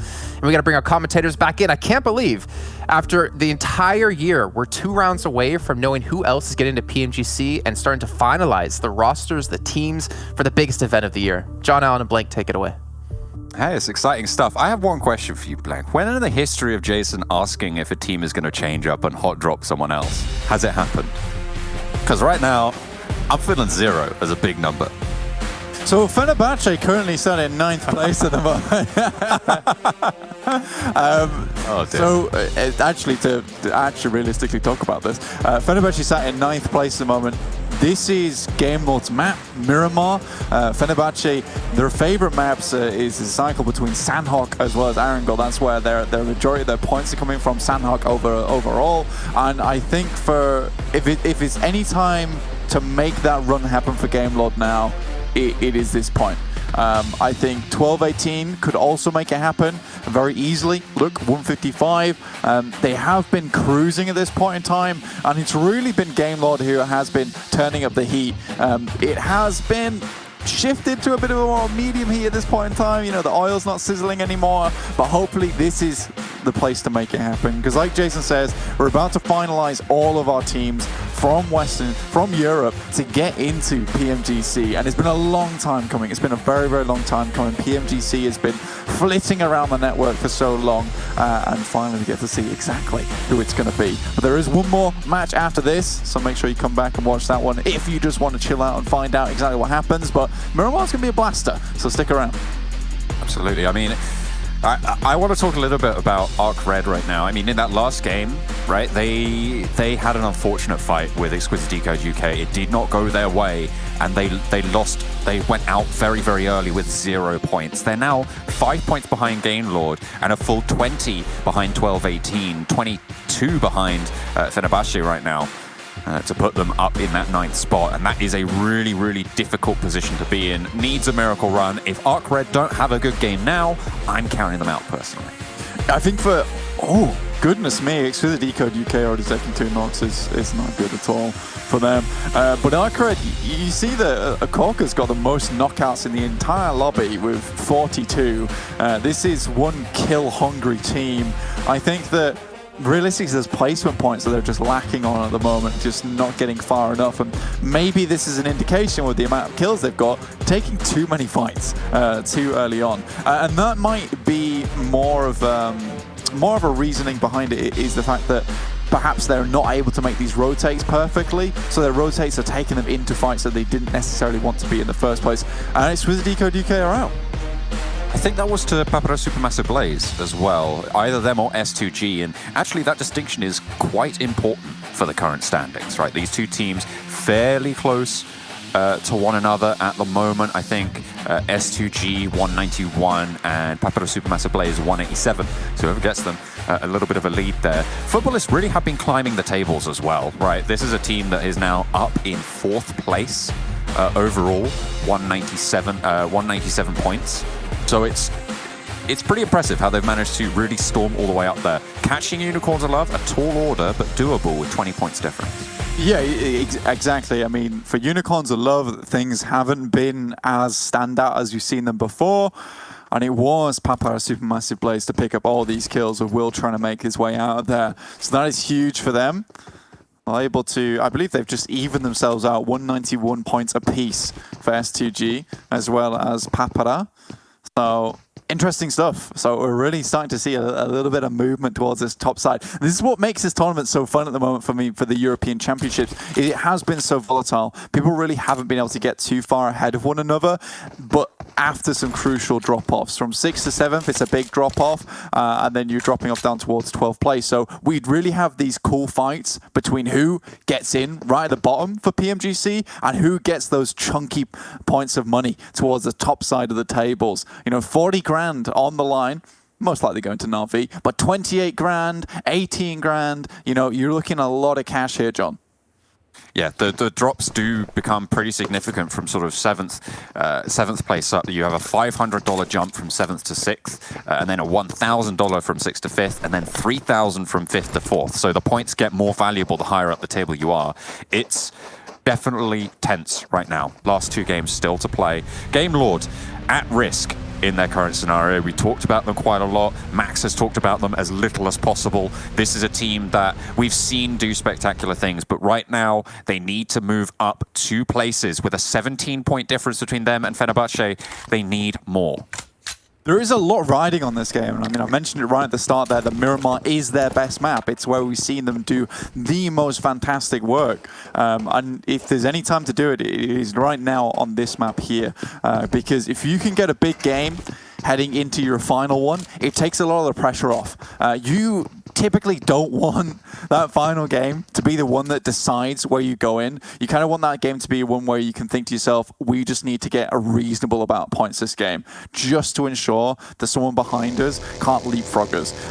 So this is the game for it. I hope Game Lord can bring it out. We know how good of the team they are just from observing Western Europe. I think that it would be a shame not to see them in PMGC, but if they don't make it, they don't make it. Sometimes it happens. I mean, some teams can't make it, right? That's guaranteed. We know that there's going to be some of these teams not moving through. 7 teams specifically. The question is which 7? Are you going to be among the unlucky 7 to not get one of those spots? It's going to be unfortunate. A lot more money as well over on that PMGC, so qualification isn't just prestige, it is earning potential for the squad. Yeah, it's money injected directly into your org to further yourself as a solidified team within the ecosystem. And I think that those type of things can be really useful. Having, for instance, a gaming house, it has done wonders for a lot of teams throughout the ecosystem. And that is just one particular thing that I'm pulling out there. I mean, analysts, coaches, additional staff to help you. Like, all these things can increase your ability as a player. But you need to have that innate talent to begin with. And we've got a lot of innate talent here in Europe. We're on board with Game Lord at the moment. It's with the Decode UK going down early for them. It's actually really good. Starting towards Picardo's side, they don't have to worry about this team like running through past them. They might not know this. They probably don't know this, but at least they won't have to deal with an additional team in this area when they already have a large swath of the circle. ARCRED. Just going to remind everyone that I did say that if they don't have a good game here, I'm counting them out of the PMGC spots in my personal predictions. Right next to Papara Supermassive Blaze, and with 4 kills already on the board, might not want to tussle with them, but Tron going to get plinked away across the dunes and the rolling hills, give him a little bit of cover, but low HP and ticking. How fast can the regroup come through to try and get the save on Tron here? But oh, okay, they don't want to let this one go either. OFHAZE moves on in. It looks like the reposition isn't going to come through, and they're going to just give up the ghost on Tron. Yeah, no, this is going to be a bit rough because potentially ARCRED can even slip over the top side of this ridge. They'll have the high ground to their advantage, knowing the team alongside there is down a player already. Holding down this compound is going to be even more difficult. So Tron going down there is actually a pretty big deal. Kanina Power taking shots towards Vodafone Giants. Pretty inconsequential fight here, considering both these teams are so far down the leaderboard at this point in time. They were not really expecting them to make too much of a dent into the leaderboard. These are fights that the teams in the middle are probably glad that if anyone's taking it, it's between these 2 teams, right? Because the points can only go either way, and that's not really going to affect your chances of laddering up. It's if teams ahead of you start to get in these fights and start to win them out, that's when you start to worry. So good news for those teams in the middle spots vying for PMGC. Yeah, I mean, Kanina Power, 116 points, you know, it would have to be literally a back-to-back chicken dinner with a ton of kills. And that's the only way it could happen. But like you said, John, that is probably the key factor is these 2 teams are taking each other out early on in the game. Great news. It means more points are not getting funneled towards that top side of the leaderboard, or even better yet, not towards that middle end where that 9th place is so precarious. See their 12-18 sat with 155 points, just 2 points behind Fenerbahçe this game, who are down towards the southeast. You see them on your screen. 12-18. Again, what they do like to contend with Eastern Stars, and frequently they have won out these fights with Eastern Stars. But Eastern Stars, on a roll at the moment. Absolutely. They seem to be going good. 159, although they're not out of the woods just yet. Anyone down from World of Wonders almost all the way down to, I think, ARCRED are still in with a chance, in my mind, of this, which is a full 6 teams with 2 games left to play into this. So it's definitely all to play for, and Eastern Stars need to have a good result to solidify themselves, but they are in the beneficial position of only needing solidification in the spot that they're in, not needing to have good, strong games and get loads of points on the board. Mad Bulls, just in front of 12-18 at the moment. These 2 teams struck against one another last game. Effect, sniper in hand. Just looking out towards them. Monkey's already taken a lick of damage, so Mad Bulls will be aware, trying to bring their boy back. They still managed to make it very far the last game, despite going down to 3 early on. I thought that might affect them. I was wrong. And, you know, I'll take that one back, considering Mad Bulls are able to do it regardless of how many players they have. The Cockroach team, we'll call them, you know. They live all the way to the end every single time. Oh, just keep on going. Just keep on going. Can't get rid of them. Horrible. Horrible. One of my worst fears, having a cockroach infestation. Oh, 100%. So we have 4 of them in this game. Not to say that's an insult, you know. I'll send it as a compliment. These guys are strong. Bloody strong indeed. Looking towards the north side, S2G will come into contact with GameLore if they continue on their current trajectory. I know. Hey, you're waiting to take the shot. S2G, very, very good team here on Miramar. I've had some fantastic games so far, so GameLord first have to get rid of the king before they can start to make their magic happen here on Miramar. Mad Bulls, I think they're just looking to hold this position. You know, they're in the midst of most teams. There's not really anywhere to go. So just rocking around these foothills for the time being is the way to be. But 12-18, they're keeping sharp eyes out. They know there's teams behind them and in front of them. I like this position from Zakonvor as well. Behind the tree, Shea gives them a little bit of cover. Camouflage, let's say. It'd be all right. I mean, the seven S's of camouflage. I think there's about 7. There's probably more, probably less. I've no idea. Shape, shine, shadow, silhouette. I can't remember what the other ones are. I'll have to get back to you on that. But either way, Labendita, shrink on the circle. Sorry? Things. Ah, yes, that must be it. Shoes. That's one. Sometimes you've just got to put a clown mask on. Yes. Works. Labendita, shrink, as I say, coming on through right in the middle, and likely we're going to finish in the crater. And in general, it's not the greatest idea to play anything other than right on that lip. But even if you do, if another team tries to push up and over, you are on broadside with them. So it's very, very tricky to play around that crater's edge. The next shrink will really dictate a lot of pacing here. It's a very classic position here from GameLore. It's one they like to take often. Next circle, they're most likely going to send out a scout to a certain location further in. So they basically double their chances of being in the circle. They will have to take care, though. You are playing now with one of the big boys, all the big boys in Europe. The circle moving away from them does mean they have to leave this strong compound, so slightly unfortunate. Eastern side towards Impala. Very, very open. But it's so barren to play around. Already, Muerte taking a couple of knocks from S2G. 2 down already. But they've taken 2 from S2G as well. They're going for a little bit more. Flank coming through from Rip7 as Timber goes on the opposite side. So a bit of a pincer here. Rezable, certainly, for Muerte in this spot. Unless Na'Vi decide to enter the party. Invited or not, they might just look to crash. Nades around the side as DREY looks for the challenge. Rip7. Looking for the spray with that UMP as well. Tries to play Ring Around the Roses with it, but it's not going to go well. Goes down, and that's Rip7 to be flushed. It's not good for S2G. They're towards 5th place. They're trying to hang on to that 4th, but Futbolist have kicked them off it. They're currently outside the circle, just having a right time. No team around them.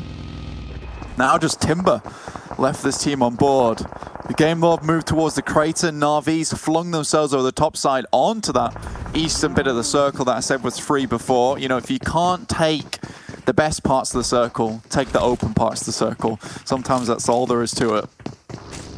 Cover as much ground as you can. I mean, the more ground you cover, the higher the probability that the circle goes your way, right? So it's a maths, it's a numbers game. It's big maths, big maths. Big maths. There is a lot of teams towards this south side. You know, we do have a lot of teams dropping towards the western side of the map, and sometimes that rotation through Los Leones, as also beneath Picado, that valley, is the easiest routes inwards. San Martin's a bit more awkward to get into, so you are likely to see this amount of teams towards the south side of the map. Vodafone Giants, still just trucking through, and you respect them from playing out this entire tournament. Yes, they haven't had the best look in the world, but at least they're not 16th. Wow, way to give it to Muerte right now. I mean, there's still time. There's still time. You know? It's true. It's pretty close at the bottom as well. Yeah. Tight at the top, but it's bumper to bumper at the bottom. There you go. That's some alliteration for you. I think I could just say random words as well that begin with the same letter and call it alliteration. That's maybe what alliteration is. So, I don't know. Not be such a silly, salacious snake view. Oh, salacious. Yeah. Interesting. I don't think okay, I'll take it. Flirting with me. You and your numbers, you. I'm involved now. I'm involved. Next circle, going to hit pretty shortly. Looking towards this 12-18, they're going to struggle to move out from this position, so they really do need to be this next circle, and they absolutely are. Eastern Stars, on the other hand, bang slap in the center. Good place to be. Game Lord could move into the crater. It would make for a bit of an awkward time. ARCRED could slip over the top side and start taking shots at them. This is going to be really a creep inwards. Futbolists finally make their move on the northern side of the circle. Not too many places to hold here. This is very, very barren. Already, a couple of players have moved up to that lip of the crater, and they're going to have to fight for it. Very difficult ground on that western edge, and RV going to have to leave their compound. World of Wonders holding the roadside might make that tricky. Not an easy road to cross as well. There's not too much cover to work with. S2G, they're going to go down, but crucially they go down to World of Wonders, giving them an extra point and a position as well into this circle, and a solid one at that, as a team that's at risk. Not ideal. Muerte moving up to Game Lord, and actually Game Lord are suffering here. This is not good news. A lot of players down from Game Lord here. Spicy, last standing for the squad, for the French team, and has to get out of there, needs to stay alive. They're in 11th right now, and they cannot afford this. No, they can't. Miramar, it was meant to be where it was sealed, but looks like we're going to Arangel, taking shots from other teams too. Creeps into the hay bales, and that's the best he can hope for. Right next to Eastern Stars, though, and that's actually good news. Nades are going to come through, but being within those hay bales gives him a lot of cover from that type of explosive ordnance, so he should be okay. And being in this position as well means that a lot of teams around him have to fight to get to him first. It was a risky play, but it's the only one that was available to him at the time. He's on the right side of things. Muerte might look to crash. Teams from the west might look to crash on it as well if they want to skirt around the Eastern Stars. But at the moment, Eastern Stars control this game.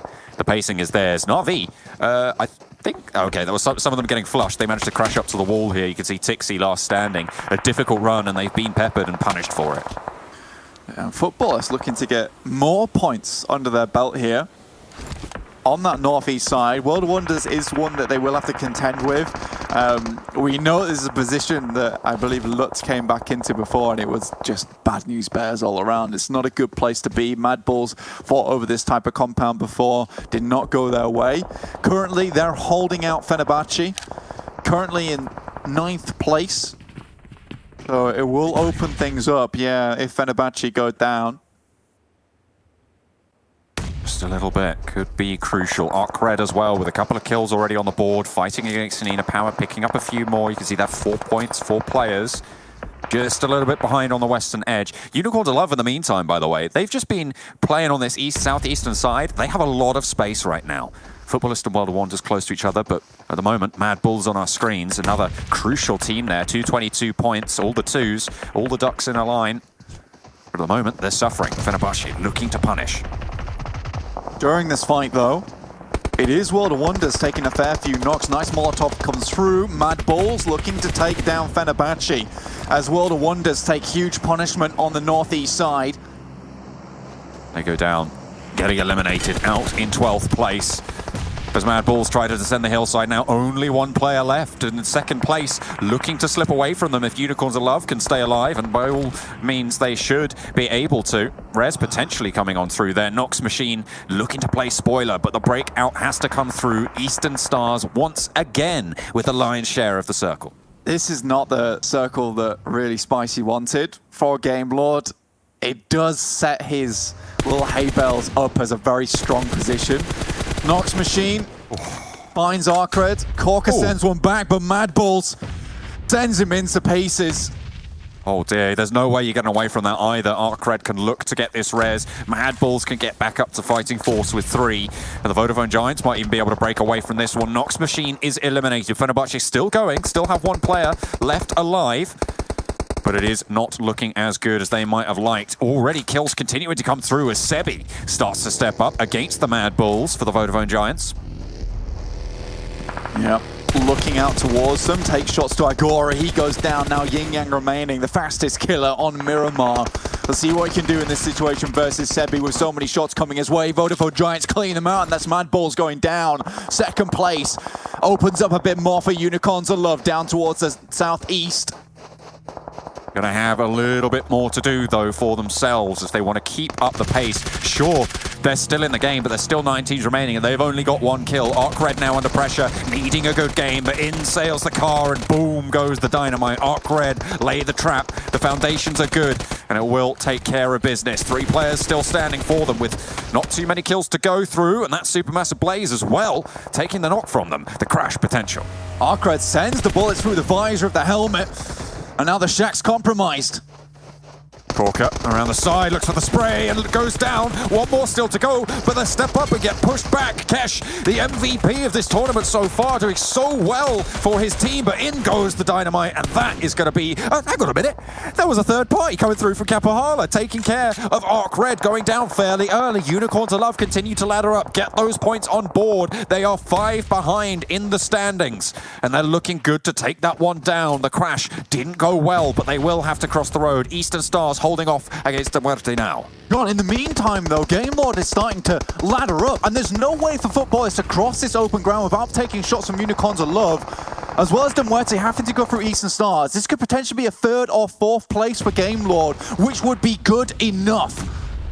5 teams remain now as Futbolists are eliminated. Unicorns of Love take control of the roadside. Spicy has had such a good time of it on this one. Rokis will need to reposition as the Muerte mount their push. Eastern Stars, for the first time, going to be challenged on their compound. The circle's there. This gives Spicy time. His compound being within the circle would mean he's highly compromised. Lots of teams would be going for that position. Now he can wait for other teams to take shots against one another. 4th place should be guaranteed now with Muerte starting to fight against Eastern Stars. If this fight concludes, Eastern Stars lose a player pretty early on. INGUSH able to take care of that one. Kapahala and OCTAVIAN not playing together, but there's the off angle. OCTAVIAN stands up tall for the team and cuts off the rotate, but the need to seal the deal. 3 players down for De Muerte. 1 player down for Eastern Stars, and already one has been flushed. DREY now in a 1 versus 2 against the Eastern Stars. Kapahala leads the charge over to DREY's position. Nade in through the corridor, but the flushes are coming through as well. Down the longhouse. They try to push the boat out, but DREY drops out the back. Not going to be able to get caught just there. OCTAVIAN might be able to give that info, and the res potential. Nade into the back. Kapahala pushes forwards, and INGUSH getting rezzed. Asked to batter down the door, but the Resurrect might just go through. OCTAVIAN not there to help here. Kapahala goes to the pre-fire, doesn't find it. OCTAVIAN on his knees. BAZZI still alive. 1 goes down. That's 12-18. They're coming into third party this fight. They've heard the commotion, and what a time to strike. They've taken control of this circle. They've moved up to the ridgelines, and there's nothing that Eastern Stars can do here. Unicorns of Love have got this opportunity as well, as Spicy finally going to be taken care of in the blue. 5 teams still remain, though, so 5th place might still be on the cards. The back line for 12-18 taken care of as STRYCKER takes a tumble. This fight is taking too long for Spicy, and he's out in the blue. He's having to heal. He just wants this game to accelerate. 13 still alive. 12-18 refusing to move much further with STRYCKER going down. GK first stands up for just a brief second, but won't find anything. DREY managed to get INGUSH back up, but did go down in the process. INGUSH now, last player standing. Unicorns of Love repositioning slowly as Spicy goes down. That's going to be Game Lord eliminated. They still get quite a few points for 5th place. They'll be okay. They'll still be in the running for that PMGC spot as Unicorns of Love move up to the ridge. It is not what they wanted, though. Unicorns of Love making this push perfectly, taking over control, the confusion, the chaos made from 12-18's third party. Get up into the personal business there. Muerte looking to get enveloped by the blue. Eastern Stars had so much for so long, but now they're down to 3, and the Sharks are in the water. 12-18 send back a bit. Pick Chulika back up again. They know if they want to secure their position down towards the bottom of the leaderboard again to PMGC, they will need 4 members here. They need to be full force here, John. Things start to slow down just a little bit. They know that INGUSH is out there. They want to clear this out before they go for the fights. They know the value of these points for them. The nades come through. Unicorns of Love, they've outlasted the Mad Bulls by a significant margin now. A 10 grand point right there. Top of your screen. Very important. They will be getting that on placements guaranteed. The question is how many more can they open up with a lead into the final game? They can make it so rough for the Mad Bulls here, John. 4th place, it would be decent with the 5 kills, but these boys are looking for the win. They open it up. OCTAVIAN goes down. Molotov in hand. They want to set a blaze to the Eastern Stars. And they will be able to find it as well. 2 players going down for the Eastern Stars, just BAZZI remaining. And they still have a player from Muerte. Hang on a minute, he's playing still. INGUSH gets the spray, nearly makes it into the circle. Not quite, didn't have any meds more, but Klein will fall for it. And 12-18 lose a player to an off angle. Rollkiss moves through. And the Eastern Stars, they're on 2, but Unicorns of Love on 3. 12-18 with only 1 kill here, though. It's not really enough. If they can get the chicken dinner, 15 points would be fantastic. But they'll be going away with 12 points. Fresh, though. Sees where Chulika's playing from, sees that smoke being unleashed, nades over the top side. Unicorns of Love might be able to do a lot of damage with this one. Evo Station goes down. It's a perfect arc.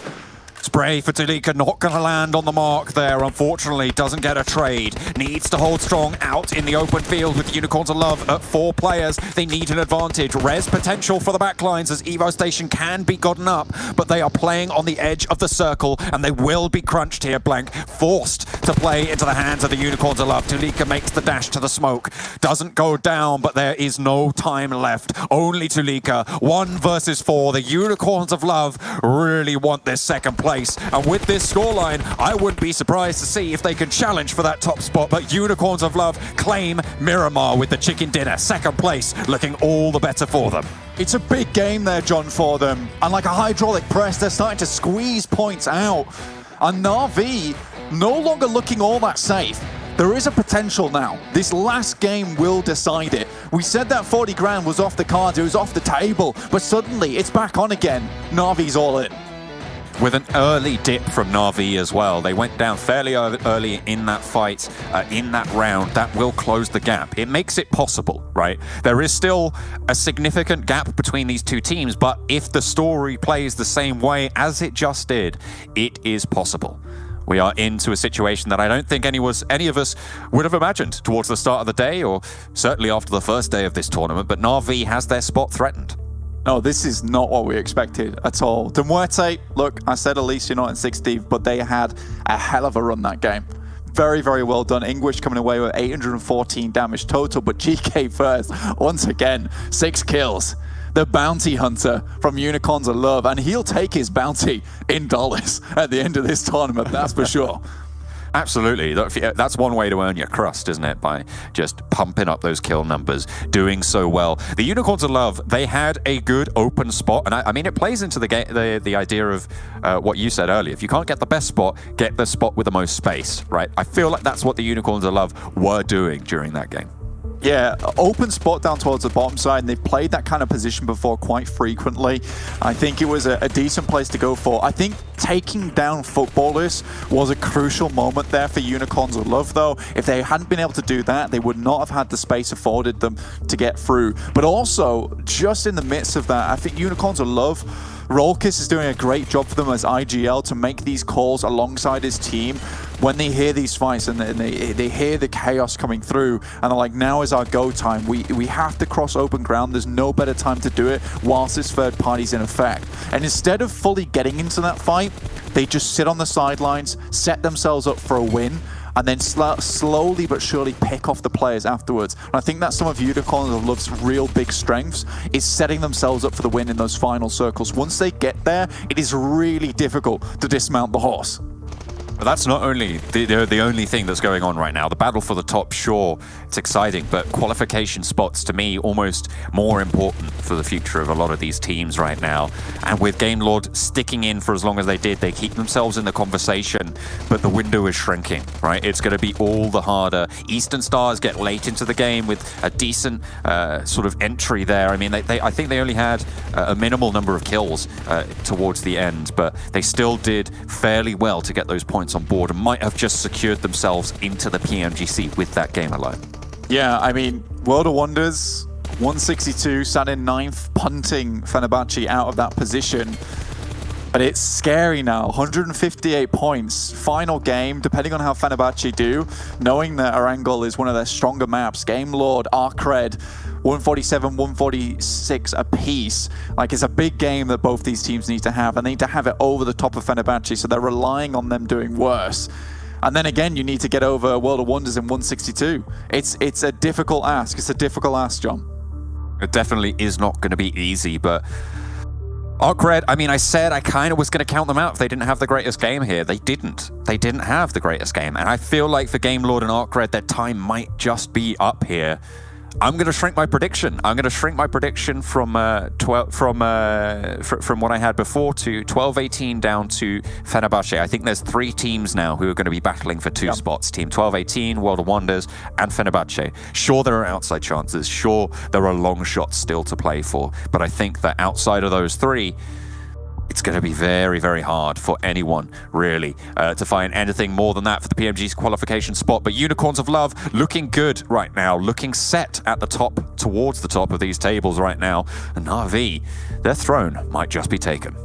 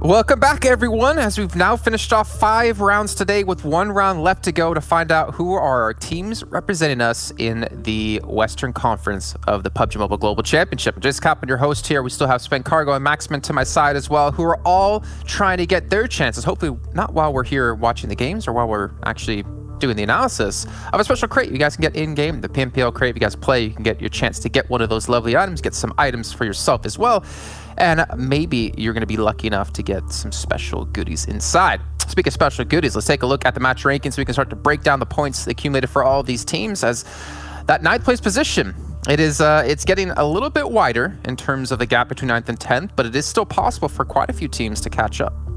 Yeah, we're getting close to that 165 point limit that we brought up at the start of the show on the pre-show, and it's becoming a reality right now. But when you're looking at also this game in particular, Span, we talked about the teams are trying to aim for that first place. Na'Vi had a little bit of a hardship to cross over that road, and in fact, Unicorns of Love are able to actually get himself a 25-pointer.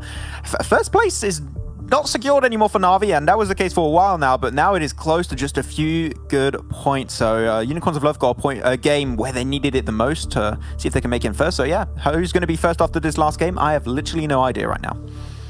Me neither. I mean, it really just comes down to their performance at this point. Na'Vi going out super early. I mean, I think we're just going to see Na'Vi and Unicorns of Love just duking it out the entire time is my guess. Oh, yeah. See which one's going to go on ahead and last the longest in this next one. Eastern Star is also doing really well with 16 total points. I wonder if that's just going to go on ahead and secure the end of it. The going through for them as well, or if they're gonna, I couldn't even think about it. I'm just like, or they still should go on ahead and play, well to double make sure, because 12-18, some other teams are really close. Yeah, 12-18 ARCRED, they need to get himself a really good game to make sure they can get into it. The French team also get himself 6 points just to make sure that they're still in the racing. I believe there's still a chance for them to make it in top 9 in the last game. It's real close, Jason, so there's not a lot of room for mistakes, but man, it feels bad for Canina Power still. They just did not have the day they were supposed to have. Yeah, they really didn't, and it's unfortunate, but it's how the cookie's going to crumble here, right? You can't just expect to have one good day, and Canina Power didn't even have one good day, unfortunately. But that is going to be, I think, one of the first times we're not going to see them at such a big international tournament, especially Old Boy, who's been around for such a long time, hence the name Old Boy. But you know what? That's what's going to happen if the team can't perform when you need to across these 4 days. But let's take a look at our top players. I'm curious if it's going to be Unicorns of Love across the board for all three, and well, we're only going to get one. Catch just always seems to sneak in there, as well as INGUSH as well. Muerte, to be fair, we haven't seen this team for the first 3 days of this event, but today, if they could have just replicated that performance at least once or twice more, that could have been a team that was in contention as well. It's always the point of that we make about a team that literally has nothing to lose, so they just start to play well when there's literally almost no more of a chance for them to make it into the PMGC. So it's very unfortunate. So I hope that when they look back on this event in particular, they'll think, okay, this play style that we were going a little bit more aggressive and just not caring too much about how we rotated into the circles, especially, it seemed like that's working out for them. So yeah, hopefully they can look back on this and improve and build a strong basis upon this type of gameplay in the events to come. Yeah, I mean, I hope to see that. We've seen, again, so many teams we never would have expected to. A lot of the old guard seeming to not be able to compete anymore here, Span, and it's time for other teams to come up. I mean, football is lucky for them, looking like they're going to qualify. They should be qualifying. But again, there's a lot of teams from Turkey, a lot of teams from CIS that I'm expecting next year as well to potentially knock out some of these rosters and some of these teams from the PMGC contention. I don't disagree. There are so many teams that are actually really close this time that, I mean, they should just take this as a learning opportunity, like Max Ben was saying, and see what else they can do next time, because they were really close. There's just obviously a couple more things that they need to go on ahead and polish out.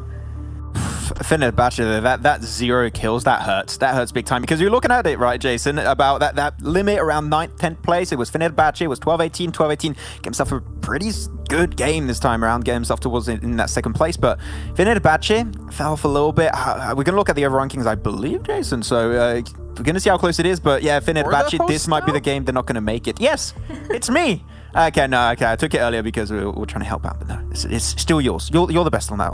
That's cool, Jason. Let's switch it up. You host now. I'll be analyst. No, I don't want to do it. Tell me about ARCRED then. That looks nuts. Yeah, ARCRED put up some pretty good damage here. I mean, 1,300 damage, but 11 kills. Really were able to lock them down. I think they've realized it's time to pick up some kills. There's a phrase I wanted to say. I don't think it's very PG friendly. They have realized we got to make something happen. I asked before, are we going to see some teams mix some things up, realize there's only a few rounds left to go, and maybe ARCRED were one of the teams to do so, but they still at the moment are not in contention or not in top 9. Max? It's overall time though. I've been told it's time for overall, so we're going to do overall right now. So we're going to look where it is. There you go. That's why I'm not host. There you go. Yeah.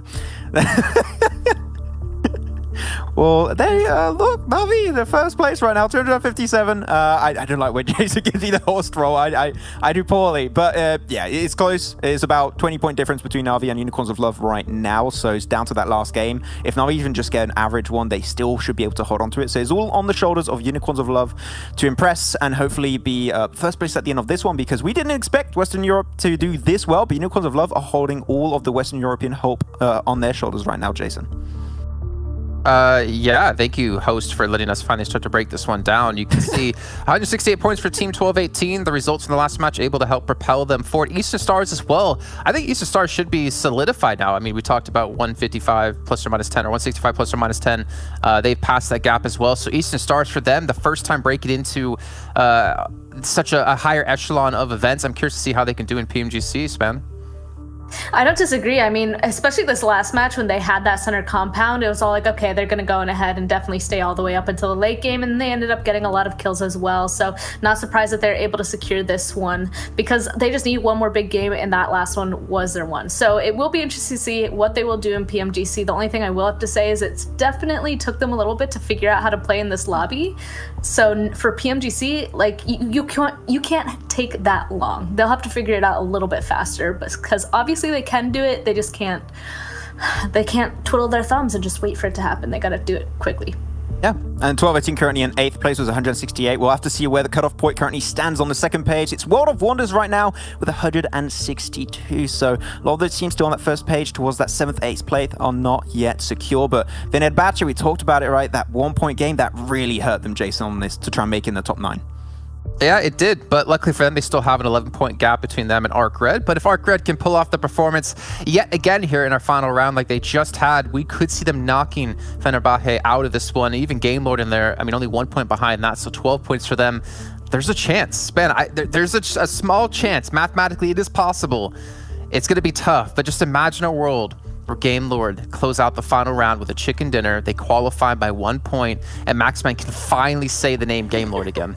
I mean, they can. It's totally possible. 146 to getting 162. It is definitely possible. I mean, obviously, it would be helpful if World of Wonder Team 12-18 go out a little bit early, but then they do have to stay alive for the longest amount of time. Not necessarily maybe even winning it out, but definitely staying alive into the later game and participating in a bunch of fights to get kills.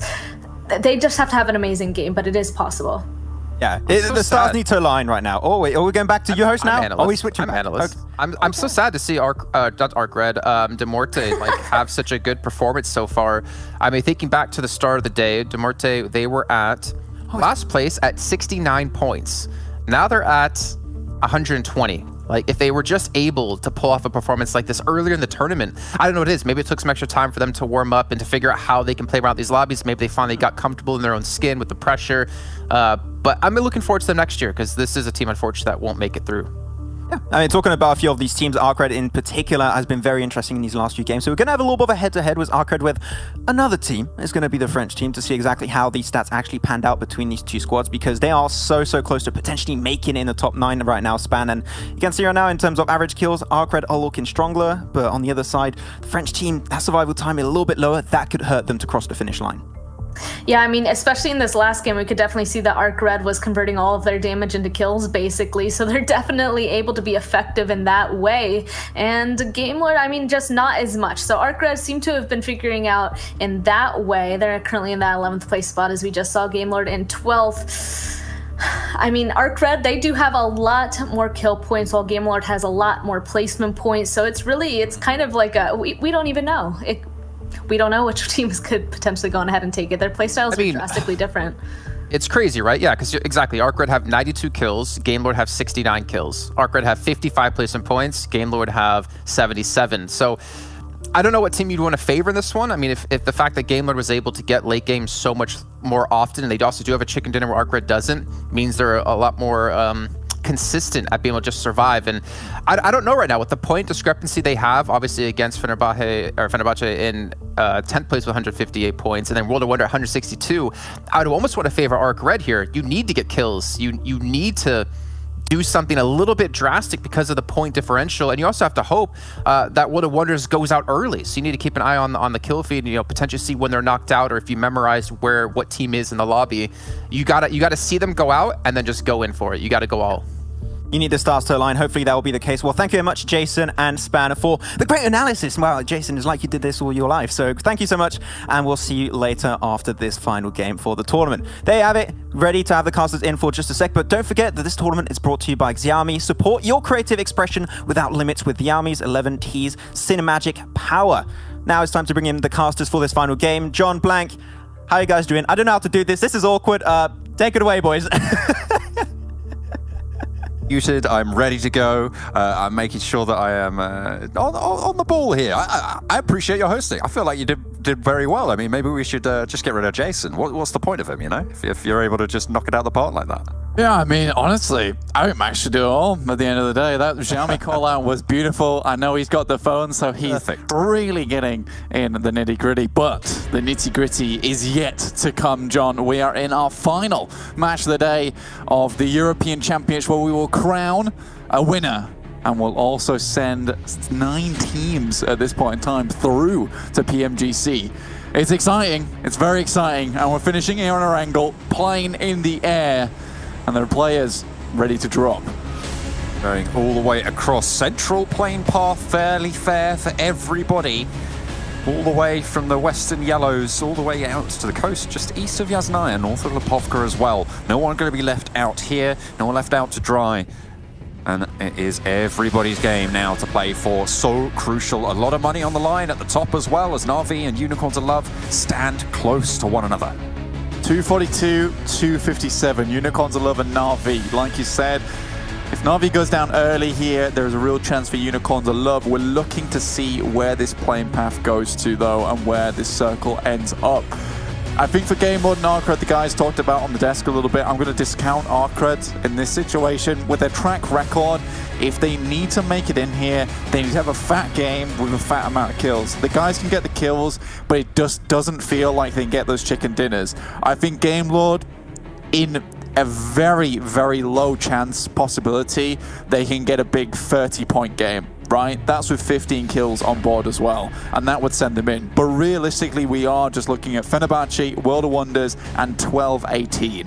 There's 2 teams from this lot, like you said, John, that can make it in, but we'll keep up to date with Game Lord and ARCRED, just in case that little miracle does happen. There's the glimmer, there's that glint in the eye, right? That you think maybe something can happen. As well as being challenging at the top as well, Na'Vi not secure fully. The question is, how long can they last? If they get to, say, 6th place, I don't think it's possible. I don't. If you get to top 6 as Na'Vi, I don't think it's possible for Unicorns of Love to catch, barring, you know, like a 20-kill chicken dinner, which we haven't seen so far. I think our record is 19, right? Coming through this tournament so far. So it would need an exceptional performance from them. It would. And I think for Unicorns of Love to make this happen, like you said, it would have to take an exceptional performance, as well as Na'Vi having to go down early. Similarly, for Game Lord, they're right next to the team that has to go down early. They're right next to World of Wonders. They could take their chance with it and try and take them out now, meaning I think if I've calculated this correctly, it would only need a 23-point game. Only need a 23-point game. But yeah, it is so tough. The teams around them, however, very close in contention. 168, 162, 158. There's a lot of movement there to happen between those 3 teams. Very, very scary indeed. Mad Bulls, most likely here now, just looking to hold on to their 3rd spot. Futbolist can challenge out for it with 206 points. Again, let's remind you guys at home, the prize pools, 40 grand right at the top, down to 28 grand. Down to 18, down to 10 in 4th place. So there's a lot of money on the line here for these teams to try and eke out those final points. For Mad Bulls, it's really just a case now of holding on to their 18 grand. For Futbolist, they're looking for that juicy 8,000. What it's all about, really. I mean, they're looking good to have qualified. A lot of these teams, S2G, Papara Supermassive Blaze, Futbolist, Mad Bulls, Unicorns of Love, Na'Vi, all feeling good to qualify here. Very little that can be done to knock them out at this stage. And even the Eastern Stars on 175 points, looking good to stay alive here, barring some pretty miraculous turns of events. I mean, it looks quite good. 3 teams would need to leapfrog them in order for them to not make it in here. In what they can get done. Not going to be a river finish, not this time around, Blank. A lot of Sosnovka military base in the circle, but we're looking around that farm area for the finish. Yeah, but this does make things slightly awkward for a fair few of these teams in the lobby, because, you know, there is a lot riding on this game for some of them. ARCRED, Game Lord, 12-18, World of Wonders, Fenerbahçe. You got to make a decision. Do you head down to Sosnovka early on the next circle, depending if it goes through, or do you head down now? and just hedge your bets, really. And I think it's these difficult decisions that present themselves and teams who make those difficult decisions which really determine the difference between a PMGC team and a team that just does not make it in. I am stressed out. Yeah. I am stressed out, John. I'll put it that way. Yeah, that's fair enough. I mean, never has that Yasnaya Poliana position, that combat, that drop between these two teams being more important, though, as well. World of Wonders, a team in the throes of it, with Game Lord, a team that needs a great result in this game in order to have a chance of qualifying for PMGC. The question of egress still is going to be one that is running through the minds of both of these teams. How can we get away from this? How can we move forwards? Do we want to take the fight? Do we leave? It is so nerve-wracking as the final game of the tournament looms. Right, John. Kapahala Supermassive Blaze get away, just about intact, almost falling to tatters there. Kanina Power just running it down, and why not? I mean, they've got nothing left to lose at this point. There's no way that Kapahala Supermassive Blaze lose players on early drops. It just doesn't happen, Blank. They get in vehicles, and that's it. There's no way you can challenge them for it. Gonzo finds out all about why. Old Boy sails past and has to divert attention, divert rotations, and falls away. It seems like this team is early invincible. Kapahala Supermassive Blaze hold on. But you're right, Kanina Power circling around. Very unlikely that they're going to make it through, especially if they lose a player like this early. The spray is good, the nade over the top, and there's a knock. Kapahala Supermassive Blaze pick up yet another point. Great for them. They'll take it. Happy days. Kapahala Supermassive Blaze here just looking for a few more kills on the cards. AXA very, very low here. Looking towards the rest of the map, Eastern Stars still up towards Kameshki. This is a great place to be in, particularly for holding on to points and holding on to position. You know, they're going to slow things down, make sure they at least get towards that top 5. That would be grand. Maybe pick up a few kills on the way. But they're not looking for anything gigantic, John. No, they don't need it. They don't need it. Getting into PMGC is more important than laddering up for them right now, as it is for the teams that we talk about so much in this pre-game, during the early stages of this game as well. AXA looks for some shots with the DP. After a Supermassive Blaze, they can potentially step up and leapfrog over Futbolist in this scenario. Only 10 points behind at the start of the game. Tron steps out a little bit too bold there. Old Boy punishes. Happened a few times with Tron here for Kapahala Supermassive Blaze getting caught out. I mean, he had that miraculous run around the tree, which became his best friend in game number 4, sorry. Realistically, though, I'm not looking at this fight. I think the major bit of contestation on the map that I'm looking towards is Unicorns of Love and Mad Bulls. They're so close to one another. If Mad Bulls can take down Unicorns of Love early, it opens up an opportunity for them to leapfrog into second place. It's a long shot, but it's there. It is there for them. So Mad Bulls could hold out the guys from Unicorns of Love. Now they're forced to move into the circle. It's the blue that's pushing them, and currently Mad Bulls have priority, but they are split. But up just a little bit too much there. Exquisite Décode UK picking up a couple of points as well. And Old Boy now last player alive, goes for the spray. Gets Savian. He's out in the open, but he wins the challenge. Okay, fair enough. Old Boy standing tall. Kanina Power. They're a proud team. They have had a long history, and a lot of these players as well, very known, won't be going anywhere in the near future. They want to go out with a shout. I mean, fair enough to them. I mean, they, like you said, they're a proud team, and they deserve to be a proud team. And it is unfortunate, but sometimes that's the way PUBG Mobile goes. You just don't make it in. Now, the real test of a true strong team is one that can stick together through the generations and come back kicking next year. Looking at their performance in CIS, they did so well. And it would be upsetting to see this team come away from this disheartened, because they are very, very good. Now, Unicorns of Love, very close to Mad Bulls at the moment. You can see they're down towards the southwest of the map, and Mad Bulls refusing to budge at the moment. Is it Décode UK now? Giving them jip. Seems like the bottom of the table's really going for the top right now. And they're holding. They're doing okay. They're doing okay in these spots. Nade in through the window. Corsair needs to position carefully. The top floor and avoids the bombardment for now, but will into the ground floor. Trying to take care of business. Has the off angle as well. Tron does finally go down. Sorry, Savian finally goes down there. Corsair tries to jump out the side. Player against the wall as well, with Will on the inside. Need to be careful. The crossfire setup, but gives them the slip. Gets out of the middle. The trap is a little bit diffused there, but Corsair needs to challenge Will. Goes for one, gets the trade. Swaps the guns as well. Will looks for the drop shot, but he doesn't have the bullets in the mag. And Corsair stands up strong. Papa Supermassive Blaze. They got a hell of a squad, and they will continue to frag on out. Damage found as Daddy lands a shot there, but not going to be able to get the flush just yet. Over the wall, gets to safety. Around the corner, Daddy jumps out wide, goes for the drop shot, and it's good. Corsair finally taken down. It took 3 of them to do it, but it will get the flush. Finally. You know, Exquisite Décode UK, they lose a player at the beginning, but they're still able to stand up tall versus Papara Supermassive Blaze. Just Ketch remaining. Still not the first one to go out for the final time here in the European Championships. Vodafone Giants down towards the south side around Fenerbahçe. Fenerbahçe in an awkward spot at the moment. Remember, they're towards that middling position of the leaderboard. They need to hold on to these points. Currently, they are surrounded.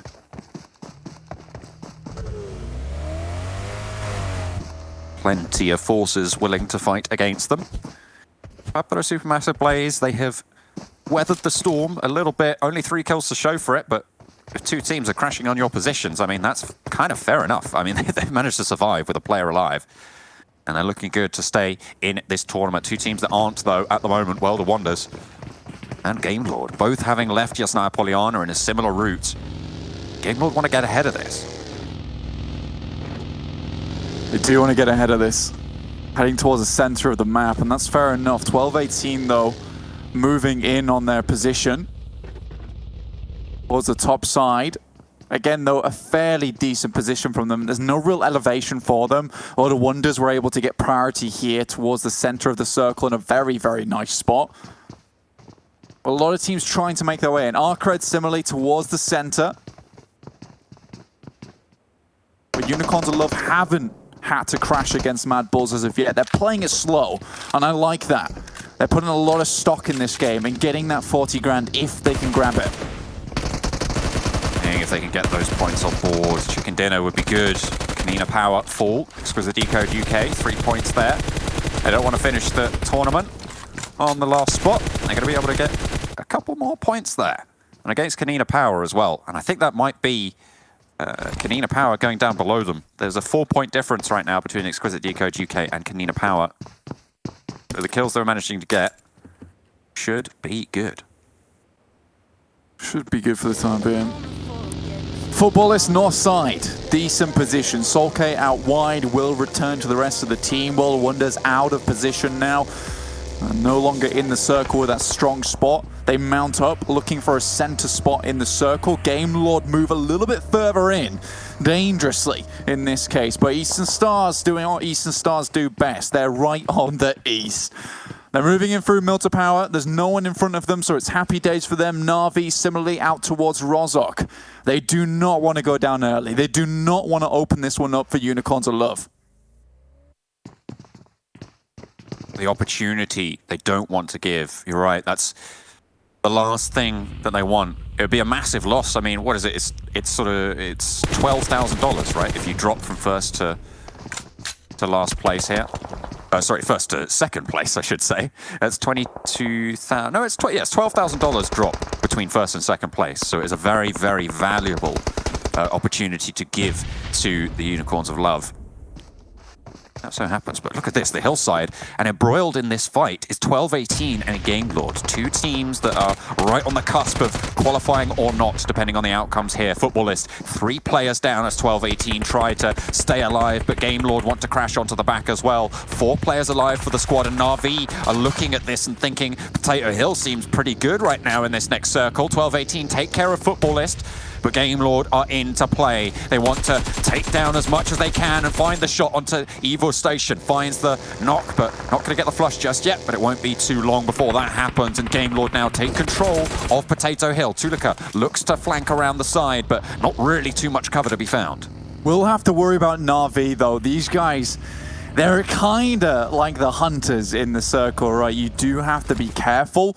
I believe Game Lord have a rough idea where Chillick is currently holding, but Na'Vi swinging around the side. Nades start to come over the top, so Game Lord realizes another team in this situation. Narvelo's got to be careful of Tulika. He's riding right out in the open next to him. Well, with the smoke blooming, though, you've got to know that there's a player in this bunker, so hops out rather pertinently. 12-18 now. If they go down here, this is disastrous. They are in at the moment as things stand, but if teams below them have good games, it could be disaster. Tulika goes for the fight, stays alive, and manages to get the knock onto Narvelo, but he's taken down on the off angle from down below. There's still players standing for Game Lord, 3 of them alive as one flush comes through, and Na'Vi are into the fight as well. Akashi in the buggy, laid bare on the hillside, but snakes around, staying alive, a sliver of HP, and manages to get back to cover. Na'Vi want to play spoiler here, but more than that, they want as many points between them as Unicorns of Love as possible. Narvelo out, down to just Akashi, Spicy, and Victor to continue this game. Na'Vi was probably the worst threat to run into here for Game Lord. Akashi, minimal meds, using the bandages to bring himself back up to speed.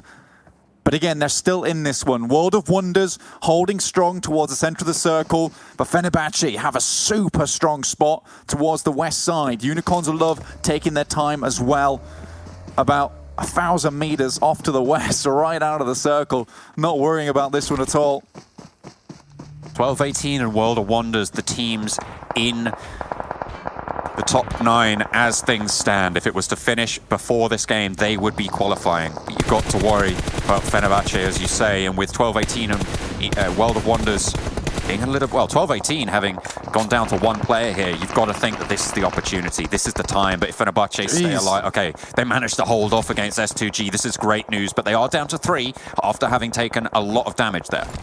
Again, Fenerbahçe getting any points is disastrous for teams like Game Lord, teams like ARCRED. 3 points is adding up. Now, I gave that provisional number before of 23 that they hit, now it's 26.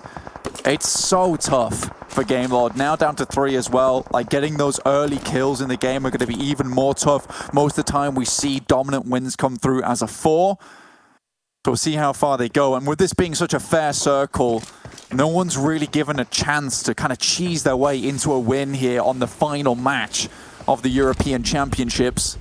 Muerte holding down a shack by themselves with the Mad Bulls. They've got eyes on all these teams towards the top, playing it safe, playing it slow. But Na'Vi, they get some elevated ground towards the northwest side. 2 kills already for Na'Vi, 1 kill for Unicorns of Love. At the start of the game, there was a 15 points difference, so that is going to open up to a 16-point difference, given Na'Vi have 1 extra kill point right now. The Unicorns of Love still with it all to do if they want to take that top spot. They have 5 chicken dinners in this tournament, Blank, the highest of any team by 2. And the Mad Bulls still get to get one. Mad Bulls looking for something here. Agori has already crossed over the coastal side, just underneath Vodafone Giants. I mean, it would be a crazy way to end the European Championships with a Mad Bull win. But that would sit them in 2nd place. Unless the Unicorns of Love can do something pretty big this game as well. It's nice to see Kitsune just showing his face. Unicorns of Love, they see it, they don't like it. That is some good scouting done. Na'Vi are taking a lot of ground here with Kitsune's position. Unicorns of Love might just want to chase a little bit. Oh, gets out of there just in time. The regroup, and they know there's a team to the southeast. This is great information that's being gathered by Na'Vi. It means that they can set up their hold on this compound very, very effectively. They need to be worried about the hills where World of Wonder currently sit, but there's no reason that World of Wonder are going to want to leave just yet. No, it's a fantastic spot. I think Na'Vi do have the best position within this circle, though. Fenerbahçe's spot does require a little bit of maneuvering to get out of there. And Na'Vi can leave whenever they want. It's pretty open ground around them, but a difficult position to crash onto. Vodafone Giants take shots over towards the Mad Bulls. Not having a good time of it. Unicorns of Love, similar situation versus Muerte. Okay, the circle shrinks. World of Wonders still in it. This is great news for their run.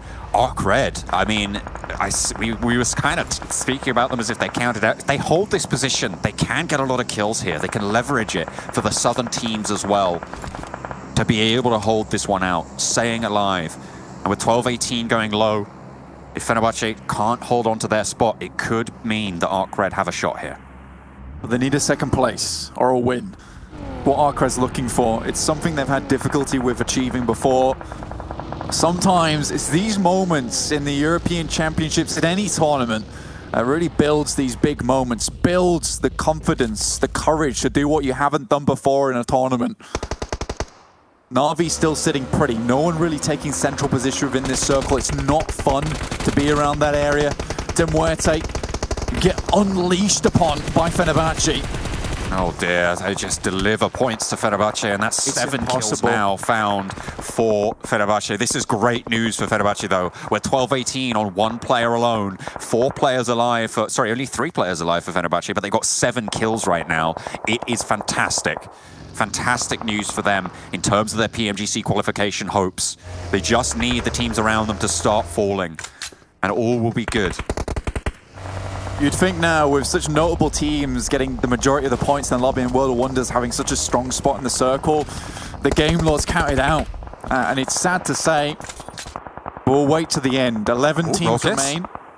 Raucus is going in, going straight past. They're crashing onto Na'Vi. This could decide the top of the tables. Blank, this is a crucial fight for the top spot in the tournament. Unicorns of Love crashing onto the compound, but one of them is down already. Raucus low, and Na'Vi will take out the push from Unicorns of Love, swept out from underneath them, and with it, they're guaranteeing themselves that top spot. There is no way that they can be dismounted now. Mad Bulls, the only other team close by in the standings. They might be able to take down Unicorns of Love in the standings, but there is no way. We have just found our winner. I'm pretty confident in that, Blank. Goodness me, Na'Vi just ruined the teams beneath them. Mad Bull's so close by as well, and Na'Vi looking to take them out. The Mad King cutting down the 2 princes beneath him, ensuring his reign. The Mad Bulls, 3 players alive, close by as well. And under the purview of Na'Vi, you have to wonder how far can they go. Game Lord now trying to stay alive, but no, Victor goes down, and with it, Game Lord eliminated. They can't get in, and they will fall from the tournament, fall from grace. ARCRED, 3 kills, 3 players, and still a hope, still a chance. Fenerbahçe, World of Wonders, 12-18 goes down as well. It's all to play for around the 9th place spot. And Eastern Stars holding on to their position. Is so good. Effect gets taken down. Just Yin Yang, Agori, but the nades are strong. It's huge over the top from Tixi. Will immediately lay Agori low. Just Yin Yang remaining, but those nades just aren't going far enough. They're looking to get that flush, and they're going to be able to find it as well. Yin Yang takes fire from across the way. World of Wonders have something to say, and they are pretty angry about it. Qualification in their sights right now, and they do not want to let this one slip. Na'Vi guaranteed all but to be going in as our top spot. $40,000 they've earned themselves in this tournament. A fantastic result here, but Fenerbahçe, 10 kills right now. They are absolutely striking out for these spots. They were adamant on not losing their post towards the middle of the table. These guys want to go to PMGC. They don't care if they come from the past of 1907. They're looking towards the future. They want to take it all. Eastern Stars trying to cross through. Again, a team that has secured their position. They've got 4 to 6 teams remaining. Regardless of what happens here, they should be fine. World of Wonders, they've been quiet so far, and that might be their downfall. They needed more points. Fenerbahçe right now have more points than World of Wonders, all things considered. And unless World of Wonders can leapfrog Team 12-18 in their spot, they will not make it. They're still alive, sure, but the placements aren't good enough right now to see them safe, I don't think.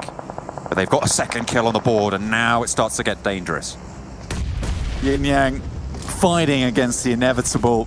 Nade chunks him for half. First aid kit's just 3 left. World of Wonders, they fly in though. Agori's still on the ground. Yin Yang goes down, immediately Mad Bull's eliminated, but the push from World of Wonders now, the crucial part of this game.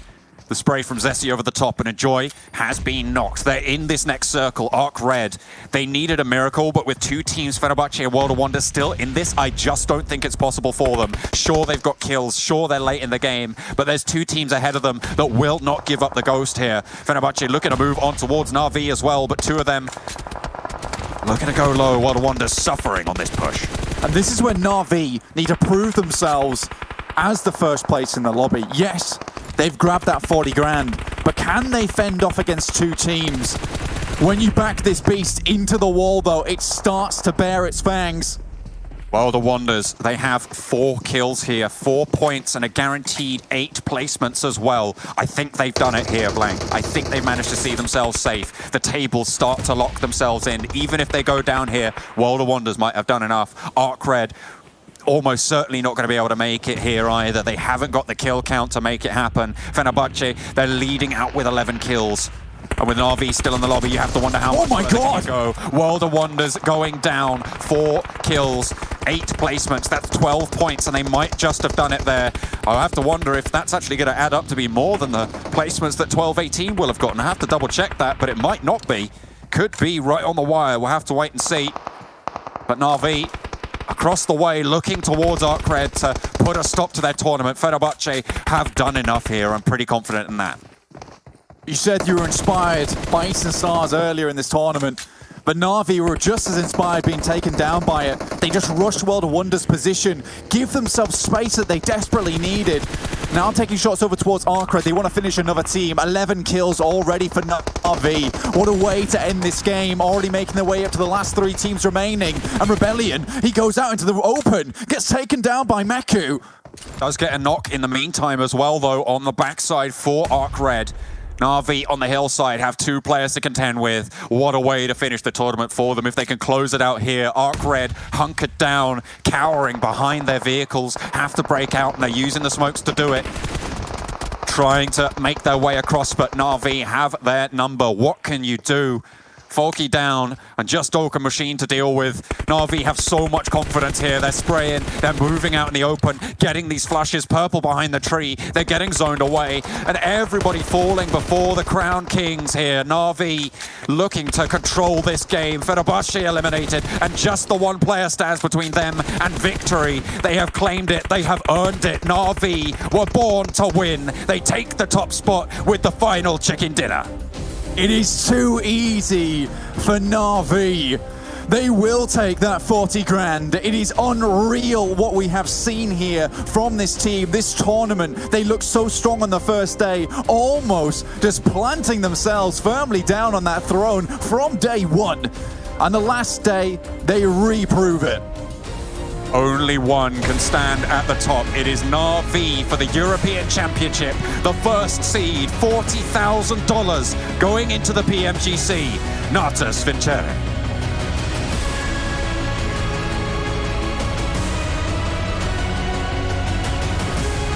What a way to close it out as well. Fantastic performance from Na'Vi. They take home the trophy. First place. Fantastic, fantastic news for them. A great way to close it out. Unicorns of Love weren't able to take that top spot. And in the end, it's Na'Vi to own the day with the final chicken dinner. Let's head over to the desk. Like you said, John, what a way to end it off. You take first place, you take the final chicken dinner, and you really set yourself aside from all the other teams coming out from this region. And now the question is, will they have a target on their back when they get into PMGC? They already placed 5th last year, but can they improve on it? Well, only time will tell. And honestly, guys, Sven and Maxman are going to join me here for this one. This team has really put their foot down and shown that they have just gotten better and better since last year. Like, come on, Jason, 144 kills over 18 games. Like, how insane of a number that actually is for this team. And you're looking at it, I mean, not even 18 games, sorry, 24 games. 24 games, yes, because I was looking at it. It wouldn't be Maxman. It wouldn't be a show there here you go. without him messing up math somehow. Have to close it off properly, right? But yeah, still, 144 kills over the course of those 24 games is an insane average when you look at it for this team. And I don't know really how it was going to work out. I know you have an old boy leaving the team, but man, they don't need Old Boy. Old Boy's not going to be in PMGC right now. This team has just been good from start to finish. Able to get himself some of the best plays we have seen in a long time. And man, I'm impressed, and I cannot wait to see what they can do potentially in the PMGC. Exactly. And I you're- can't wait to see. Yeah, well, I can't wait to see what happens with them either, because as we can tell, like, they had a couple of weird games coming in from the couple of second day, third day, but at the first day, today, they absolutely just blew it out of the water, blew it out of the park. They definitely know what to do when it comes to these games, these lobbies, and PMGC, I mean, that's the ultimate test of your skills, and I'm sure that Na'Vi is going to be somebody to watch. Yeah, they have to be. And the thing is, they've already been probably one of the, actually the most experienced team. Maybe them and Futbolist together, maybe a little bit even here when it comes to playing on this international level. And the thing is, for them, you got teams like Alpha 7 who pulled off 4 chicken dinners on day 1 at PMPL Americas. They've got some definitely tough teams to compete against, but I think going into this event and going into PMGC now, there's no doubt in our mind that Na'Vi is the team to beat at the moment. Yeah, I especially can't wait to see them go up against teams from South America. That's the kind of head-to-head I can't wait to see actually go down into PMGC. But yeah, hopefully the teams are now making it into PMGC, not only Na'Vi, but are going to try and prepare and put a lot of research against their new foes they're going to have to go up against, because and you're going in the league stage alone is going to be $1 million to go up against. So they get 40,000 now, Na'Vi. Let's see how much they can get out of that 1 million now. Ben, would you like to see overall standings? I would love that immensely. I'm going to give you the power. Bring it in. Let's see your hosting prowess. Okay, now we're going to go ahead and take a look at that overall leaderboard, the thing that we've all been waiting for. What teams are going to qualify to the PMGC, join Na'Vi and Unicorns of Love? The top 9 teams, starting off with, of course, in third place, Mad Bulls with a total of 231 points. That is... all of these teams played their hardest coming into this tournament. You could absolutely tell, and just all of these teams, I feel like, just increased in performance as the days went by.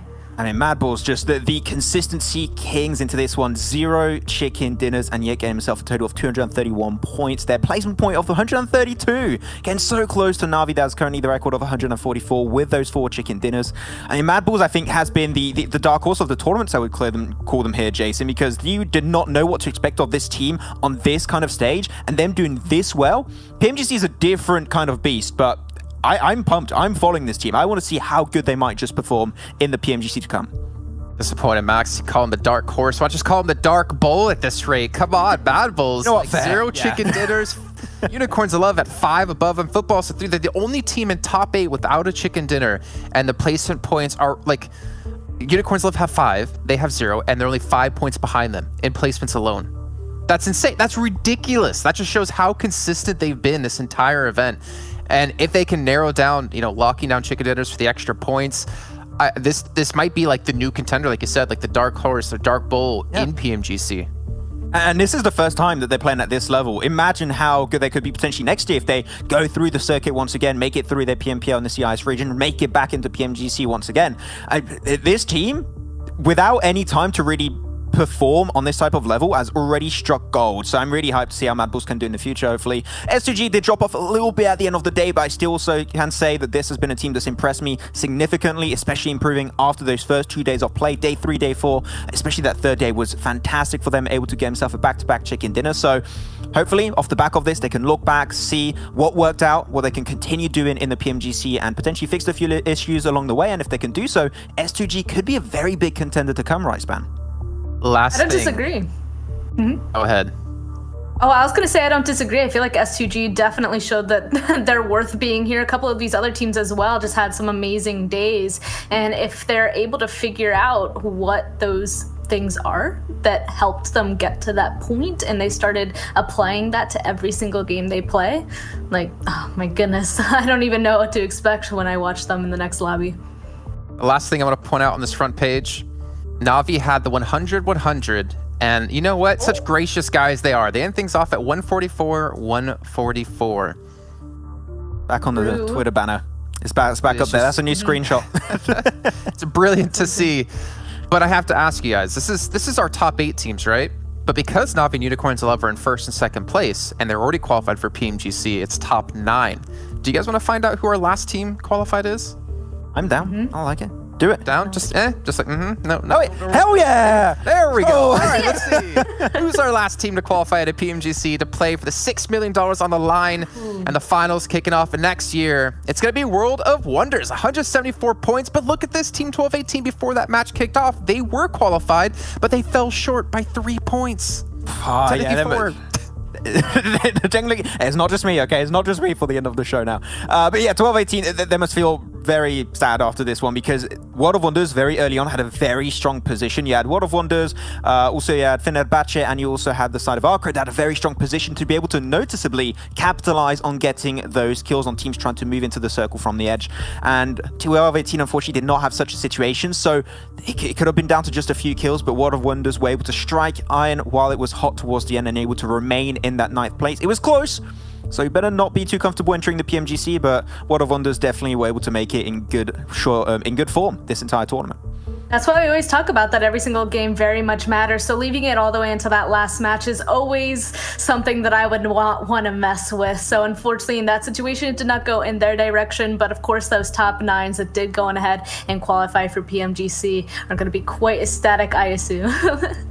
Oh yeah, I mean, they better be. I'm so excited to see what's going to be happening in PMGC. I mean, we've already had a couple of other regions finish off here for the actual event, right? And looking over the list, what I can see right now, not only the teams you have here from this event, but we have quite a few others. We got, let's see if I can scroll down. Yeah, Ghost Gaming's been able to make it through off of points alone. You got Furious over from Latin America points. You got Nextria Gaming from Turkey has already been able to make it through Alpha 7 we mentioned before. And there's a couple of other regions as well, but I believe those are in the Eastern Conference. And maybe I can get those a little bit later on for you guys. But I'm so excited. To be honest, every time we've had a big PUBG Mobile event, like for the last 2 years, it's just been gotten more and more competitive, stronger and stronger, and I have been able to pull up the East list. You got FaZe Clan, you got Bigatron, 4 Rivals, MS, Chonburi. You got so many good teams in all. I'm not going to name them all, but you guys can find them yourselves. But this is shaping up to be the best PUBG Mobile event we've had ever. Yeah. And why wouldn't it be?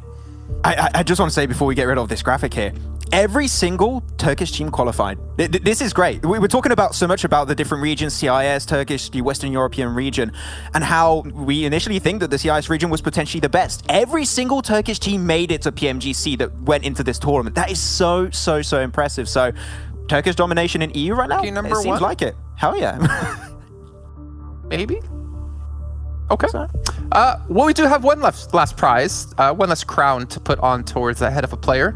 It is our MVP of the entire event. Now, normally I would have you guys predict, but I feel like we've had this player dominate just from the get-go, from the start of this event, from day one. They've always been at the top. I'm assuming it's him, because if it's not, then I'm going to look like a giant idiot. But let's see who's going to be our MVP from the entire event, winning $2,000 for themselves. My thought was that it's going to be Matic, but let's see who it's actually going to be in the end. It's got to be someone from Na'Vi, right? They've been dominating this entire time. Don't keep me waiting. Who's it going to be? Who is it? Oh, okay, drum roll. Oh, 6E! Hell yeah! I'm so happy because before the show I did a video and I had to choose who I thought the MVP was going to be, and it's Tixi.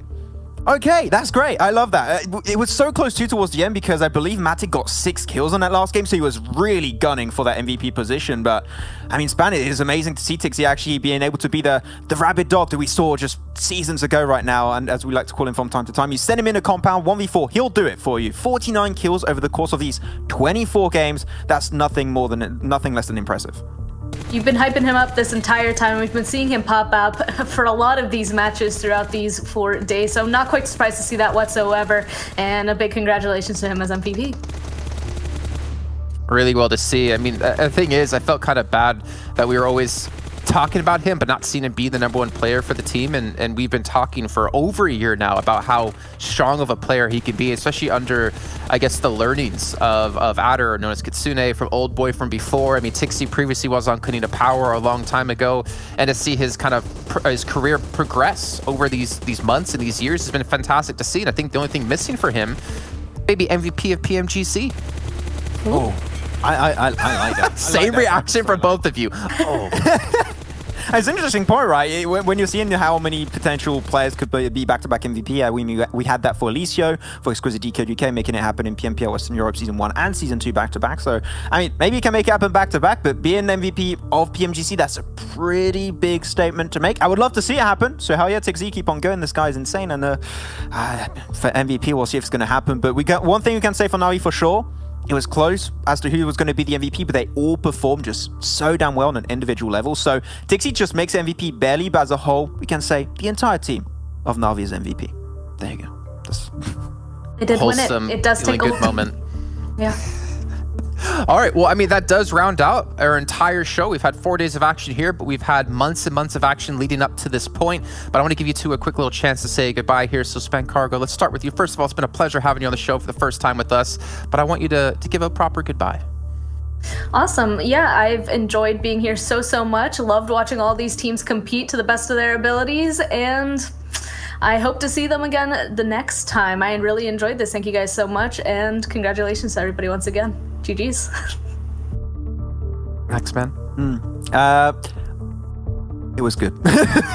No, really. No, it was a great tournament. As you said, right, it's been months and months and months of action leading to this point to make into PMGC. I'm hoping that the teams that did not make it into top 9 are not feeling too bad about themselves and are coming back strong in the 2022 season. Jason, I still do not forgive you for making me become host for a few minutes earlier, but thank you very much, Jason, for being host and making this all happen. It's great with you and having you around, so much love, man. Hell yeah. Now I have to be nice because you've never said anything like that to me. Hell yeah. Never thanks the host of the show, players or talent. But I do have to say to, for John Allen, for Imperium, for Copter, for Blank, obviously you two here as well. It's been fantastic having you all on the show, and big props as well to ESL for the production here, the months and the work they've been putting in from time and time again, doing multiple shows. Would never be possible without them, and it would never be possible without you viewers as well. We appreciate you guys tuning in every single day, supporting your favorite players, supporting your favorite teams, but your journey isn't done just yet. November 30th, we have PMGC kicking off with the West and East Conference. Make sure you guys join, because it's going to be crazy with a ton of PUBG Mobile action.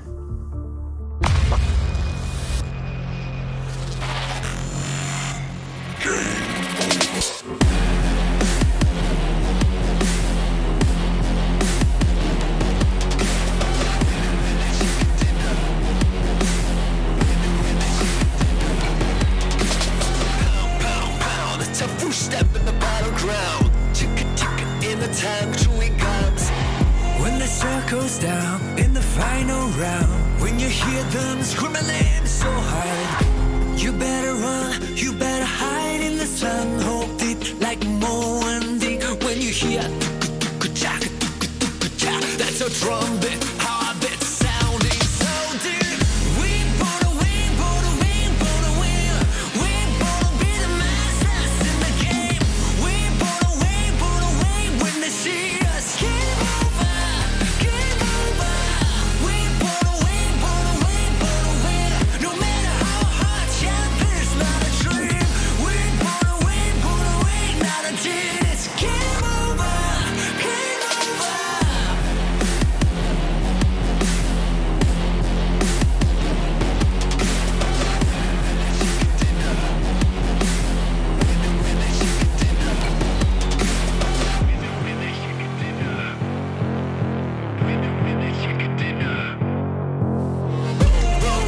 Waiting for ya in the right zone. Come and snap a rifle. Don't get alone. When the circle's down in the final round, when you hear them screaming so hard, you better run, you better hide in the sun, hold it like Mo and Dick. When you hear that's a trumpet.